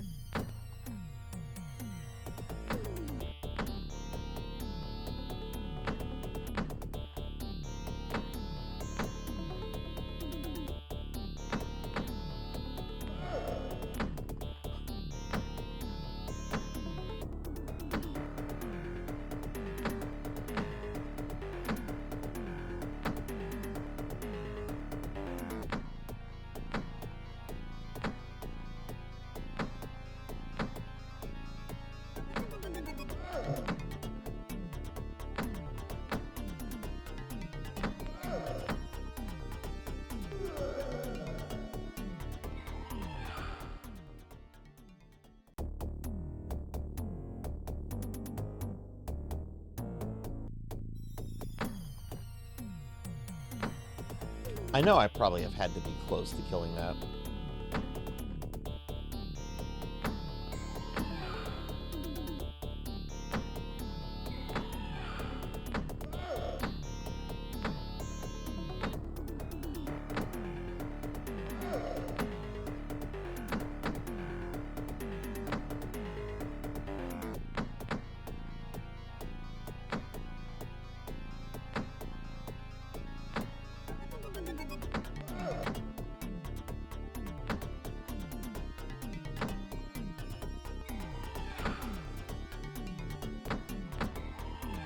Oh, God.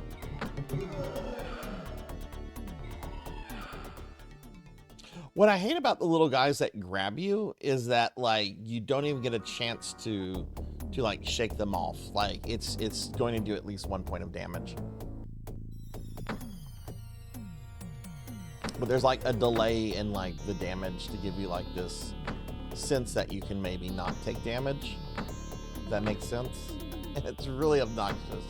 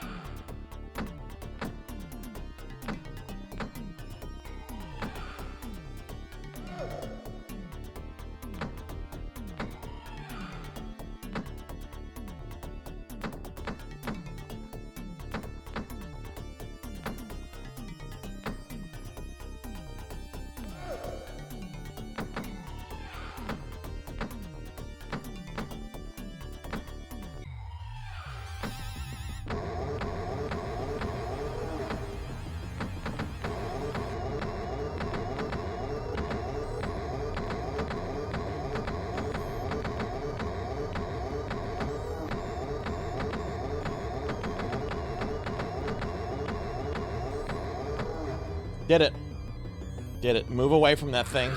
Because, yeah, you will take damage from that. There we go. There we go. Final level.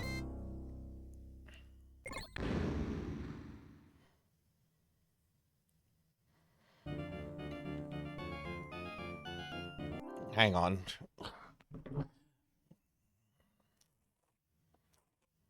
Sorry. My hair is driving me up a wall today. It's starting to... Ugh. Be hair. Alright, last level.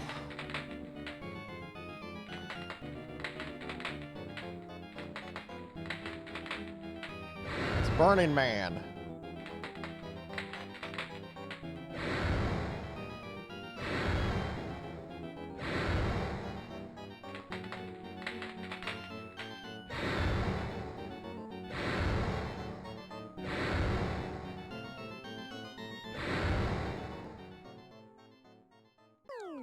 Here we go, final boss.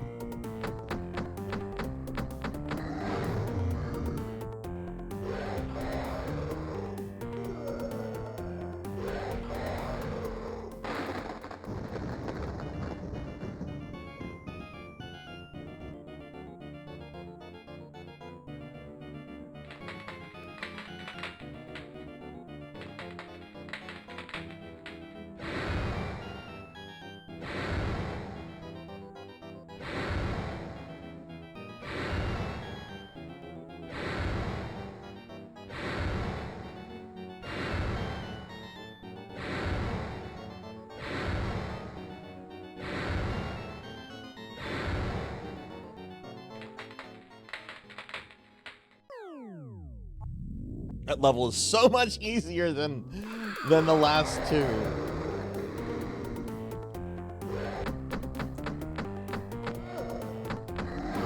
Oh wow, you can get damaged by the dirt. Okay.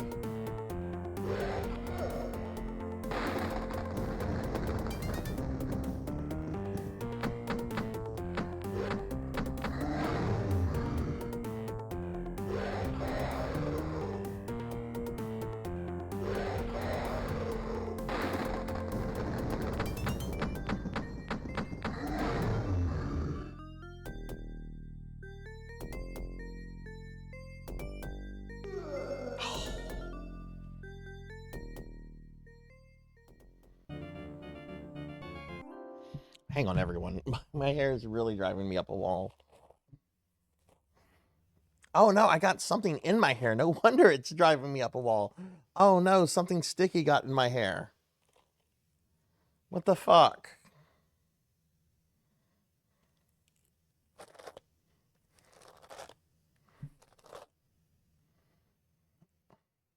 Okay, I'll deal with that after the stream. The damage is done.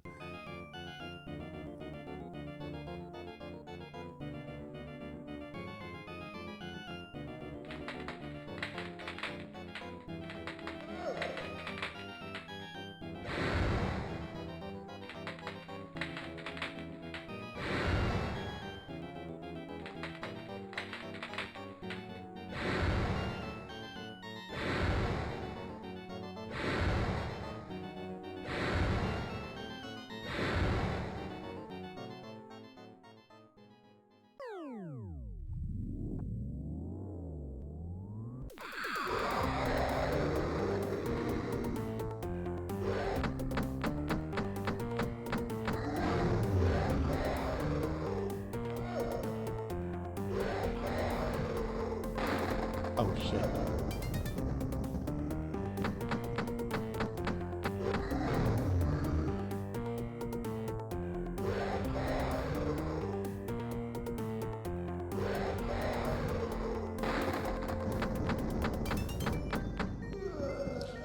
I couldn't have avoided that dirt. Could not have avoided the dirt there.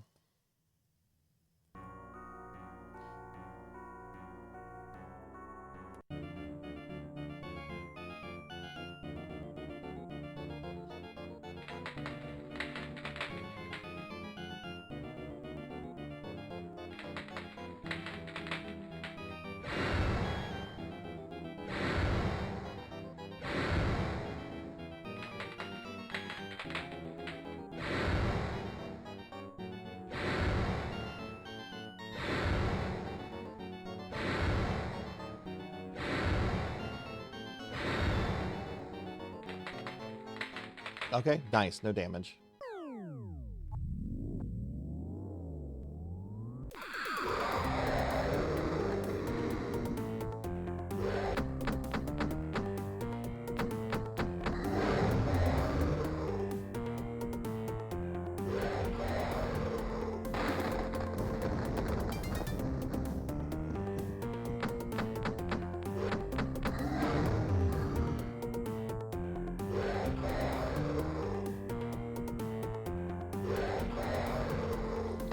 Feels like Sigma.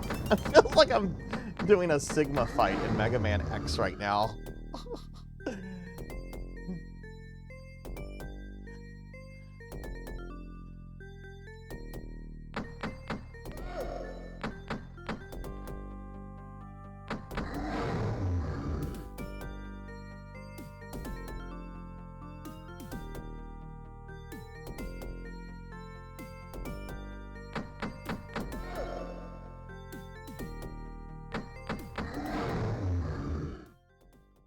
Did I beat it?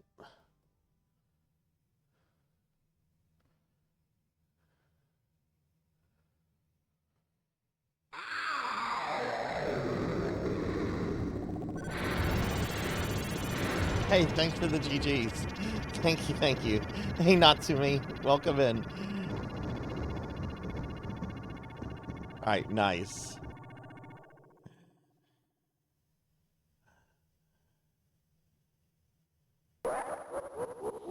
Oh my god, that was tough.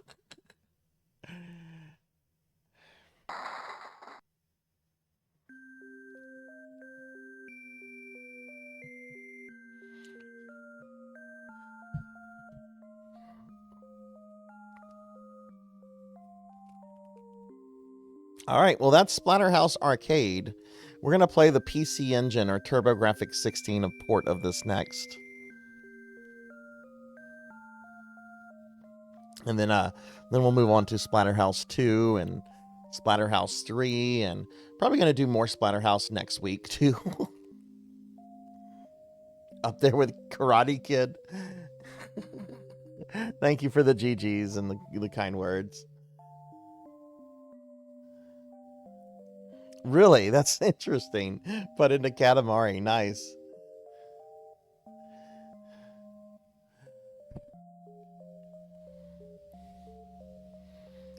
Nathan Dan 13? That's an oddly internet sounding username for a game that came out in 1988. I don't think there's a Genesis port. There's a TurboGrafx-16 port, and then 2 and 3 are on the Genesis exclusively. All right, Snuggly Hug. Thanks for hanging out. Have a good night, friend.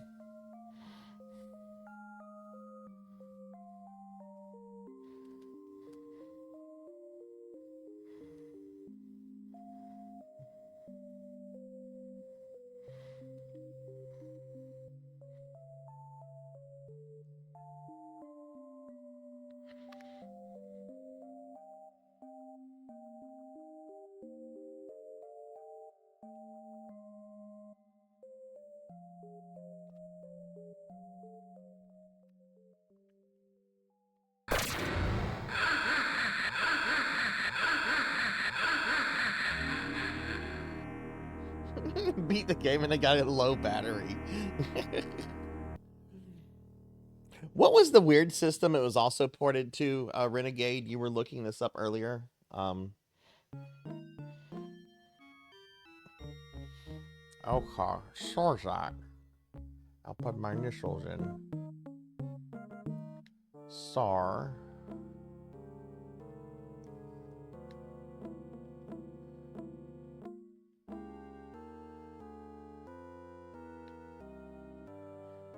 Yeah, the FM Town Marty. That's right. Yeah.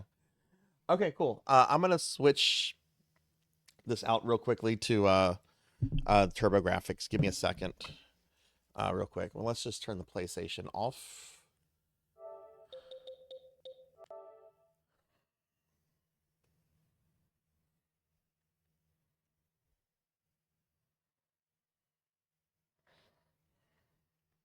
Okay, I just have to get up a moment to swap out the capture card real quick. 1 second.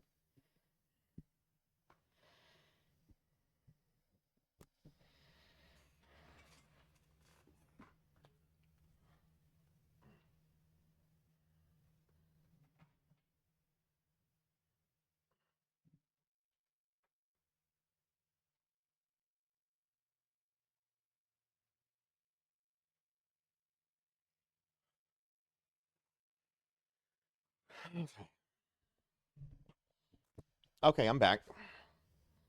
So I'm going to play this on an actual cue card with an actual TurboGrafx-16 controller. I'm playing this on my Analog Duo, though, so the hardware is not original, but the disc, or the cue card and the controller is.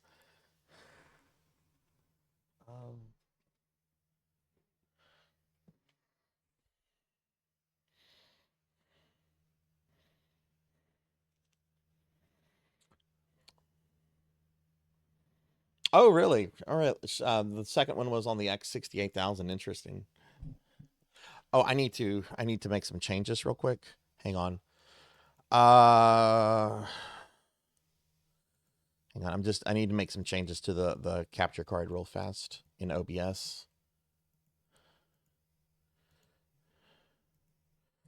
Okay. Volume for this game needs to be at 40%.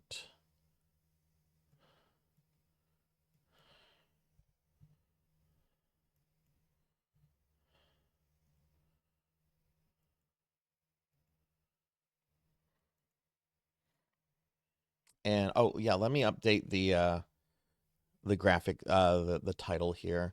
This is TG-16. And when did this port come out? Let's see, we have game details here. Let's see if that tells us.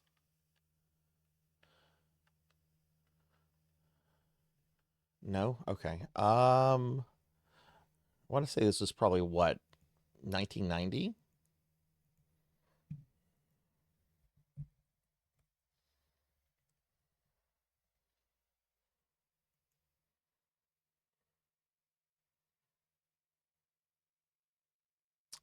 See, the port came out in 1990 in both Japan and North America. Okay, so 1990.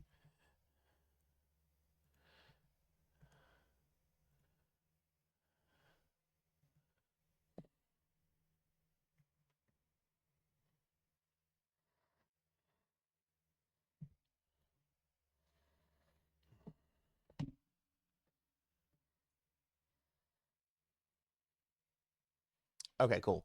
All right. Before we start with this, though, you can see this is different, and they definitely made him look a lot less like Jason in the mask. Before we get started with that, though, I want to look at something real fast.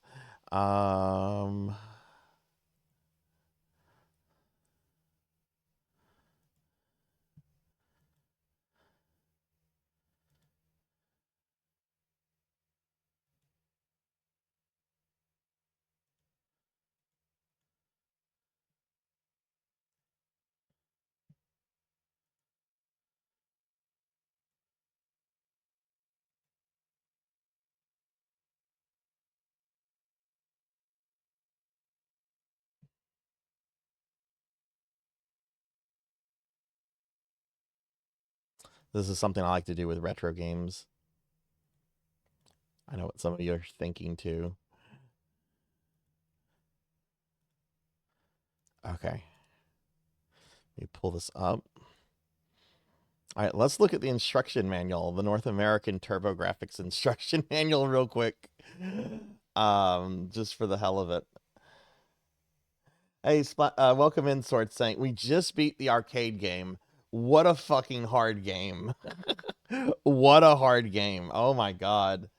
Thank you for shouting out, Sword Saint. All right, so we have the instruction manual here for the TurboGrafx 16. I think this might be the first TurboGrafx 16 instruction manual we've looked. Thank you for buying this advanced turbo chip game card Splatterhouse. Before using your new turbo chip game card, please read this instruction manual carefully. Familiarize yourself with the proper use of the TurboGrafx 16 Entertainment Super System. Precautions concerning its use and the proper use of this turbo chip game card. Always operate your TurboGrafx 16 Super System and this turbo chip game card according to instructions.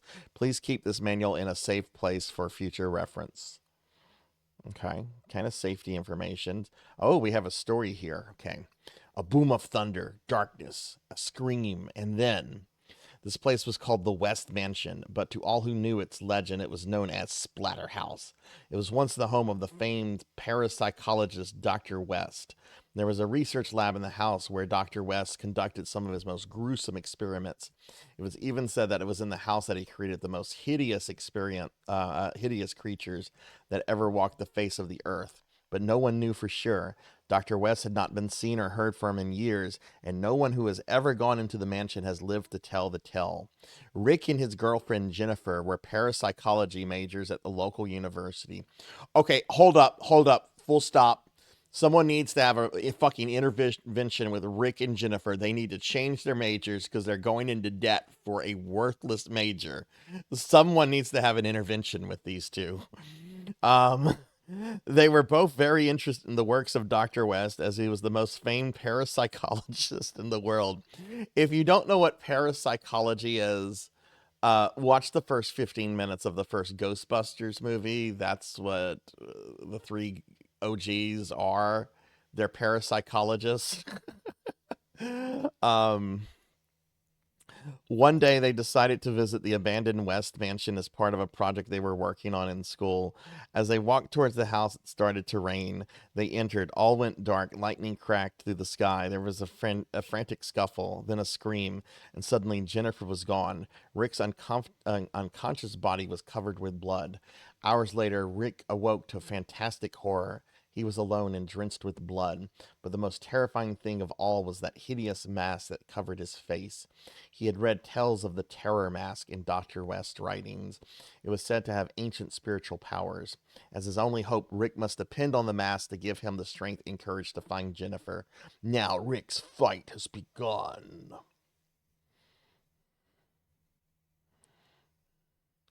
All right, getting started. That's pretty self-explanatory. Controls. Again, pretty self-explanatory. Pausing, resetting, how to continue, pretty self-explanatory. Different types of weapons, the 2x4, golden cleaver, stone monkey wrench, and spear, the shot and the shotgun.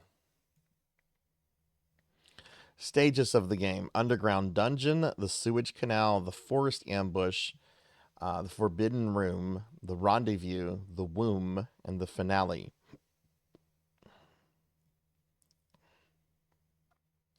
There's all the different kind of monsters. Just names, though. And that's it. That is the super simple TurboGrafx-16 instruction manual that came with the game when it first came out on TG-16 in North America. All right. So this is a port of the game I just played, but it's got differences. All right, let me know how the volume is. If it's too loud or too low, let me know if I need to adjust this.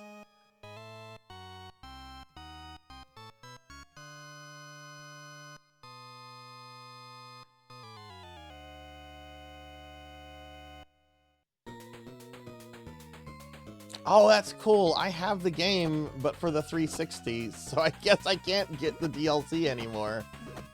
I wonder if the DLC is still available for the PS3 version, since the PS3 store is still around. Sword Saint, tell us what games you've played from Splatterhouse. You've talked a lot about Splatterhouse in the past. What's your Splatterhouse history? I've always been really interested in these games, and I've toyed around with them. But I never, like, sat down to, like, really play any of them until, like, now.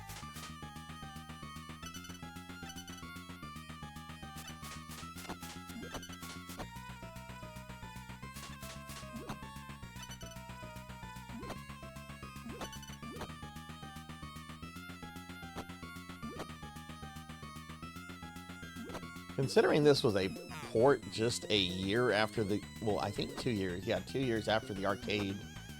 This looks pretty good.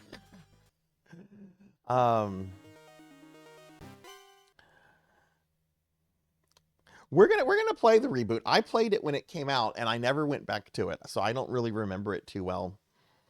You've played all except the Famicom one?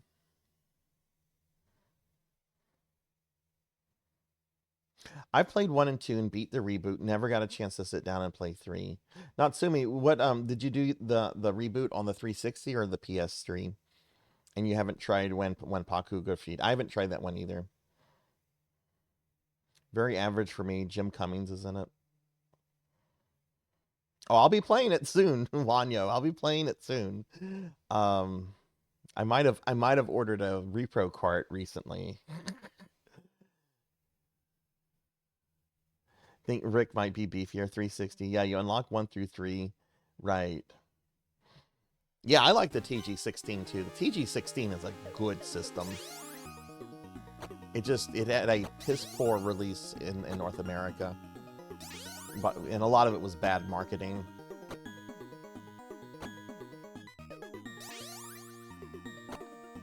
God, these things remind me of this movie called The Deadly Spawn. Have any of you ever seen The Deadly Spawn? Early 80s horror film. Okay, this guy's gonna explode.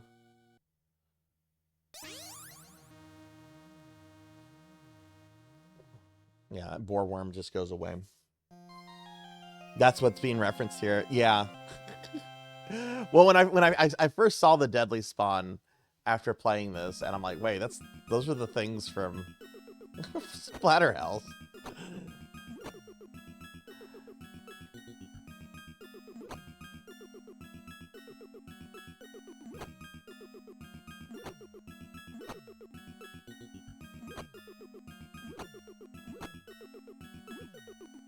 This is a good looking game, and for like the longest, like the TurboGrafx-16, like in the 90s, it was kind of known as the Splatterhouse game system, because people talked about, at least where I was, people talked about Splatterhouse a lot.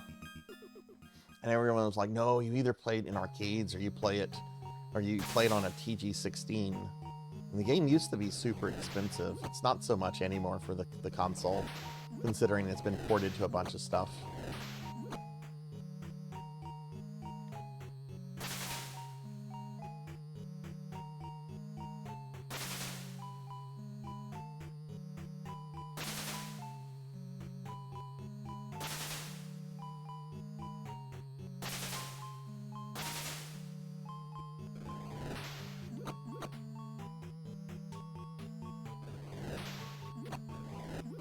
God, I wish I had known someone that had a TG-16 when it was around. God, I would have bugged the hell out of my parents for one. I didn't know much about it as a kid. I saw it referenced in like magazines and books, but I was mainly a Nintendo powered kid, so just didn't know a lot about the console. Okay, let's take this. Okay. All right, so chair is going to be the first thing we have to fight.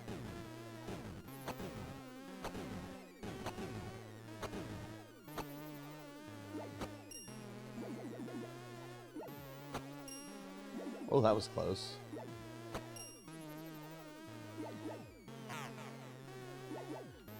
Oh, God, jeez.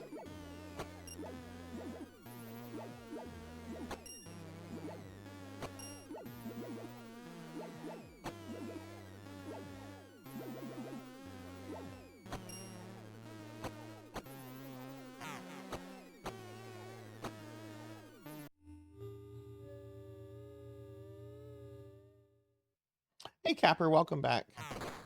Oh, shit, I forgot about that. I forgot about that.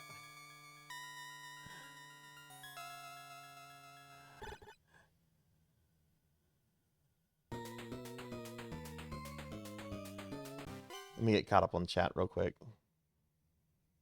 It's the most notoriously expensive console to collect for. Hey, Dark Reaper, thanks for the follow. Welcome in. Yeah, I have about 30 games for it, Natsumi. About half of them are Japanese PC Engine titles because those are much cheaper, but there are some turbo TG-16 CD games that are like mid four figures. Like there's one Working Designs did. I don't even remember what it's called. It's like a $4,000 or $5,000 game, as is like the North American version of Cotton. Yeah. No, I've actually gotten past that. I know about the changed level 4 boss.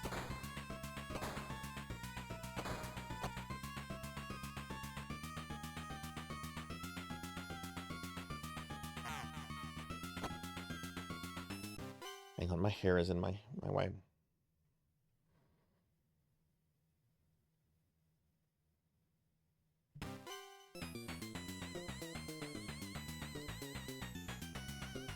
I wonder what the most... No!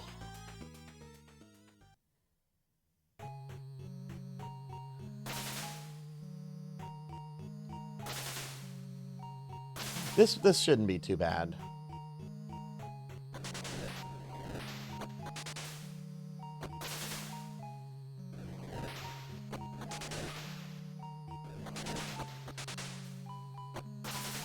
I wonder what the most expensive game on the TG-16 is. Like, no Japanese imports or anything, just straight up.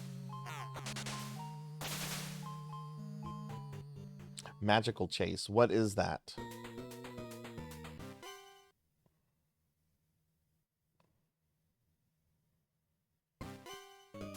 Yeah, there should be another shotgun coming up.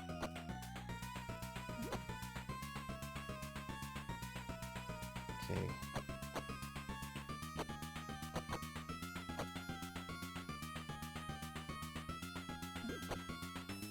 No birds in this version?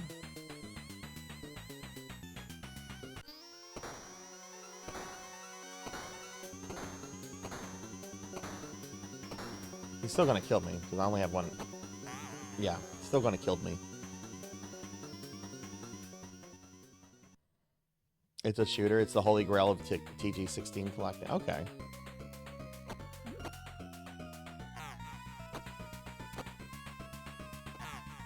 Oh, come on, Sarzac.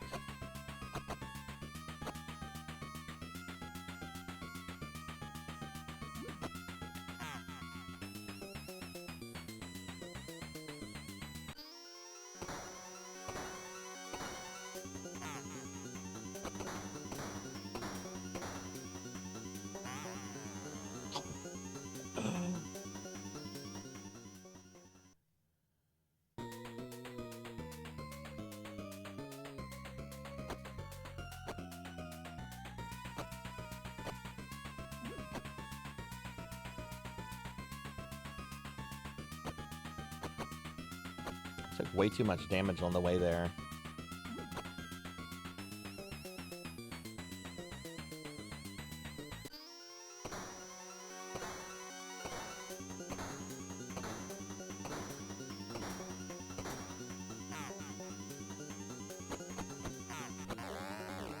There we go.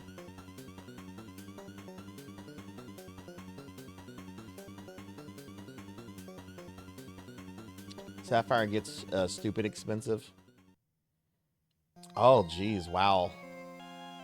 Boy, yeah, you got to be, if you're into game collecting, that's something you definitely have to be careful about is our counterfeits.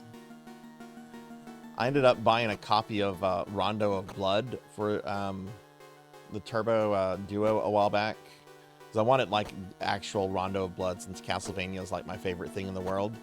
And I was actually surprised to find out that that is still a highly bootlegged game.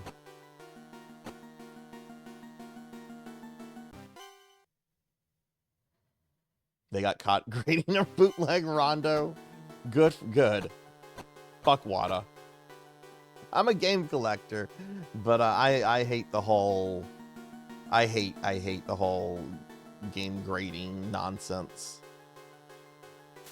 Games are meant to be played. I collect games, but I only collect games that I'm planning to play down the road. I'm not gonna ever buy stadium events, even if I had stadium events money, you know?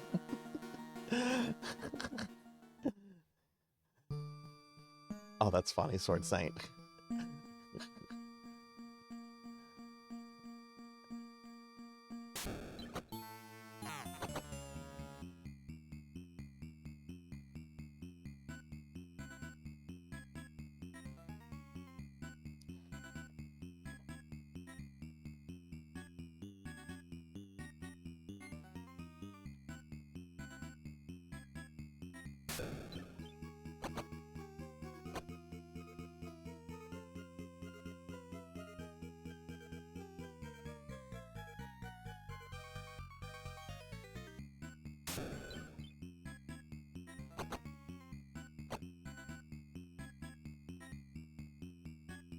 This plays much better than the arcade, in my opinion.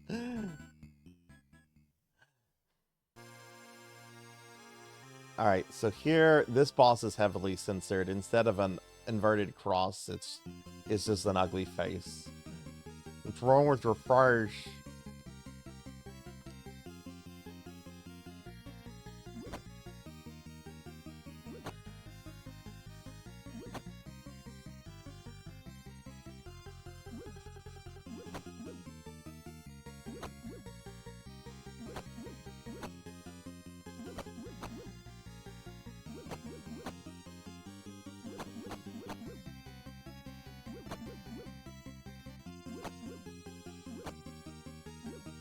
It's still the same boss mechanically, so it's not too bad of a change.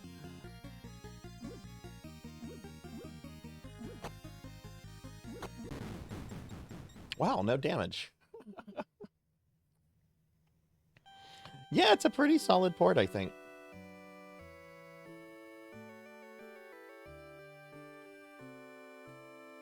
Oh my god, yeah, they are just kind of floating.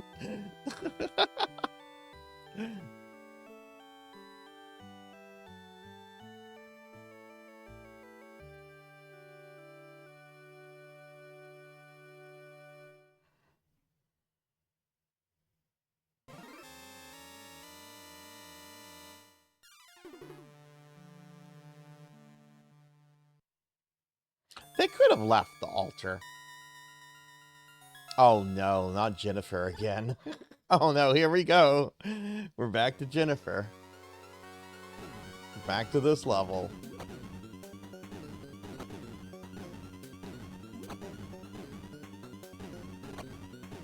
Yeah, when I did the arcade version earlier, I didn't really have any problems with the first 4 levels.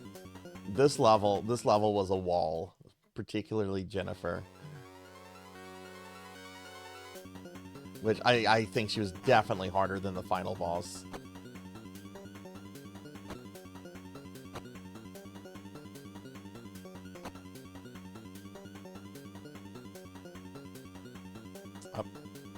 Oh wow, I thought that was a bad jump there.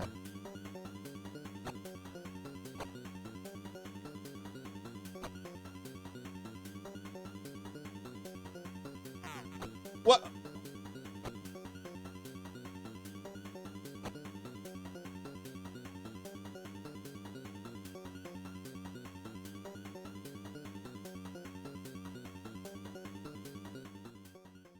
Hey Remy, welcome in. Remy. Can you get a shouty for Remy, please? Also, can we also get a shout out for Natsumi? Shit.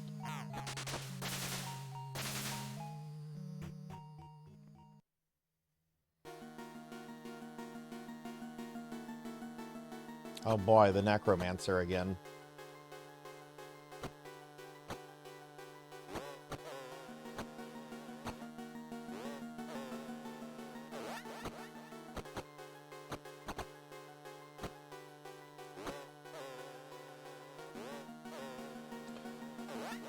Does he just has the skeletons? Doesn't have the zombies?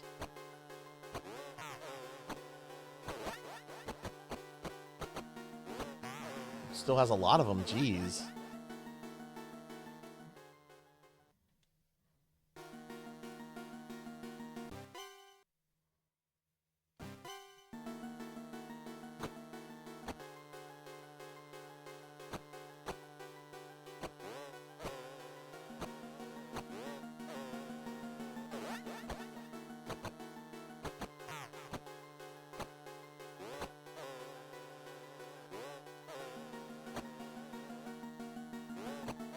Yeah, he just has the one type of undead here, just the skellies.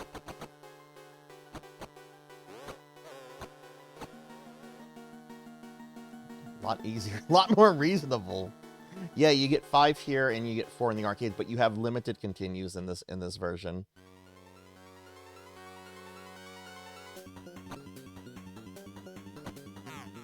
Stupid anime ghosts are back.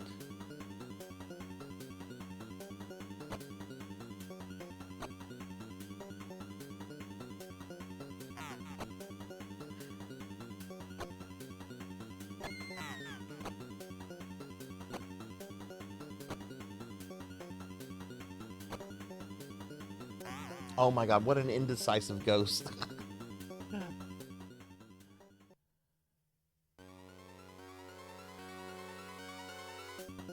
Okay, let's move up here.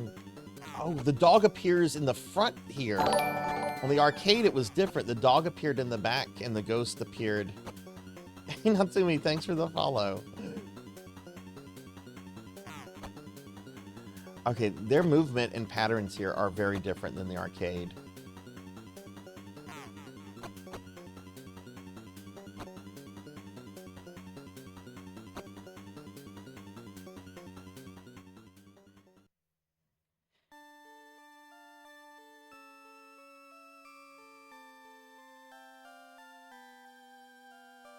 Oh, we saved Jennifer. Oh no.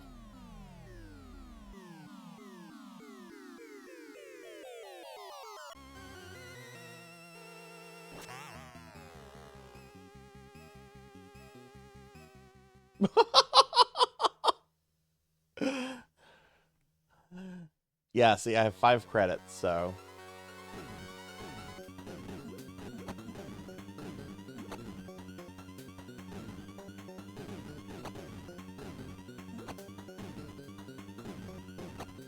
I guess I need to, as soon as that fight begins, I need to move to the left. Generally, you had, like, in the arcade, like, she always started off with a big jump, so I was expecting a big jump. Okay, neat. There's some differences here. I like this.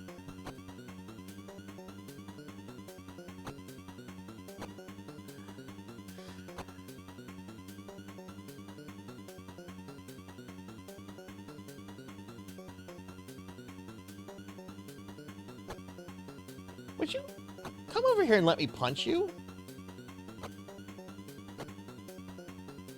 I'm not doing this hopping crap. What are you, the Easter Bunny?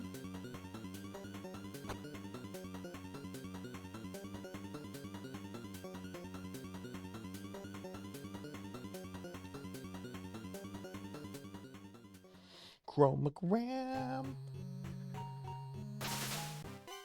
Splatterhouse reboot has nudity and tons of licensed music. Well, the nudity shouldn't be an issue. Twitch is fine with nudity in games as long as they're a natural part of the game. Unless it's on their do not ever stream this game list. Which Splatterhouse is not on that list. The licensed music could probably be a bigger issue with streaming it, though. Like, Twitch has an official do not ever stream these games or you will not be a streamer here. And it's not on there. You just can't dwell on the nudity, and any nudity that is created by modding games is strictly prohibited. But Twitch is fine if, like, there's some nudity in games. I remember when I did Lords of Shadow, Castlevania Lords of Shadow, there's a scene in which it has a female character that's not only topless, but her legs get spread open. And while it doesn't show what's in between them, it's an incredibly revealing scene. And yeah, the first time I streamed that, I'm like, I'm getting banned. I'm getting banned. I will not survive this. Punch the dog. The dogs behave very different here.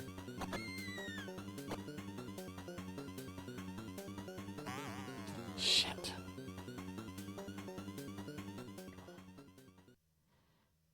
Yeah, the dogs are very different.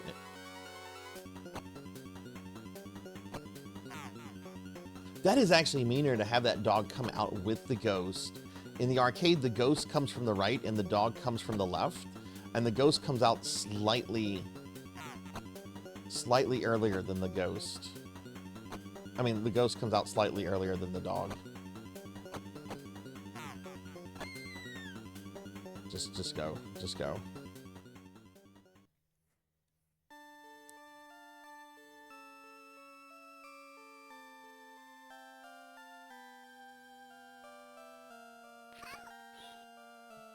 All right, let's move to the right. I mean, move to the left.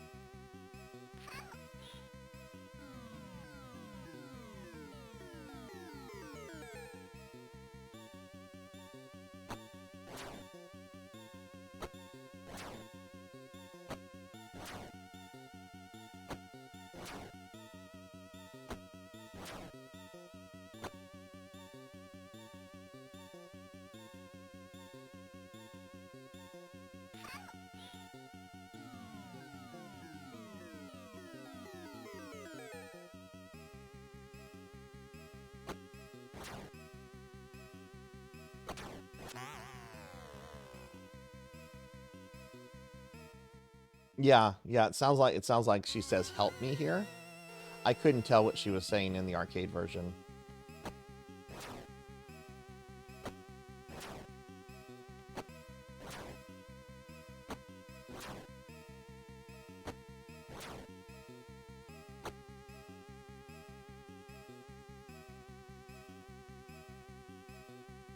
Yeah, I'm excited to play the Splatterhouse RPG. It's already been fan translated, which is amazing.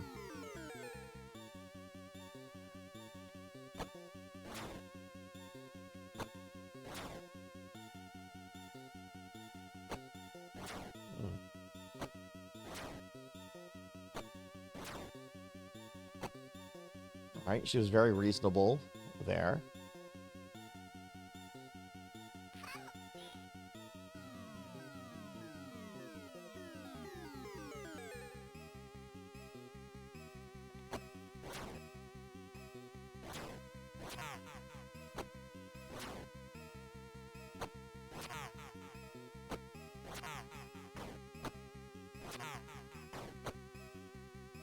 Beat her.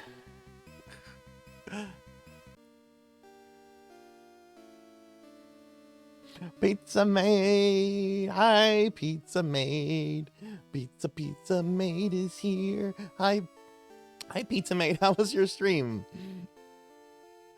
Oh, y'all need to check out my good friend Pizza Maid if you haven't. Pizza Maid is awesome. And now we go into the demonic womb.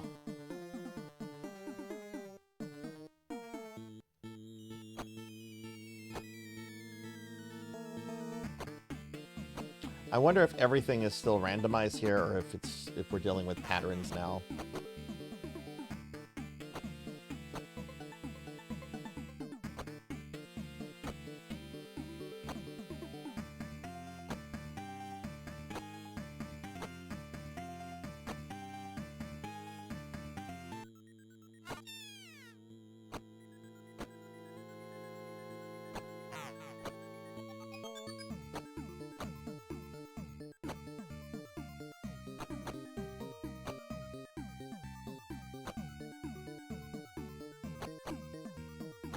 No!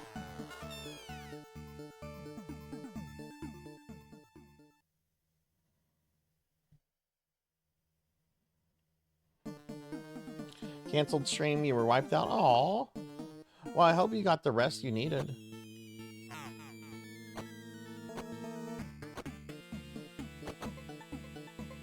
I think it's randomized like the arcade.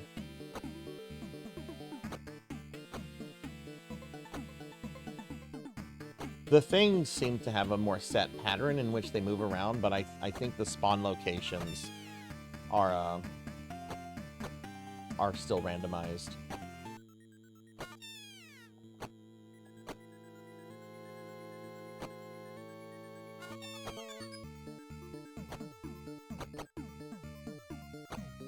Also, I'm not having input lag because I'm using an actual TG-16 controller that's wired into my analog.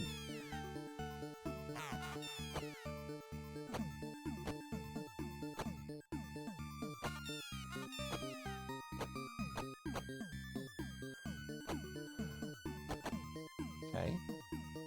There's the boss.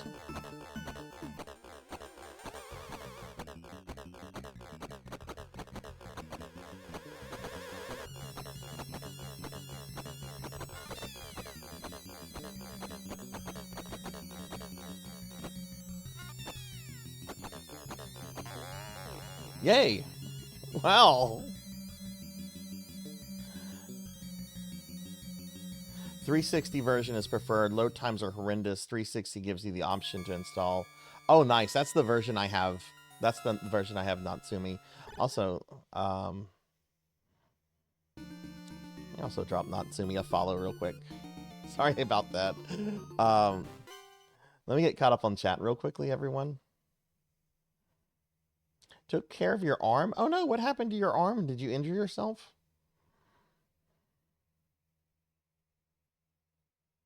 Contra Games made this easy.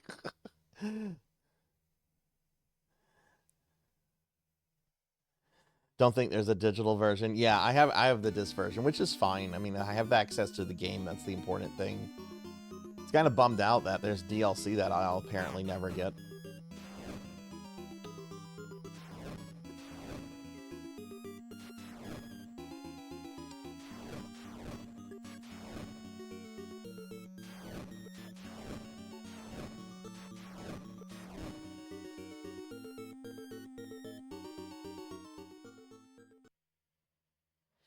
Ah, they changed the cross here to a tombstone.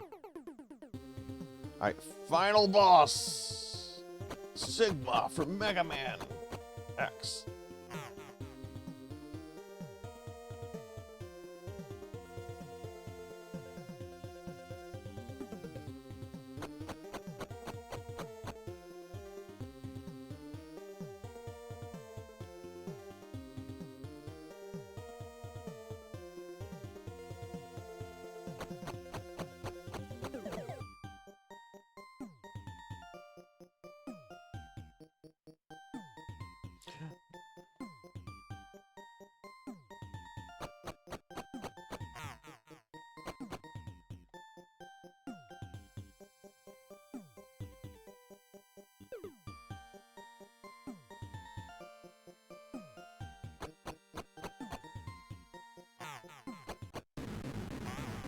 Oh no!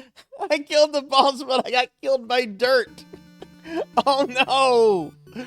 Oh my god, it was the first attempt. Okay, alright, it's fine. Oh. Talk about making me work for that victory, though. That boss is much easier, in my opinion.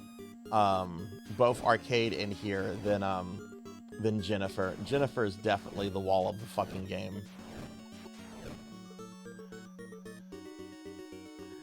Oh my god.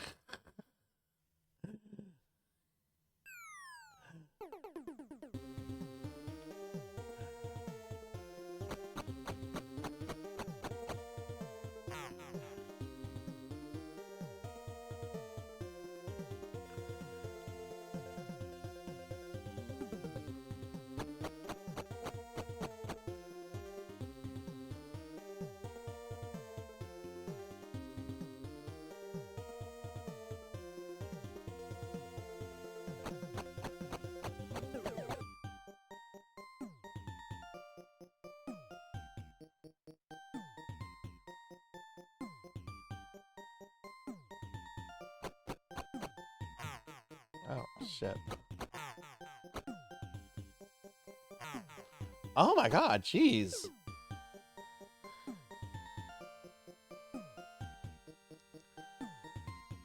We're gonna have a repeat of history here?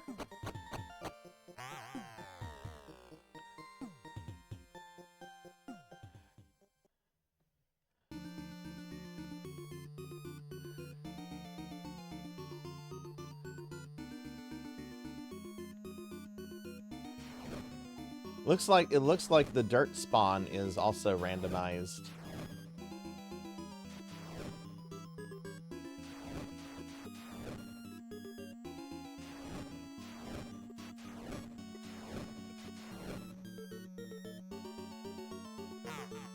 Oh, come on.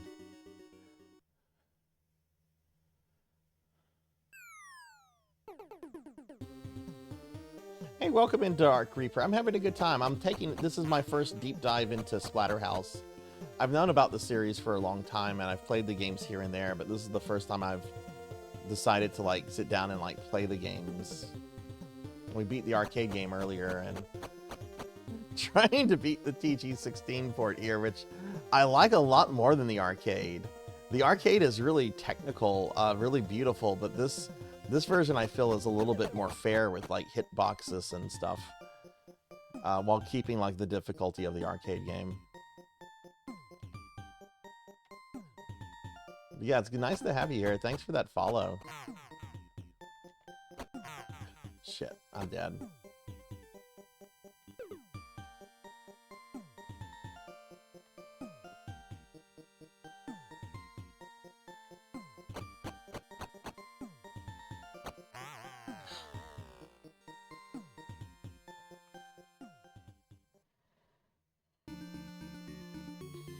Okay, this got... Man, I had that... For those that might just be coming in, I actually beat that boss on the first try, but then after I killed it, it killed me with some dirt that it had already shot out. So it was a double KO, and now I'm struggling just to beat it again.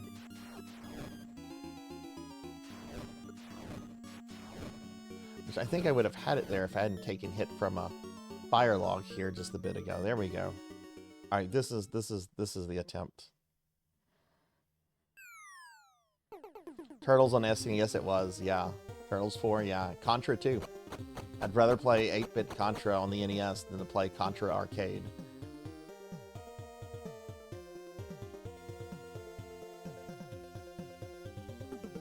It's not as visually as impressive as Contra Arcade, but it plays a lot better. And I'll get caught up on any missed chat in just a little bit. I'm sorry if I'm missing some comments. Okay. I'll have to check out that Twitter user too, Natsumi.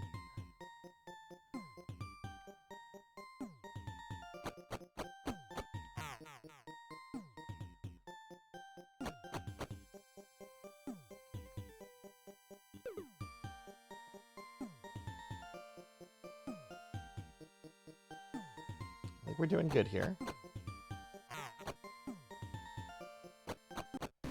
There we go. There we go. Got it that time. Oh yeah, Ninja Gaiden arcades. Oh man, that's such a sluggish game. What do y'all think of the PC Engine port of Ninja Gaiden?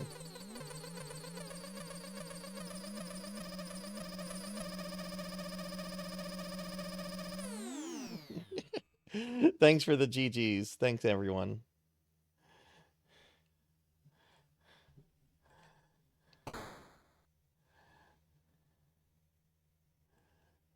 All right, let's see if the ending here is different than the arcade ending. Yeah, the parallax scrolling on PC Engine in Ninja Gaiden is awful. It's like really, really bad. Yeah, that's the one with the really wonky parallax scrolling. Otherwise the visuals look pretty good there, but the parallax scrolling is like really, really bad.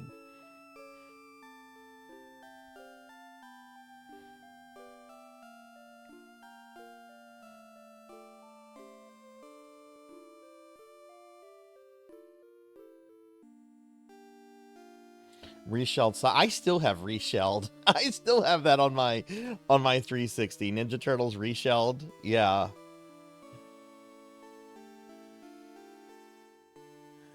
Yeah, it was definitely funny when Reshelled came out and people were like, "Where's the Technodrome? Why am I fighting this stupid thing called Cement Man? Where's Slash?" It's like, this is based on the arcade version, bro. Okay, Kung Fu Man. That's the user Natsumi mentioned. Yeah, let me check. Let me drop this person a follow real quick on the Twitter or X or whatever it's called.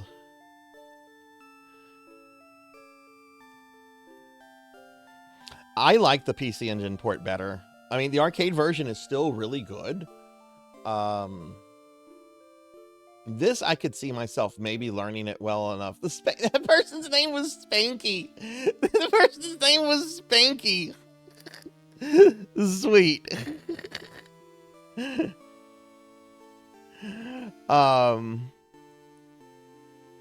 Yeah, I could maybe actually like see myself trying to learn this version for like a deathless attempt or something. Had problems. I think I had the biggest problems with the final boss here.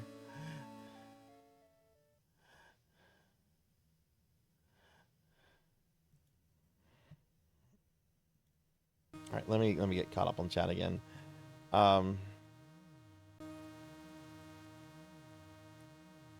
Yeah, the controls definitely feel a lot better here. Totally.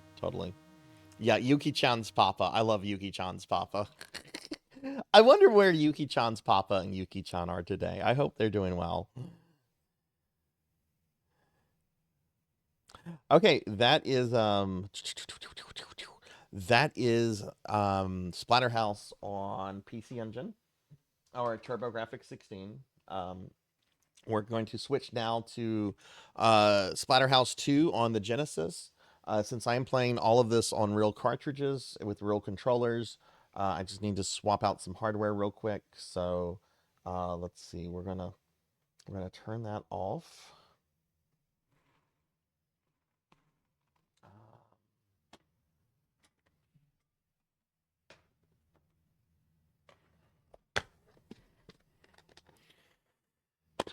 Okay.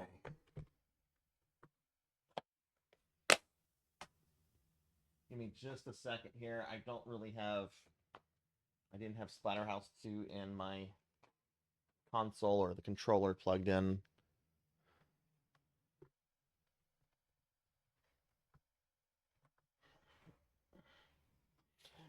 Of all the games that I'm playing, this is the one I've toyed around with the least in the past. Okay, let me go ahead and plug the thing into my capture card.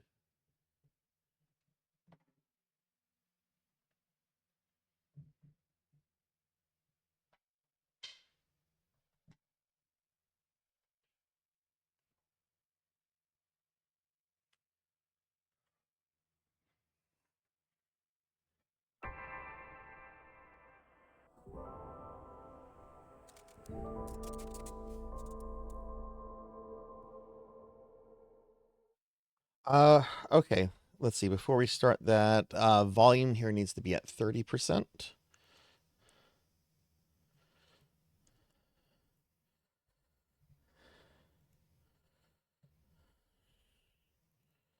Splatterhouse 2.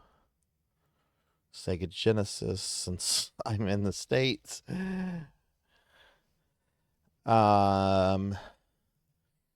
What year did this come out? Looks like it came out in 92.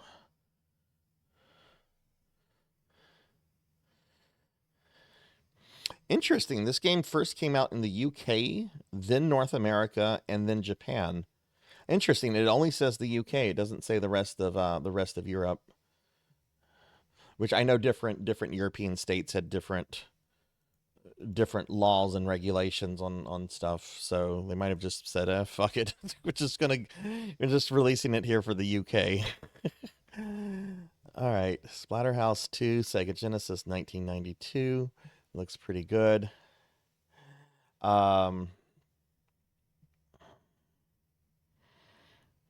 Okay, let's go ahead and start the game.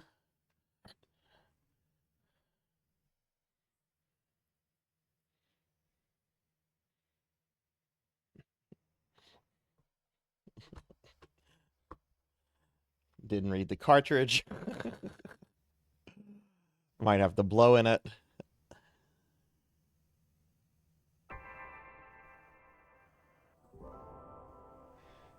Yeah, I do too. I do too. It'll be interesting to see if Analog does anything. I'm hopeful Analog continues doing stuff. They're having a lot of success right now with their 3D, but I'm a little worried what all the RAM shortages and computer stuff could do for a small company like that.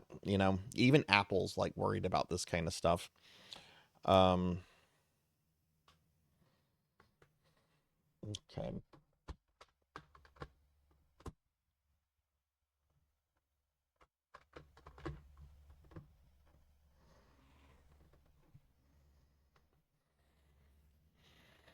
Try again.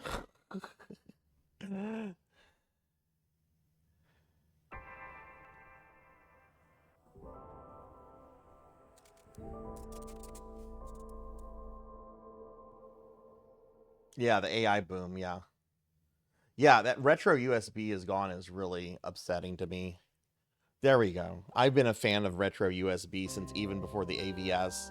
Like, I have all the old competition cart repros they put out. I have a couple of their Christmas NES games. I was really upset whenever they shut that down. Because the AVS is such a good console. AVS is so good.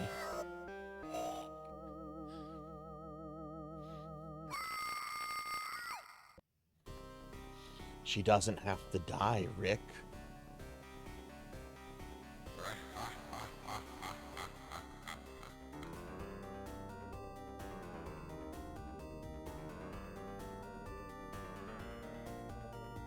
We can save her. Go back to the house, Rick.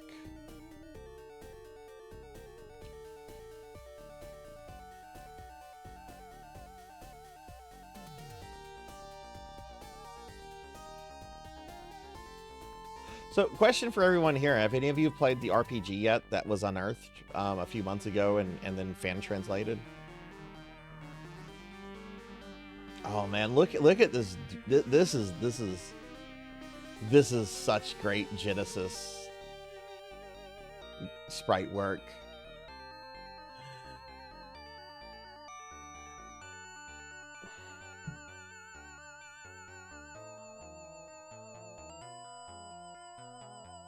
Toilet manufacturer found out the stuff they used to make their ceramic products can be used for high quality chip, so they're pivoting and their stock went up 60%. Holy shit. I'll find you there.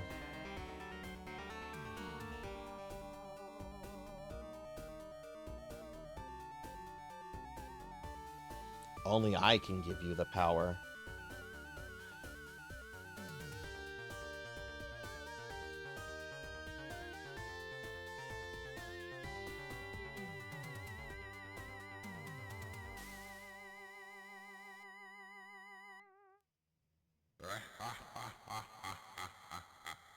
You need me.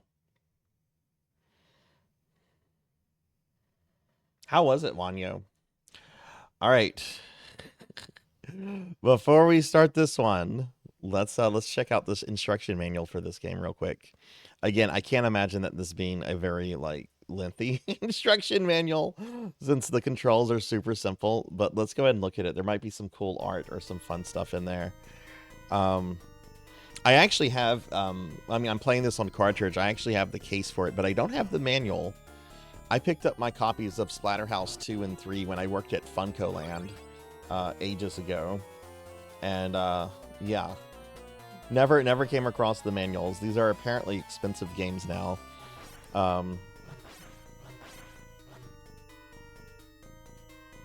Yeah, I'm that old, Natsumi. I worked at Funko Land. All right, here we are, Splatterhouse 2. All right. Prologue from the Journal of Paranormal Phenomena, August 1989. In the thick jungles of Cancun, I discovered the site of an ancient Mayan temple. Most unusual was the discovery of a mask quite unlike anything that's been found before. Carved from a bone-like material, it seemed to be a representation of a deity. The mask was attached to the wearer's head with interesting straps that were fashioned to look like skeletal hands. Ruins found in the area refer to this relic as the Terror Head, or perhaps a better translation would be the Terror Mask. This is a breakthrough discovery. Excerpted from a letter of Dr. Mueller to a friend. Dear Klaus, the mask is incredible. You mentioned earlier my piece in Jop. However, I couldn't mention in the article the aura of power surrounding this thing. You pick it up and shimmer. Primal wave rushes up your spine. When you visit, we'll have to go over. The lake is lovely this fall and the fish are biting. See ya. Introduction. You've come to the dread of night. In the clutches of sleep, the nightmares began. Always the same, Jennifer screaming in the dark until suddenly she stops. Silence. Then the infernal whisperings of the mask begin again. Rick, we can save her. You know we can. Remember the power. Remember how much you liked it. The house, Rick. Jennifer's waiting, and I'm waiting for you.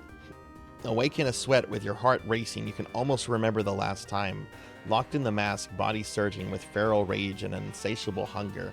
The coals still pipe in your hand, slick with gore. Under the mask, you were smiling. You know you have to go to save Jennifer, or so you say. Alright, how to start a Sega Genesis game. Basic controls. I'm playing with the 3-button controller. Okay. Options. Okay, there's difficulty and sound tests and button configuration. Super simple. And then you get passwords. And I think this game has unlimited continues in it. Okay, so monster moves, pick up weapons, slide kick, hold the D button down diagonally in the direction you want to, and you want to jump. Press A or C to jump. When he hits the ground, press B to attack while holding. Oh, okay. All right, so weapons we have here, we have the pipe, the bone, chainsaw, shotgun, and the potassium bomb. I have a small quantity of potassium placed in glass vials. When broken, they'll explode. I want potassium.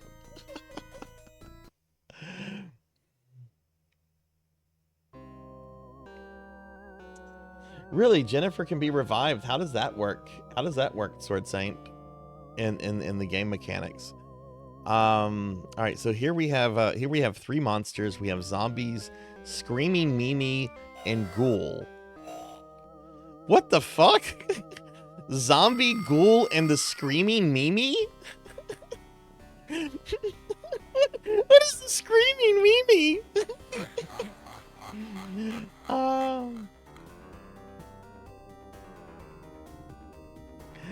Fascinating creature. There seems to be several types leaping about the woods. They'll emit a piercing scream. Jack and I have set traps to attempt to capture one for closer study. Okay, and this is still written in the persona of Dr. Mueller. And that's it. That's all we have in the instruction manual. There's some cool art here. Like, Rick looks pretty cool there. He's sliding into like a slime monster there. But pretty basic instruction manual. I like how he's fighting a xenomorph on the cover, though. What's with these monsters? There's a xenomorph and an octopus. Why is he fighting? Do I get to fight a xenomorph in this game? All right, let's get started with Splatterhouse 2. I don't know if we'll get through this one tonight, but whatever we don't get through, we'll play next Thursday.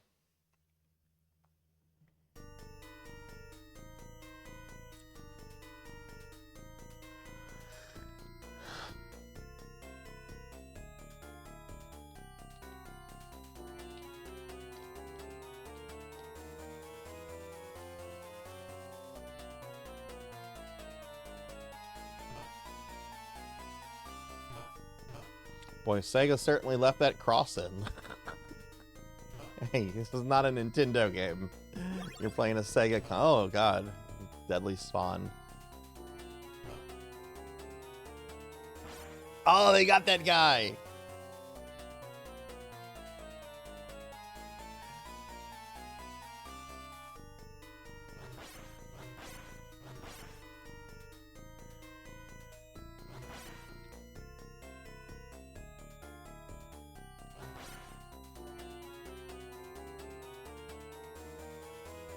Oh, they ate one of their own. Oh, they're cannibals.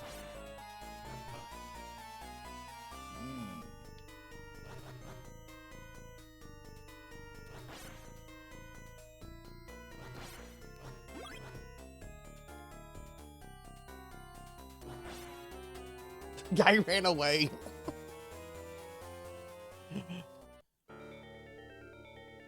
Oh, guys, Rick's here. Oh, shit. Oh god, it's Big J. Oh shit, Rick.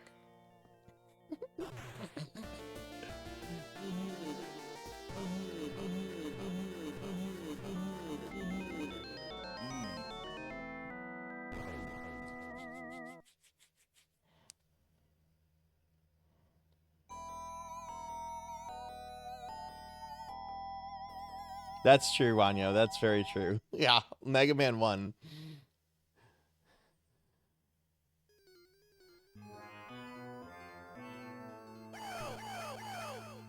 Okay, are these screaming memes?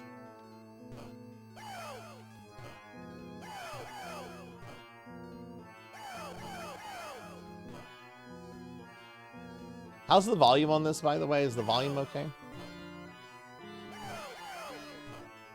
Like, it's not like louder than me or anything. Do I need to adjust it?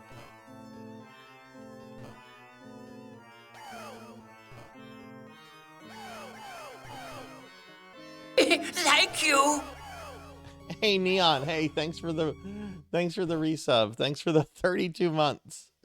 Thank you very much, friend. Volume's good. Okay, sweet. Can we get a big shout out for Neon Axolotl 7, please? Neon's a good friend. Y'all should check her out. She's really awesome. Thank you very much for the resub. How are you doing, Neon? Ooh. Oh man, look at that background effect with the faces.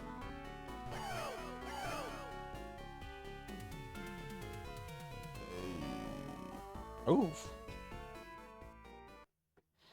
Oh god.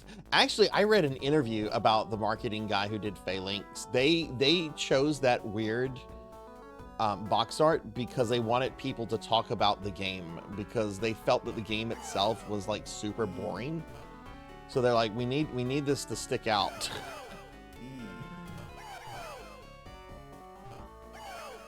Now, I don't think it stuck out in a good way, because I remember as a kid, like, seeing that and thinking, I don't want a game with an old man and a banjo. I don't want this.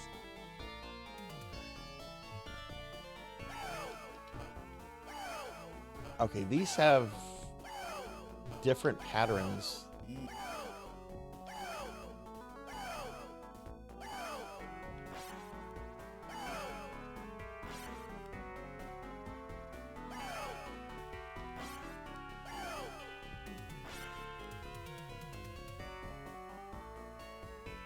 Neon, how are you doing?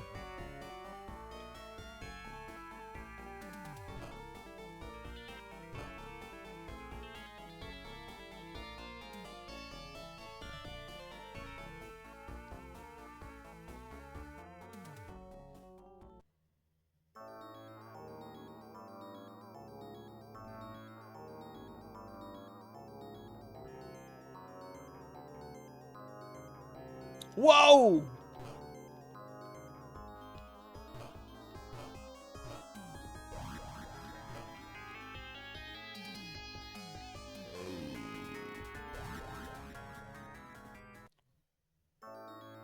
Okay, these boss designs are... I'm already liking them more than the first game.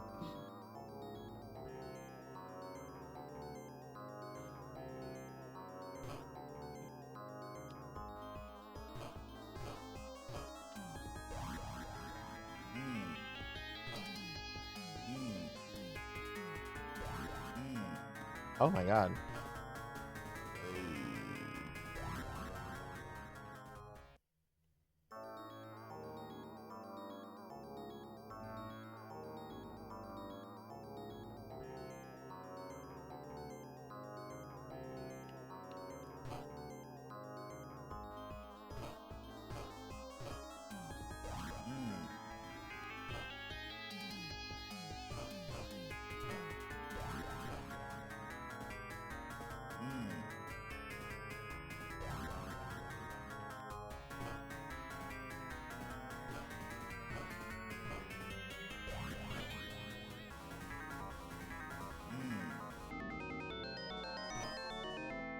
Okay, got him that time. Oh, his eyes exploded. Hey, call me Kixie. Welcome in, Kixie. Good to see you. Good to see you. How are you doing, friend? Can we get a shout out for Kixie? The stench of this foul river is overpowering. I must continue upstream.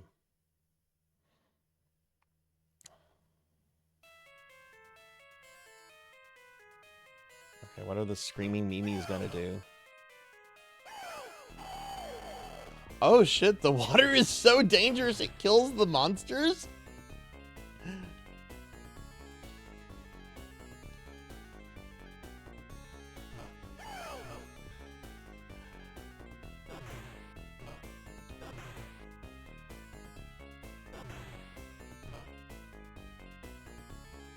gonna try to poke me?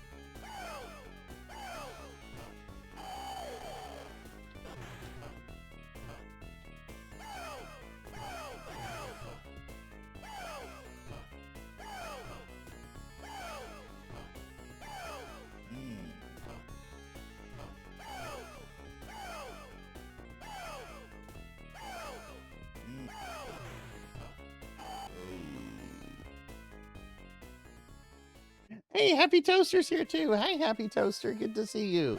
Can get a shout out for Toaster, please. Kixie and Toaster are streamer friends. Really awesome streamer friends. Y'all should check out if you haven't. Welcome in, y'all. Bro. Okay, these screaming memes are very misleading. It's like each one has like its own like type of behavior. Like that one's like really pacifist.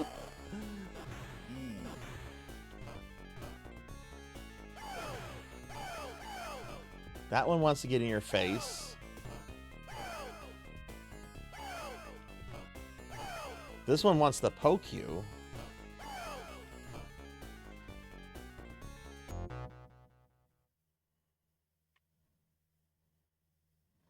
Would have been great in arcades. I wonder why this one didn't get turned into an arcade game. I wonder why it went directly to the Mega Drive of all things. A very unsuccessful system in Japan. Maybe they thought that this had more resonance with Western audiences.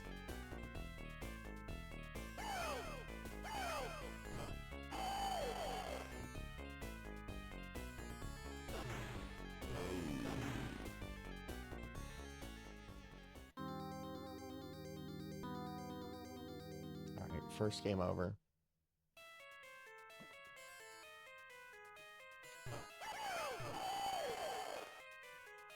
Is that the same scream Michael Jackson does in Moonwalker?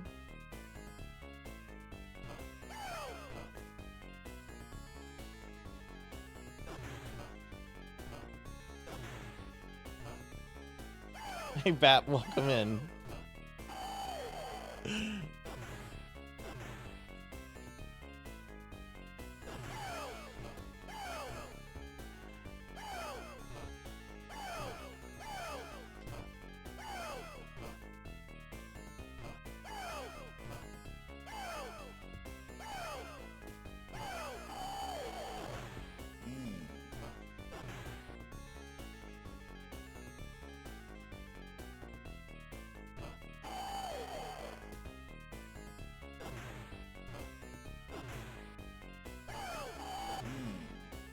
Shit. Okay, this boss, I've seen this boss before. This boss is pretty creepy, if not just grotesque.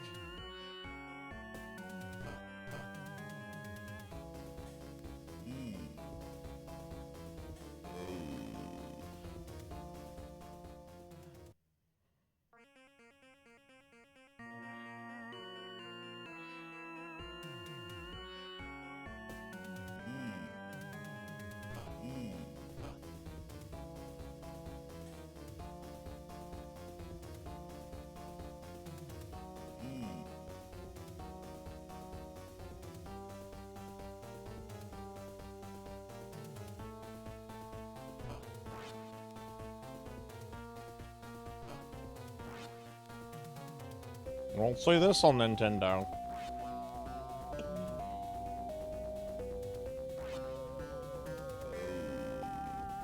The vomit had disappeared. I call foul.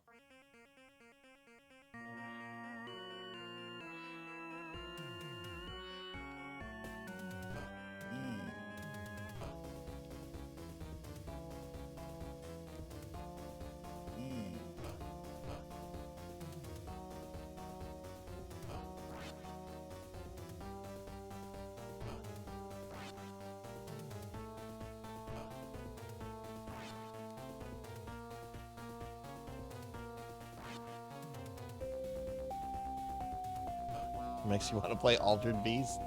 Hell yeah.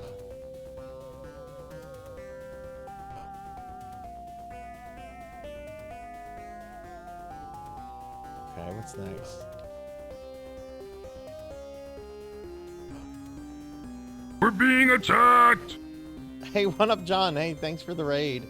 Welcome in, Raiders. Hi, everybody. I'm Sarzac. I'm a retro VTuber. We're doing a deep dive into Splatterhouse tonight. On Splatterhouse 2, I played through Splatterhouse 1 arcade and TurboGrafx earlier, and now we're on the second game on the Genesis. Can we get a big shout out for One Up John? One Up's a really cool streamer friend of mine I've known for several years now. Oh god, what's next? Oh, are they dying? Okay. What is this? Ah! Got blood on my screen. Oh no! Oh, did I die? Oh, no, I didn't.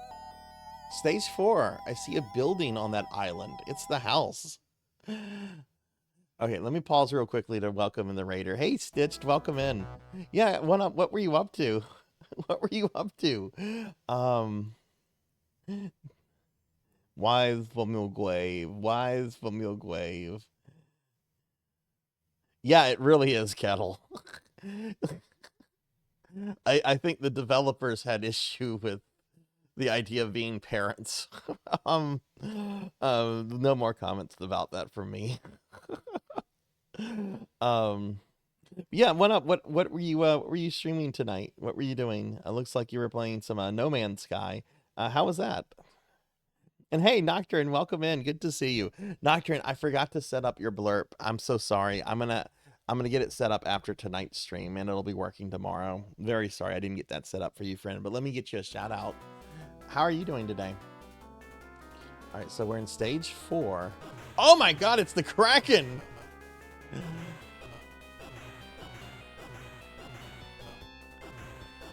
Alright, the levels are more creative, and the bosses are definitely more interesting than in the first game.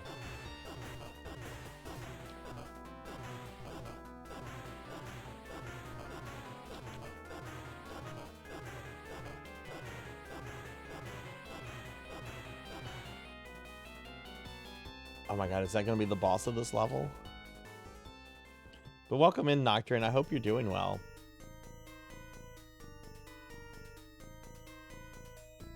What's that? Oh no, it's these goofy zombies again. Okay. Does that mean we have the Necromancer again? Oh no! What? No, my controls are inverted! Oh no!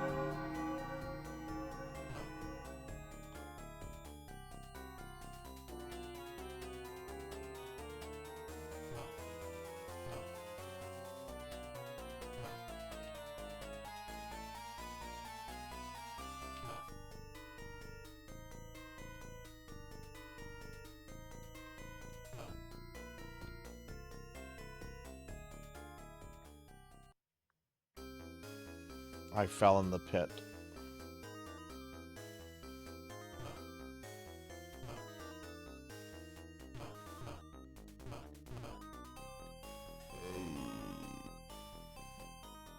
Hey, welcome in, Zeta. Zeta's also another great streamer friend that's coming in. Can we get a shout out for Zeta Zero Snow? Yeah, I've dorked around with the Splatterhouse games over the years, Zeta, but I've never taken a deep dive into any of them. We're on Splatterhouse 2. Oh, I got that dude's head! We beat the arcade original and the TurboGrafx port earlier. Now we're on the second game. The first game, the arcade game, was pretty tough.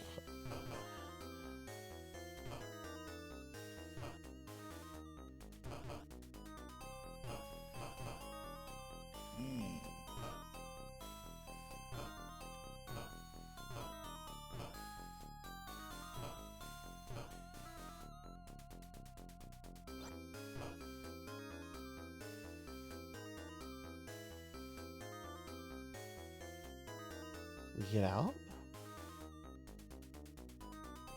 Yeah, I think the first 3 games are playable on the in the remake. Which is the arcade game available in the remake, or is it the TurboGrafx port? Okay, what's this? Okay. Oh shit, he has my slide. Okay. Good night, Gotetsu. Thanks for hanging out.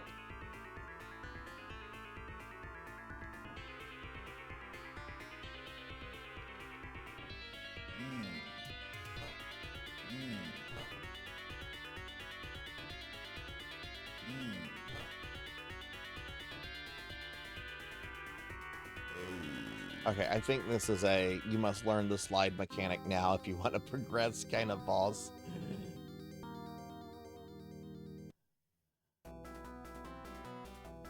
Yeah, I had picked it up for the Wii Virtual Console. I was super excited whenever that came out. I still have that on my Wii.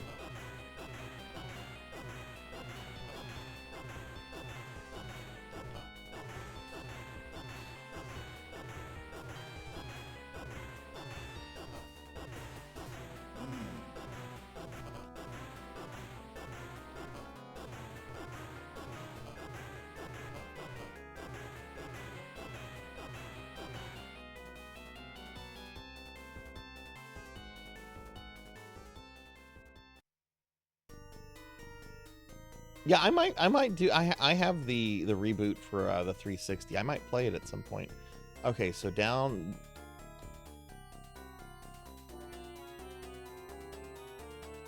Okay, do you press B whenever you land? I think it's when you land.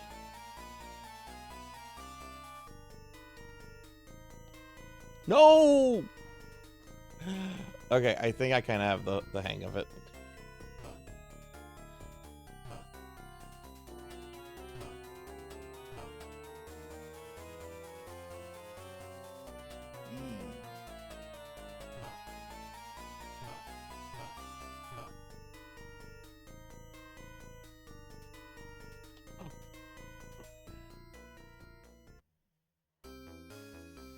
That was frustrating that the controls changed back mid-jump.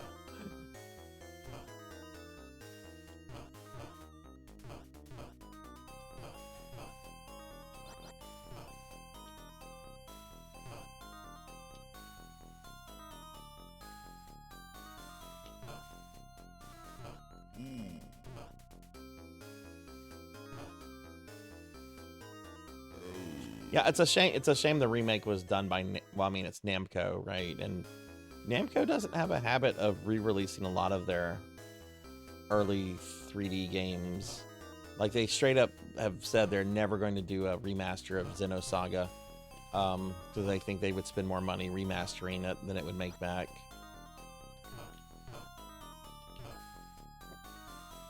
And my understanding is the Splatterhouse remake was not very well received.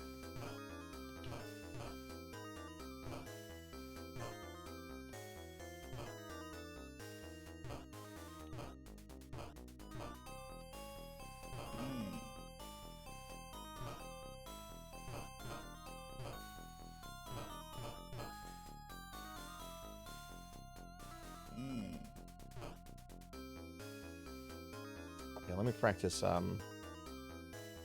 right, so you jump, you hold down direction, and then when do I press B? Do I press B before I hit the ground? No, maybe it's when I hit the ground. Yeah, it's like right when I hit the ground.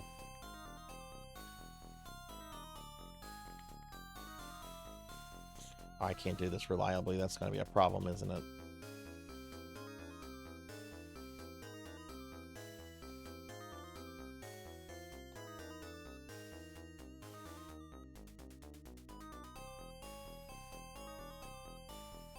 Fans loved it. Overall review sites hated it, citing poor loading and performance. I really liked it. Didn't get the hate. I would love Xenosaga. Yeah, exactly. It was developed by Bottle Rocket, but in 2009, Namco yanked it. Oh, okay, interesting. Namco was always going to publish it, though, right? I can just feel you lock into the camera when that happens. It's the game for you. Nice. Yeah, I heard Jim Cummings is the voice of Rick, which is pretty dope. Hey, Ark, welcome in, friend. Welcome in. Good to see you, Ark. How are you doing? Can you get a shouty for Ark, please?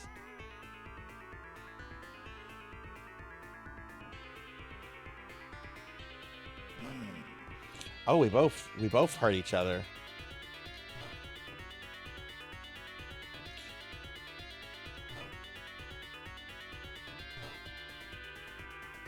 Oh, I don't have to slide to beat him.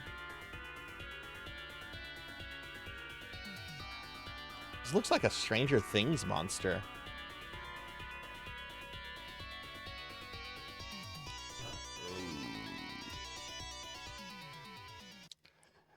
You need to add me to retro achievements then. You need to add me. I also have recently fallen into retro achievements.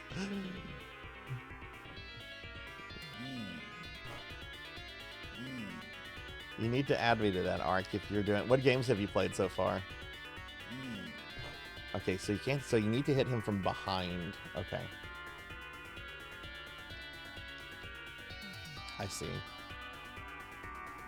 do like little fake outs. Okay, I have a better understanding of the boss now.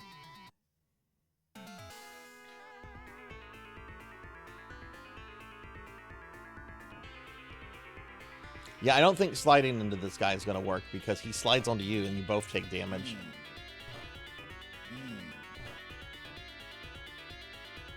I think what you need to do is you need to, like...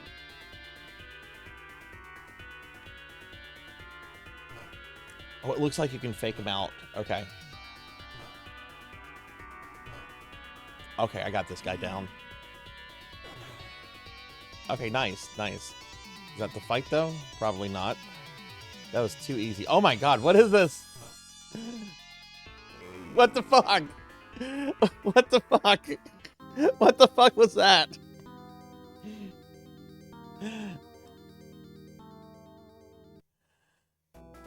Kabuki Quantum Finder, and I'm almost done with Mega Man Extreme 2. Very nice, very nice.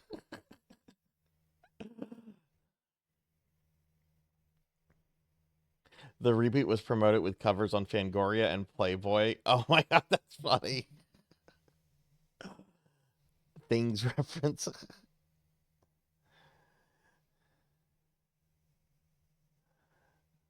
John Carpenter was, yeah. Big Night, I actually read all the spoilers for Resident Evil 9 today. But I don't want anyone bringing up Resident Evil 9 spoilers in the chat. I will delete your comment, and if it gets bad, I will ban you.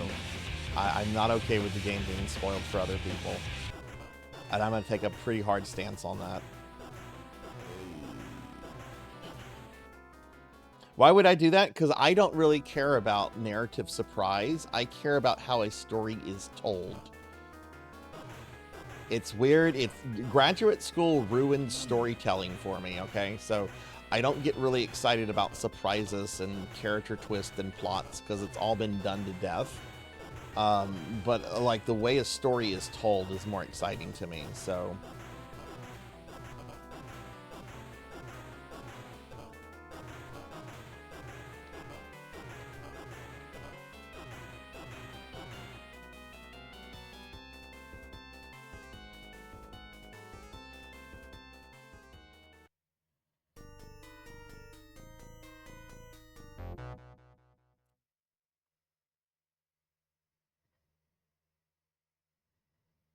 Wonder if it get, yeah, I'd be interested in that arc. Yeah, find out if it's possible and let me know what you might want to play.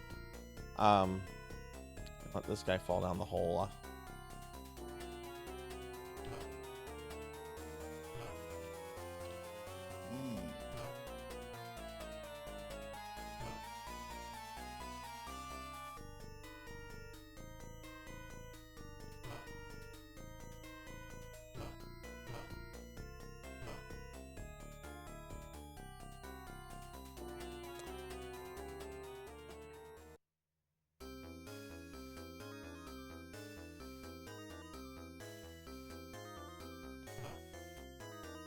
Keep falling down the hole.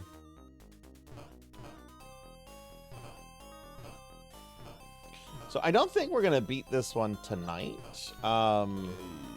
If we don't, we'll come back to this next Spooky Thursday. And start with Splatterhouse 2, and I have Splatterhouse 3 that we can play as well. I don't know what we'll do if I get through both of them. I wouldn't want to start the Splatterhouse 3 remake. That's just too... Is the NES game short and easy, or is it pretty difficult and long for anyone that's played the NES game, not the RPG? Oh, extra life.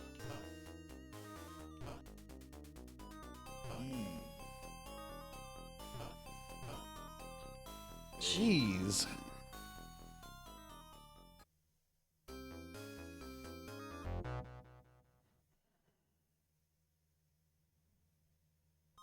Oh my god. Why are they doing a House of the Dead movie? No, no. I don't care if it's a new director, a new direction. No. No, not after the Uwe Boll movies. Just no. No more House of the Dead movies. Just call it Paul W.S. Anderson's zombie movie or something. Don't...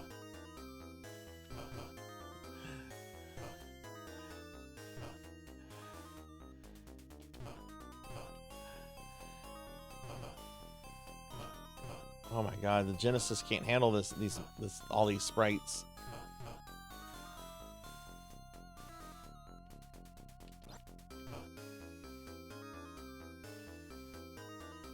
This game is short, only took me an hour or so. Okay.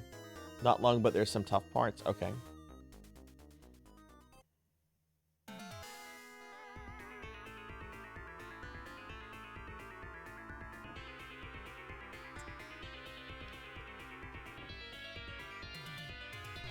So yeah, you fake this guy out. He does his slide. Okay, this is actually not too bad. You just can't touch him. That's the problem. The sprites are pretty big too.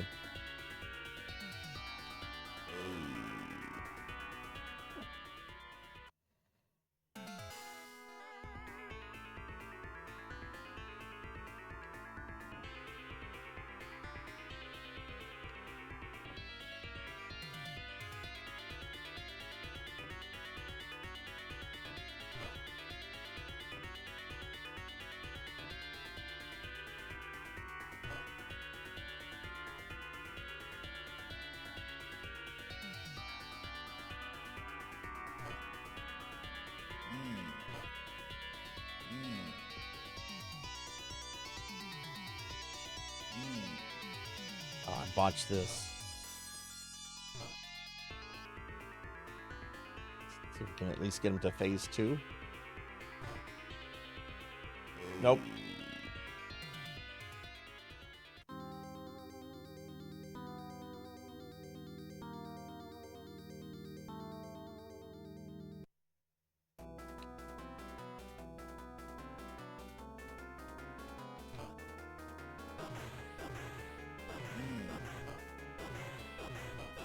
Why don't I get to fight this thing?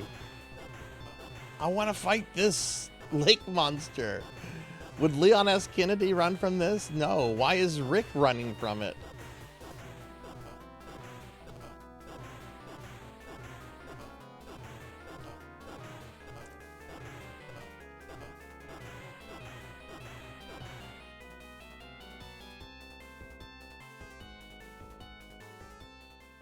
Leon had a boat.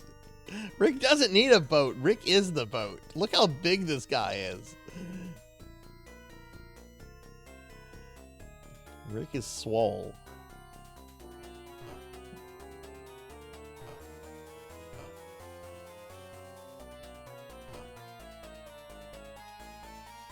Okay, it's the next hole that I fall into that because the controls revert.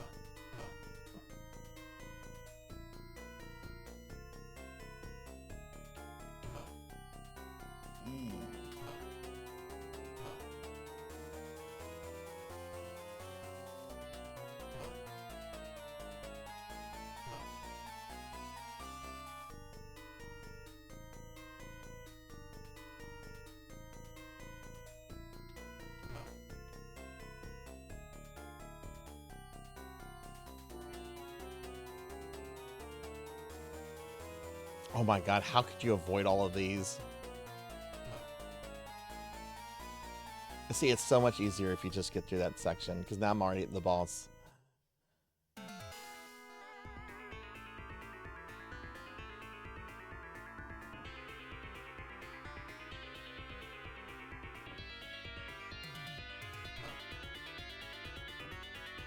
I really like the bosses in this game. They have been really cool so far.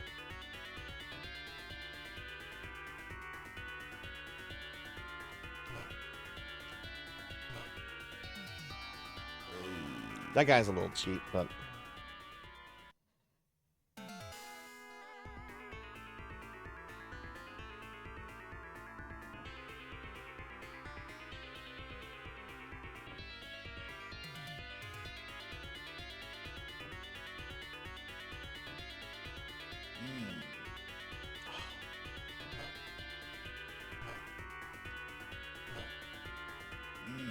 Jeez. Oh, he just walked into my fist there.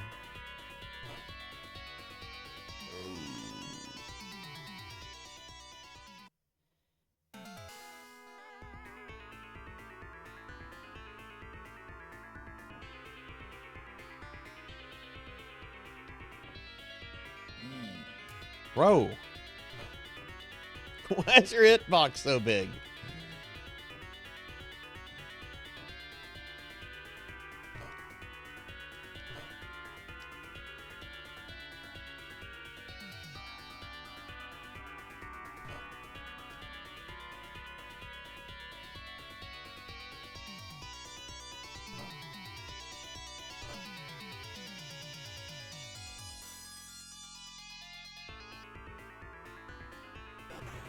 Okay.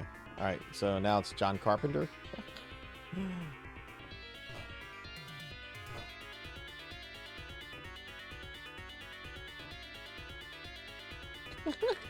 How long will they keep this up? Who's going to change first? Who's going to change first, Rick or the monster? I think the computer is.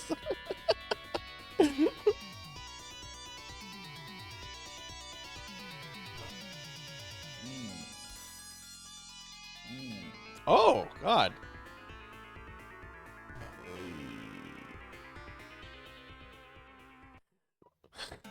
Maybe that's where it wants you to learn to do the slide.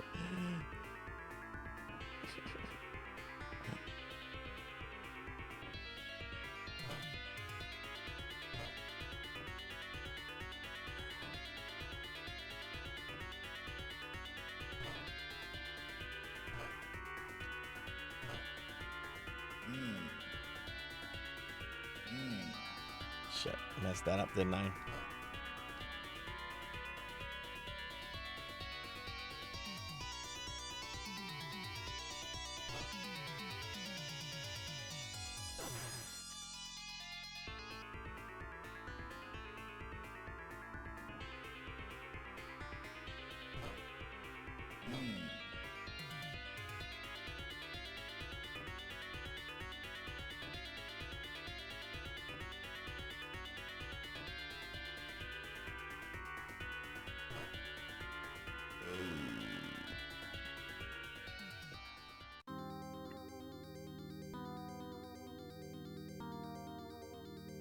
You can't carry a weapon. You can't carry a weapon into the boss fight. So I think the safer route is the upper route because it's just shorter. But if Rick has a weapon, he'll drop it whenever he gets to the exit of the bottom part. The only weapons in the crypt too are the zombie heads, which are just a one-time use item.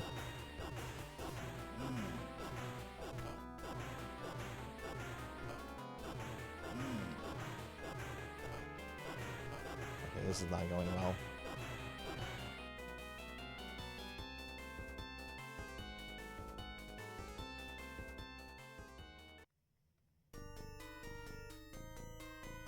Yeah, we're definitely going to be coming back to this next week. I would like to try to beat this boss tonight, though.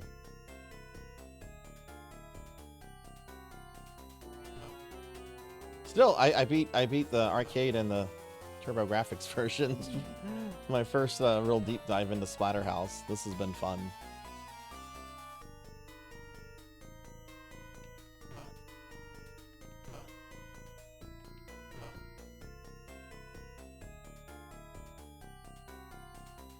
Oh, wow, that was close.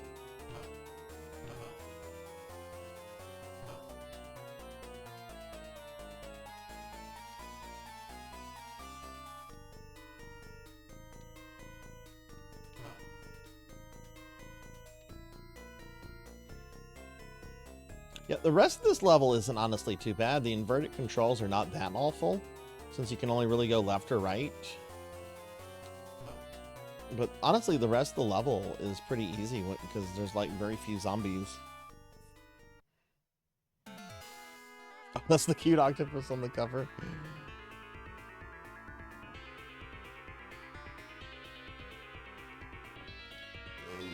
Oh my god.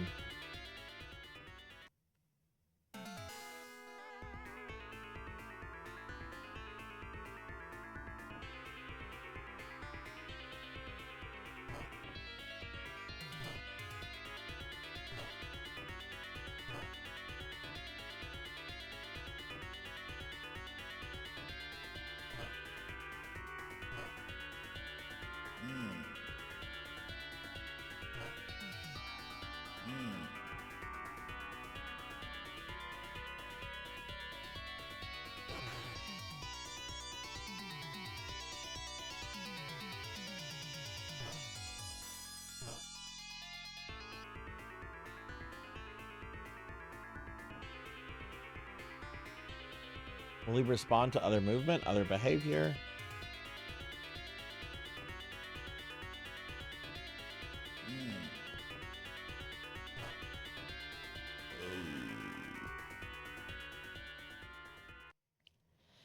Okay, so I think when he's in phase 2, I think whenever he's like stuck and not really moving, I think I probably need to do a slide and hit him with the slide.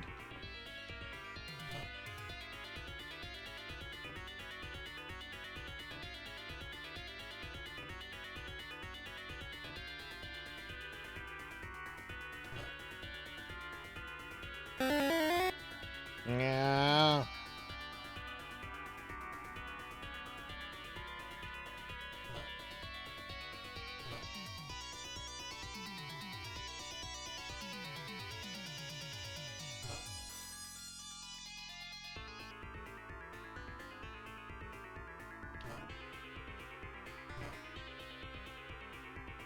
Okay, no damage on the first phase that time.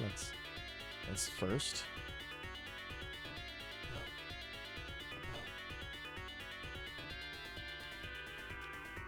Okay, I'll see if I can do this.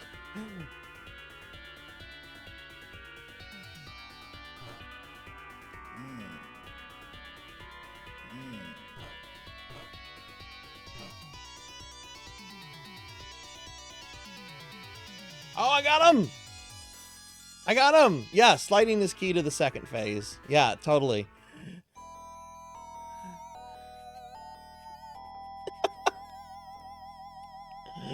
Okay, I have to add that. Let me add that real quick. I'll do whatever it takes to save. I didn't see what the name of the level is.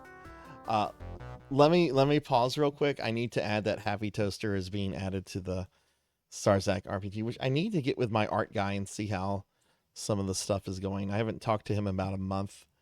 Okay, let's see. Sarzac RPG files, named assets. Let me pull this up real quick.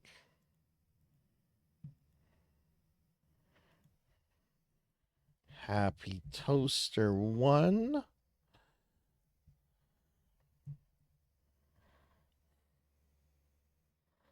And let's see, what did Toaster say? Completely ordinary piece of toast. A completely ordinary piece of toast. You got it, Toaster. Oh. You forgot what you asked for? I can tell you real quick. Let's see, Renegade. You would have redeemed that a while back. Okay, yeah, you redeemed that last year. An NPC. So you'll be in there as an NPC somehow. Kyra, thanks for the hydrate. Okay, cool. We made it to the next level.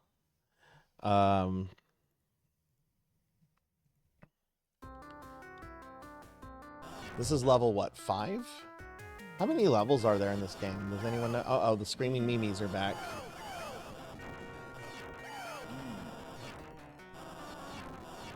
Oh no, it's...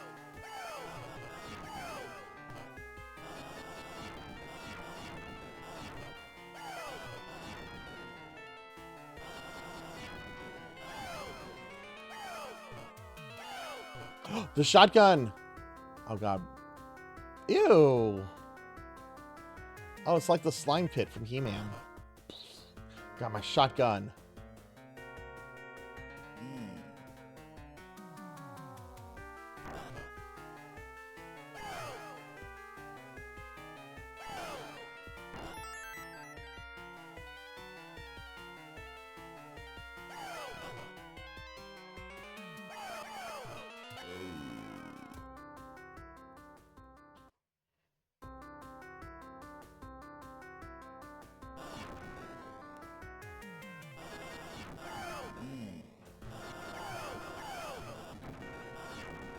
Would somebody look up to see how many stages there are in this game? I kind of might just beat it tonight, maybe?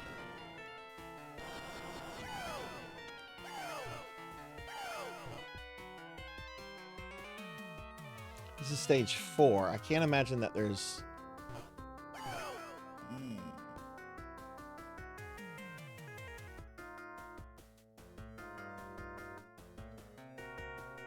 Eight, okay. So one more from the last game. So we're halfway through it. We'll see.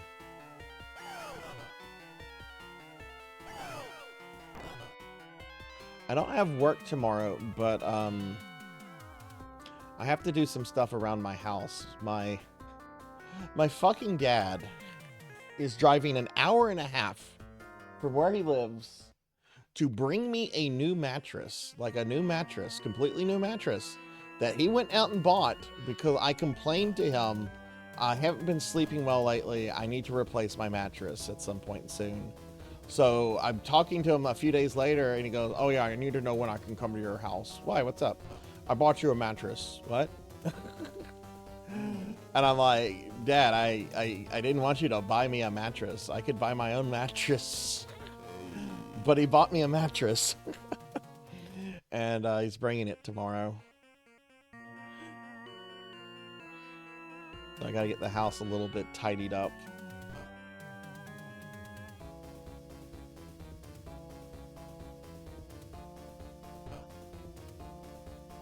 I know he's gonna want to go to my bedroom to help set it up, and I've got some very risque art in my bedroom that I'm gonna need to move.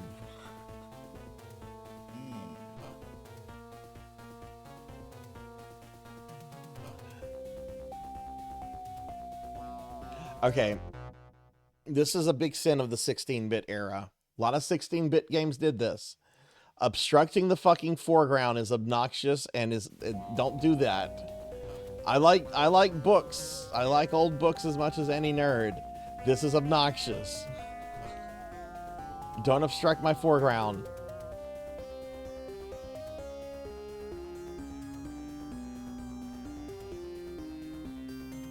All right, did we get to the boss? Oh no, it's the Xenomorph! That's on the cover! That one's gonna come out. This is like the whole... Oh! Oh, it's just a screaming Mimi.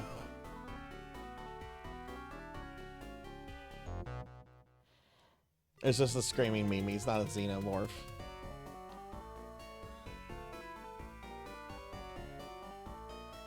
I bet one's gonna come out and like knock me into that pit. Watch. Yep. Yeah, this is just like the mirror hallway in the first game.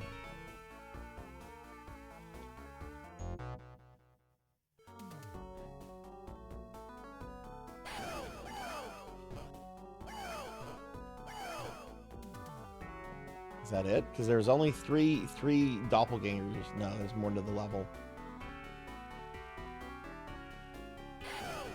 Oh, bullshit! I don't know how I survived that.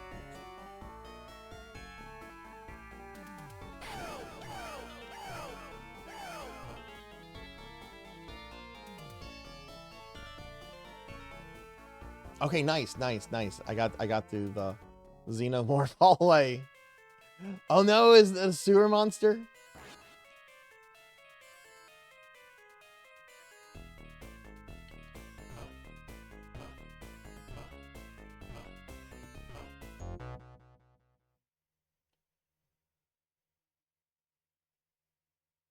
What?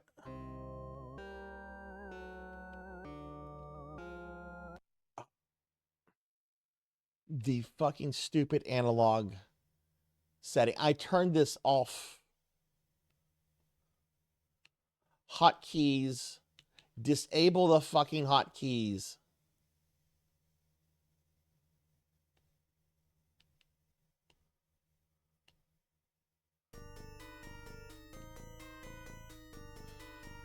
I accidentally used the hotkey on the analog, which is what I'm playing this on, and it accidentally brought up a hotkey and it accidentally reset the game.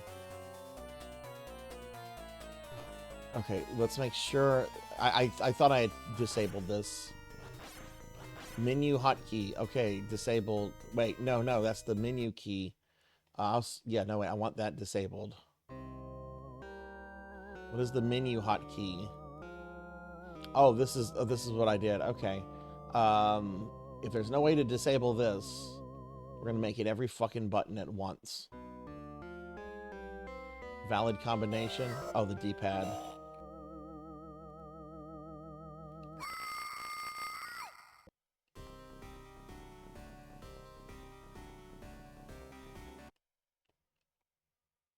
Well.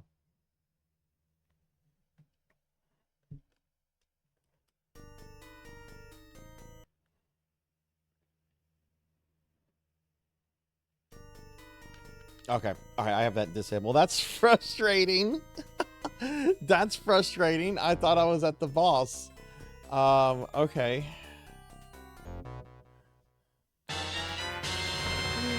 You need to hydrate.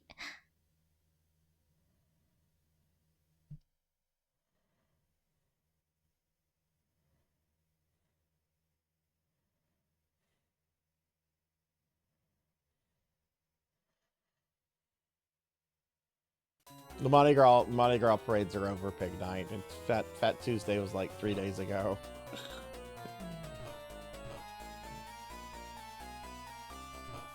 And I don't like it when he does stuff like that. he's still working, yet he's in his mid-70s. He needs to stop doing that and just retire.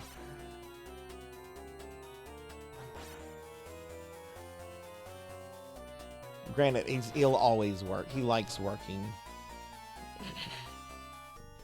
Okay, well, that's frustrating because I just lost all my progress thanks to the stupid analog controller thingy I thought I disabled. I'll just play through the first 2 levels again, I guess. But yeah, it looks like we won't be beating this tonight.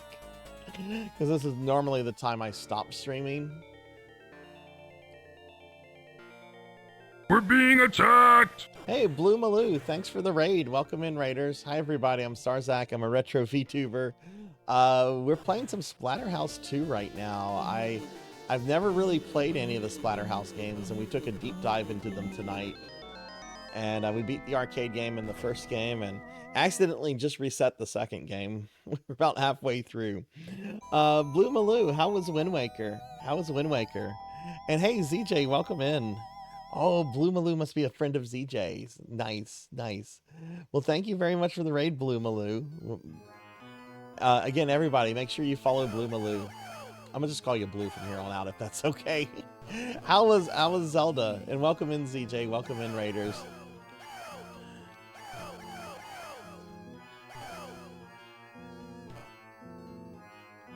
Well, let's just do the first couple levels again.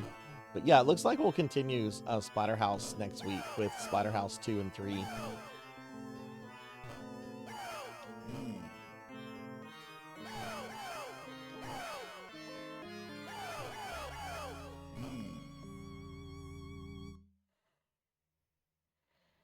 First ever Zelda game. Hell yes. Hell yes. What do you think of it so far?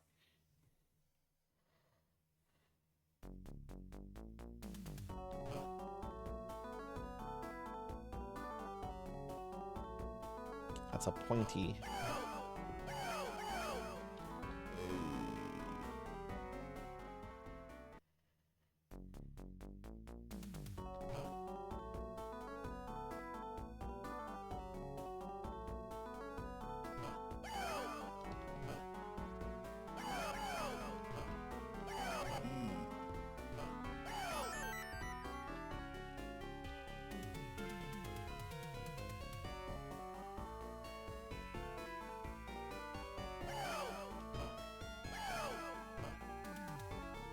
ZJ, have you ever played a Splatterhouse game before?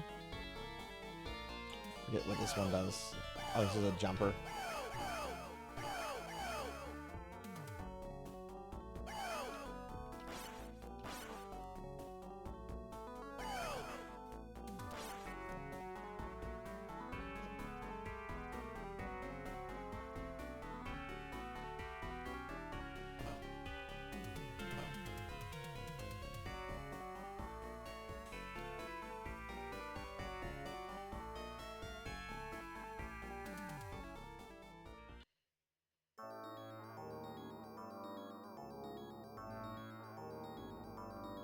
This boss was pretty tough.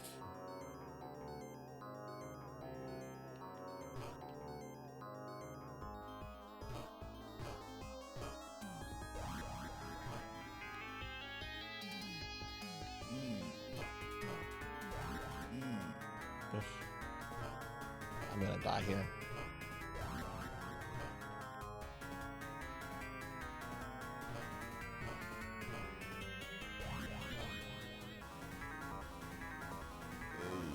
Yep.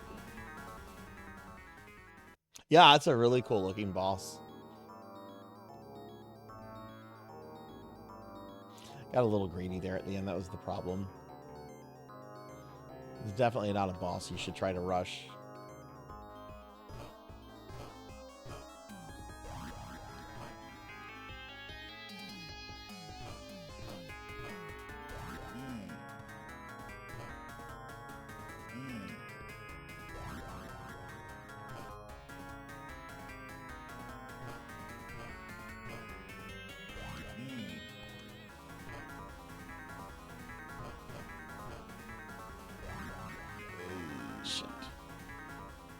Good night, Nocturne. Good night.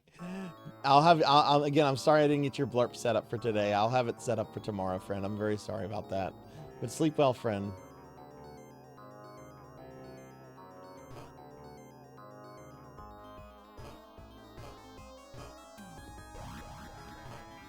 Okay, these are gonna come from behind.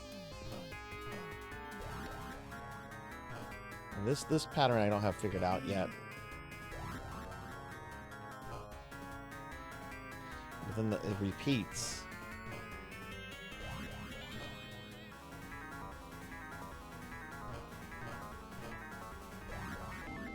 There we go.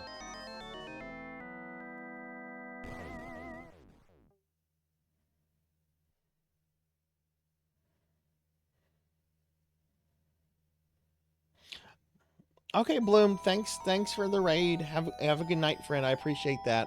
We're actually going to be wrapping things up here here as well. I'm a little miffed. I was more than halfway through the game and then accidentally caused the game to reset. But this is what we're going to do next Thursday, I think, because we're kind of just like waiting for Resident Evil 9 to come out right now. And since we beat Splatterhouse Arcade and TurboGrafx, I think we can pick up next week with Splatterhouse 2. Would y'all like to see Splatterhouse 3 real quickly? I could put Splatterhouse 3 in real fast if y'all like to see that. If you've never seen it, it's very different from this game. Yeah, I have the carts right here.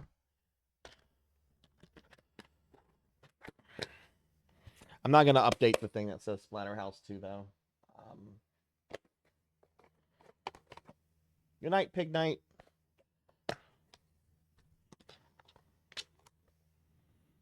It comes out next Friday.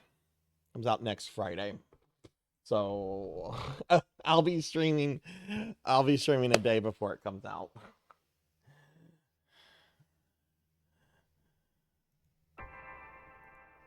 Maybe my copy will come in early. If it does, I'll stream that, but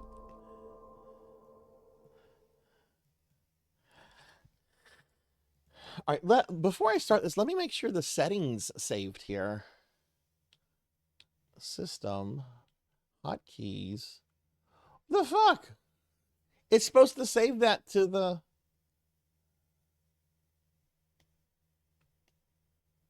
Well, that's the problem. It didn't save the hotkeys from last time. It's supposed to save that.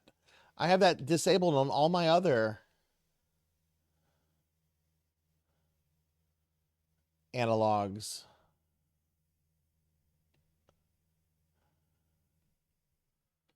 Okay, I'll have to keep that in mind. All right, so this is Splatterhouse 3. This game is creepy.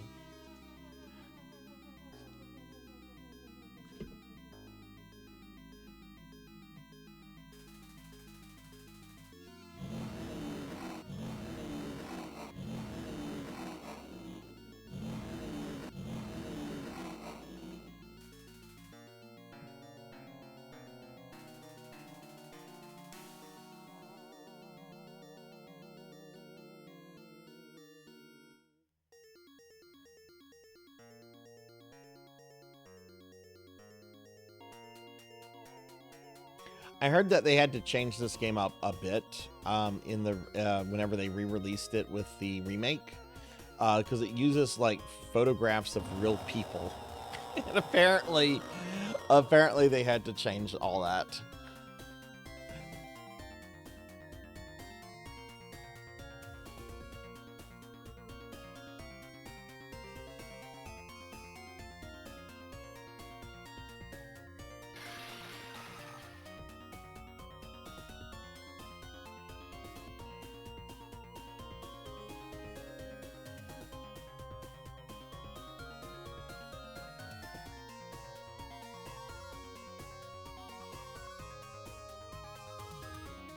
Geez, we're overdoing it with the flashing lights, aren't we?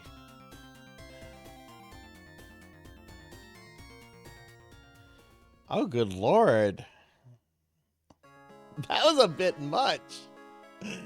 Fuck your census.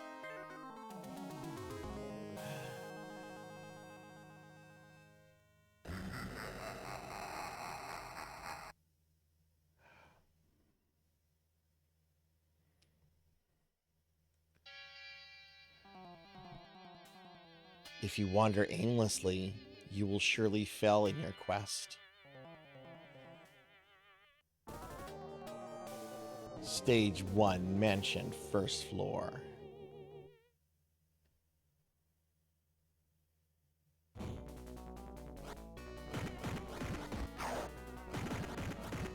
So yeah, you can probably tell immediately, like, it's more of a traditional beat 'em up.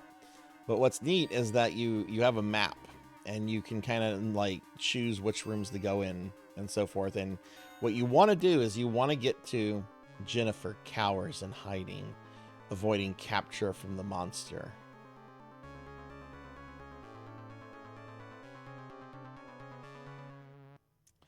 So if you take too long on level 1, Jennifer dies. And there's each level has like a time limit that you have to beat it in. Otherwise, your family member dies.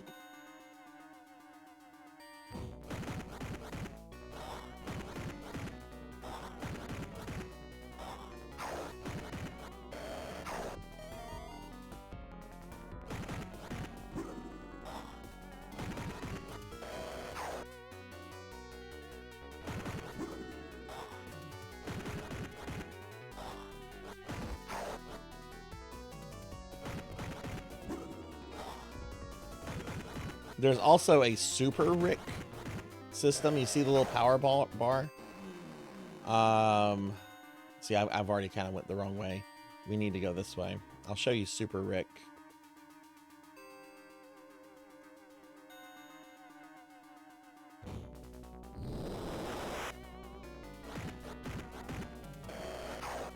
So now he's super Rick.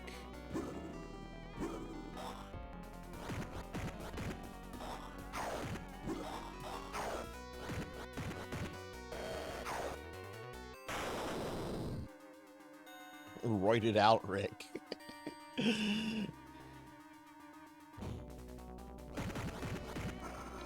I'll just do the first level of this game real quick.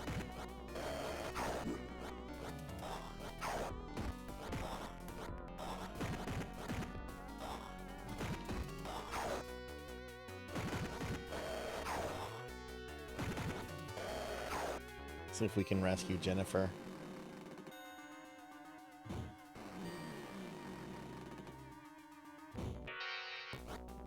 You can't pull the map up when you have monsters in the room.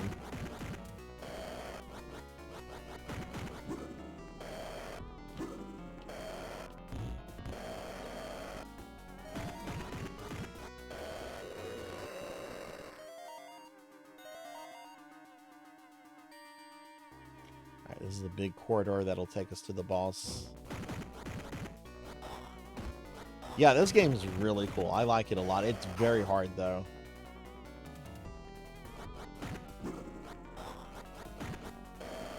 We're just kind of previewing it, Ramses. I didn't beat the second game. I accidentally reset my progress, which was really frustrating. But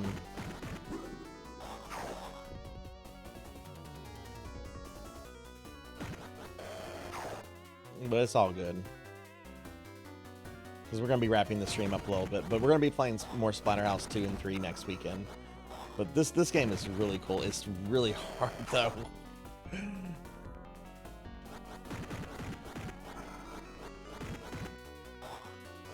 I'm actually glad they changed it up, because I think a Splatterhouse 3 following the exact same formula of the first two would have just, like, that just seems boring.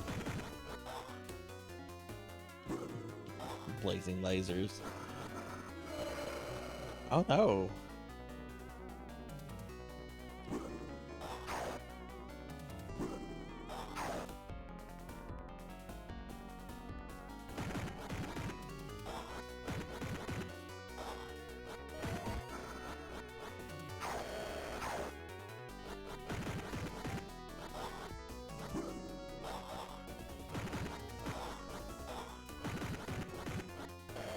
I don't know if I die, if I'm going to lose my power bar or not.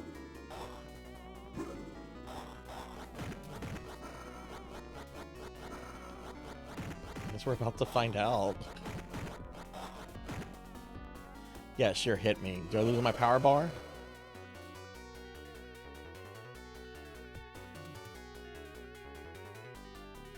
Okay, no, I don't. That's cool.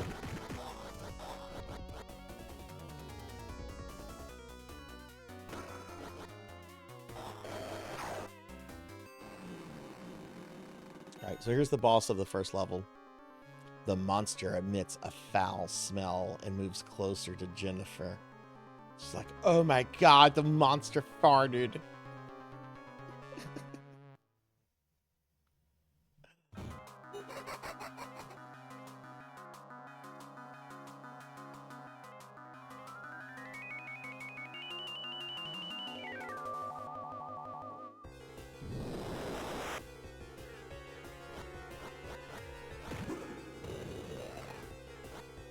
I've got a minute and a half to beat this guy, otherwise Jennifer dies. Cookie! The Cookie's gonna have to wait. I'm trying to save my wife.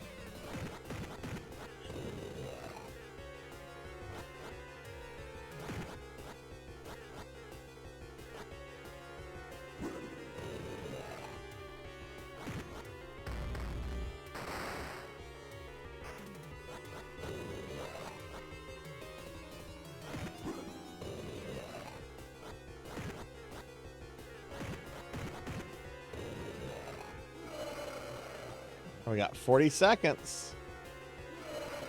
Oh god, if he gets knocked over, it takes so long for him to get back up. Oh, I did it! I did it! Alright, Jennifer doesn't die. At least not yet. Jennifer. Rick!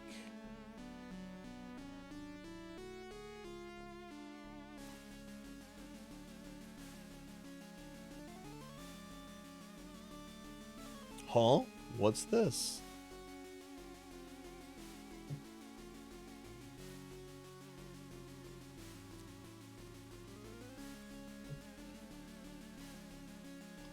It's a boar worm. The evil one puts them in the bodies of his victims.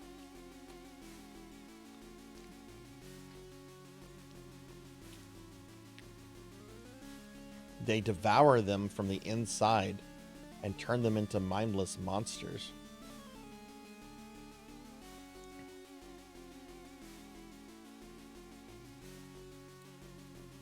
You have to destroy the giant boar worm to stop it. Hydrate.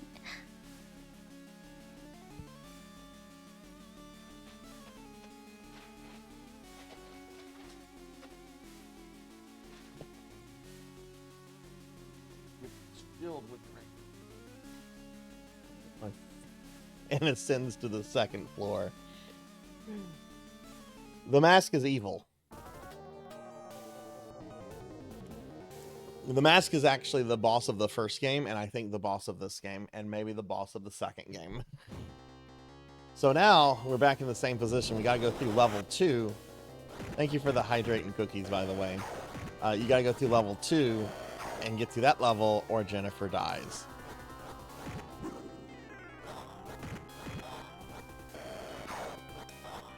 Hey, Bill, thanks for the alert. All right, that's enough of that. We're gonna come back to Splatterhouse next week. I'm gonna try to beat Splatterhouse 2, and if we beat it, we'll move on to this game. But I wanted to at least show this game off to everyone that maybe hasn't seen it before. But this is where we're gonna wrap the stream up, everyone. So let's head over to the library, and go ahead and wrap this up. All right, so here's my stream schedule for the next few days. Friday, we are doing more Ultima 8 Pagan. That stream is going to start at 7 p.m. Central, and I should just have two more Ultima 8 streams left tomorrow and following week, and that should be it for Ultima 8. Saturday, a game we haven't seen on PSO Saturday in several months. We're going to be playing Phantasy Star Universe. Oh geez, there's a typo on the controller because that's not being played on the Xbox 360 or Xbox Series S. That is a typo. I'll need to change that. I don't think anyone cares, but yeah, we'll be doing Phantasy Star Universe at 7 p.m. on Saturday. Sunday, I'm doing a special viewer redeem stream for my friend Pokill the Storyteller. I'll be playing Rusty for the PC-98. Rusty is a really cool, like, Castlevania-esque game. It came out in the early 90s on the Japanese computer known as the PC-98. The art is really incredible art. It's like 90s anime. Just look at this art. This is just like the coolest. Like, this is the actual box art of Rusty. So, very excited for this game. Very excited for this game. And yeah, that's going to be the stream for this week, everybody. So that special viewer redeem stream will be at 2 p.m. Central. So here's a link to my socials. Here's a link to my Discord if you want to follow me on any of that. And we'll be back next Thursday with more Splatterhouse. And hopefully 2 weeks from today, we'll be starting Resident Evil 9 Requiem. So I'm excited about that too. New Resident Evil. All right, we're going to look for a friend to raid out to. I do want to thank everyone that was here, hanging out, chilling, vibing, lurking, chatting. It was a very fun stream. Man, Splatterhouse 1 Arcade was such a hard game. But I really like the TurboGrafx version. That one I'm actually kind of thinking if I want to learn it deathless. Even learning it deathless, I think, would be pretty hard since your life doesn't always fully carry over to the next level. You know, if you've taken a lot of damage, you only get like 1 life back per level completion. And there's no other way to like heal other than that. But yeah, I want to thank everybody that was here. This was a really fun stream. So I'm gonna go ahead and thank a few people specifically, and then we'll look for a raid target. So I'd like to go ahead and thank Amy Azuki for the tier 3 resub for 28 months. Isensayan for the raid, RPG Capper for the raid, Morgs the Rat for the 11-month resub, Dinero Mark for the raid, Kron 151 for the 500 bits, Dark Reaper 6464 for the follow, Natsumi for the follow, Neon Axolotl 7 for the 32-month raid, One Up John for the raid. I'm sorry, a Neon Axolotl 7 for the 32-month resub, not raid, resub. One Up John for the raid, and Bloomaloo for the raid. So thank you for everyone's generosity. Thank you for the follows. Thank you for the bringing your communities here. If you were new to the stream, if you enjoyed yourself, do consider dropping a follow. It's greatly appreciated and it helps the stream grow. But yeah, thank you everyone. Let's before we look for a raid target, let's switch over here. Gonna play our credits, and I'm gonna go ahead and thank my Twitch subscribers and Patreons real quick, and then we'll look for a friend to raid out to. So yeah, Twitch subscribers, thank y'all so much for the continued love and support. It really means a lot to me. And I'd like to thank Kane23, Zero Wise Man, Amy Azuki, Sword Saint Michael, Thunder Drummer, Mother of Dragons 42, Morgs the Rat, Degenerate DD, Rajan Arlix, Silhouette, Melchior Stormseeker, Velociraptor J, Nocturne Dustclaw, Zeta Zero Snow, Pro and Pro Gaming, Kron 151, Beast Hunter 0135, Pokill the Storyteller, Declonus Raxon, Mega Man Dragonoid, Wicked Ryoko, Clickworm, Arlix Lexo, Ting the Mighty, Snuggly Hugs, Queen Veronica 327, More Cowbell, Mr. Popinski, Shy Fox, Fury 1184, Professor Hammerrad, Elvin Sorrow, Pig Dark Knight, Dinero Mark, Tuffymon, Pandemonia VT, Purring Tiger Gaming, Alex Straza, Luna Fox 78, Easy Breezy TV, Akitone, Sheriff Ram, Neon Axolotl 7, Midnight Moonflower 626, Kettle Works AI, Maria Puddingway, Poe Collector 64, Pally Dan, Faxborn, Bahamut Jirai, Poncho Equip, Bobcat Bry, Professor Ramses VT, Zcat Plays Games, Jackdaw 13, Poison Bats, Kid Kites, Galloping Ghosts, Civilian Waffles, Munch Munchy, Turbo Rex, Lantis Greyfield, Darth Elwood, I Don't Like Jello, Finley Fish, Kyra the Mystic, Dark Lord VT, Rocker 57, Captain Anderson 227, Taco Loco, 787, It's Just Bill, Selna, Just the Outlaw, Pizza Maid, Coco G, Hexagon Witch, Snake HDV, Amy Yazuki, Tiger Matic, Galactic Mischief 626, Cryptid Bones, Black Hand of Nod, Not Very Tall, Sir Zur, and Sonya Waffles. And I'd also like to thank my Patreons, Thunder Drummer, Pizza Maid, and Selna for the extra love and support they show on Patreon. So thank you all very much for the love and support. Really means a lot to me. Let's look for a raid target. Who I want to raid? Who do I want to raid?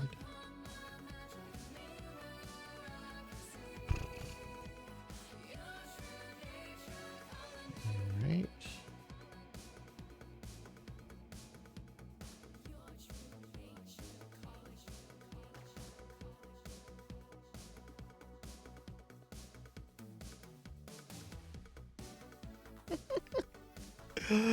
That's a potentially good target. We were actually talking about that game earlier tonight.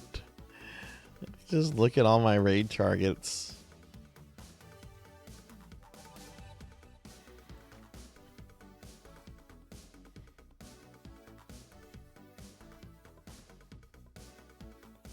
We were talking about Battletoads versus Double Dragon, and Eltriok is playing that. Let's read Eltriok. We were talking about that earlier when we were looking at the Nintendo Power. I think that's a good raid target. So yeah, let's raid Eltriok. No, I want to snooze the ad. We're not gonna run an ad as we raid out. That's silly.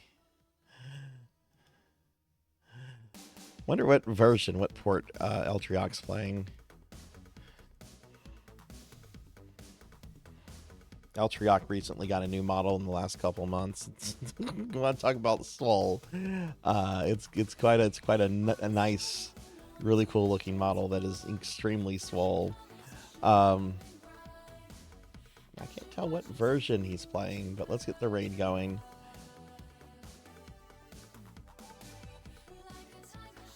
Okay, I'll be back tomorrow with more Ultimate 8 Pagan, everybody. I hope you all have a good night. Take care, be good to yourself, be kind to others, and hopefully I'll see you later. But thanks for watching, everyone.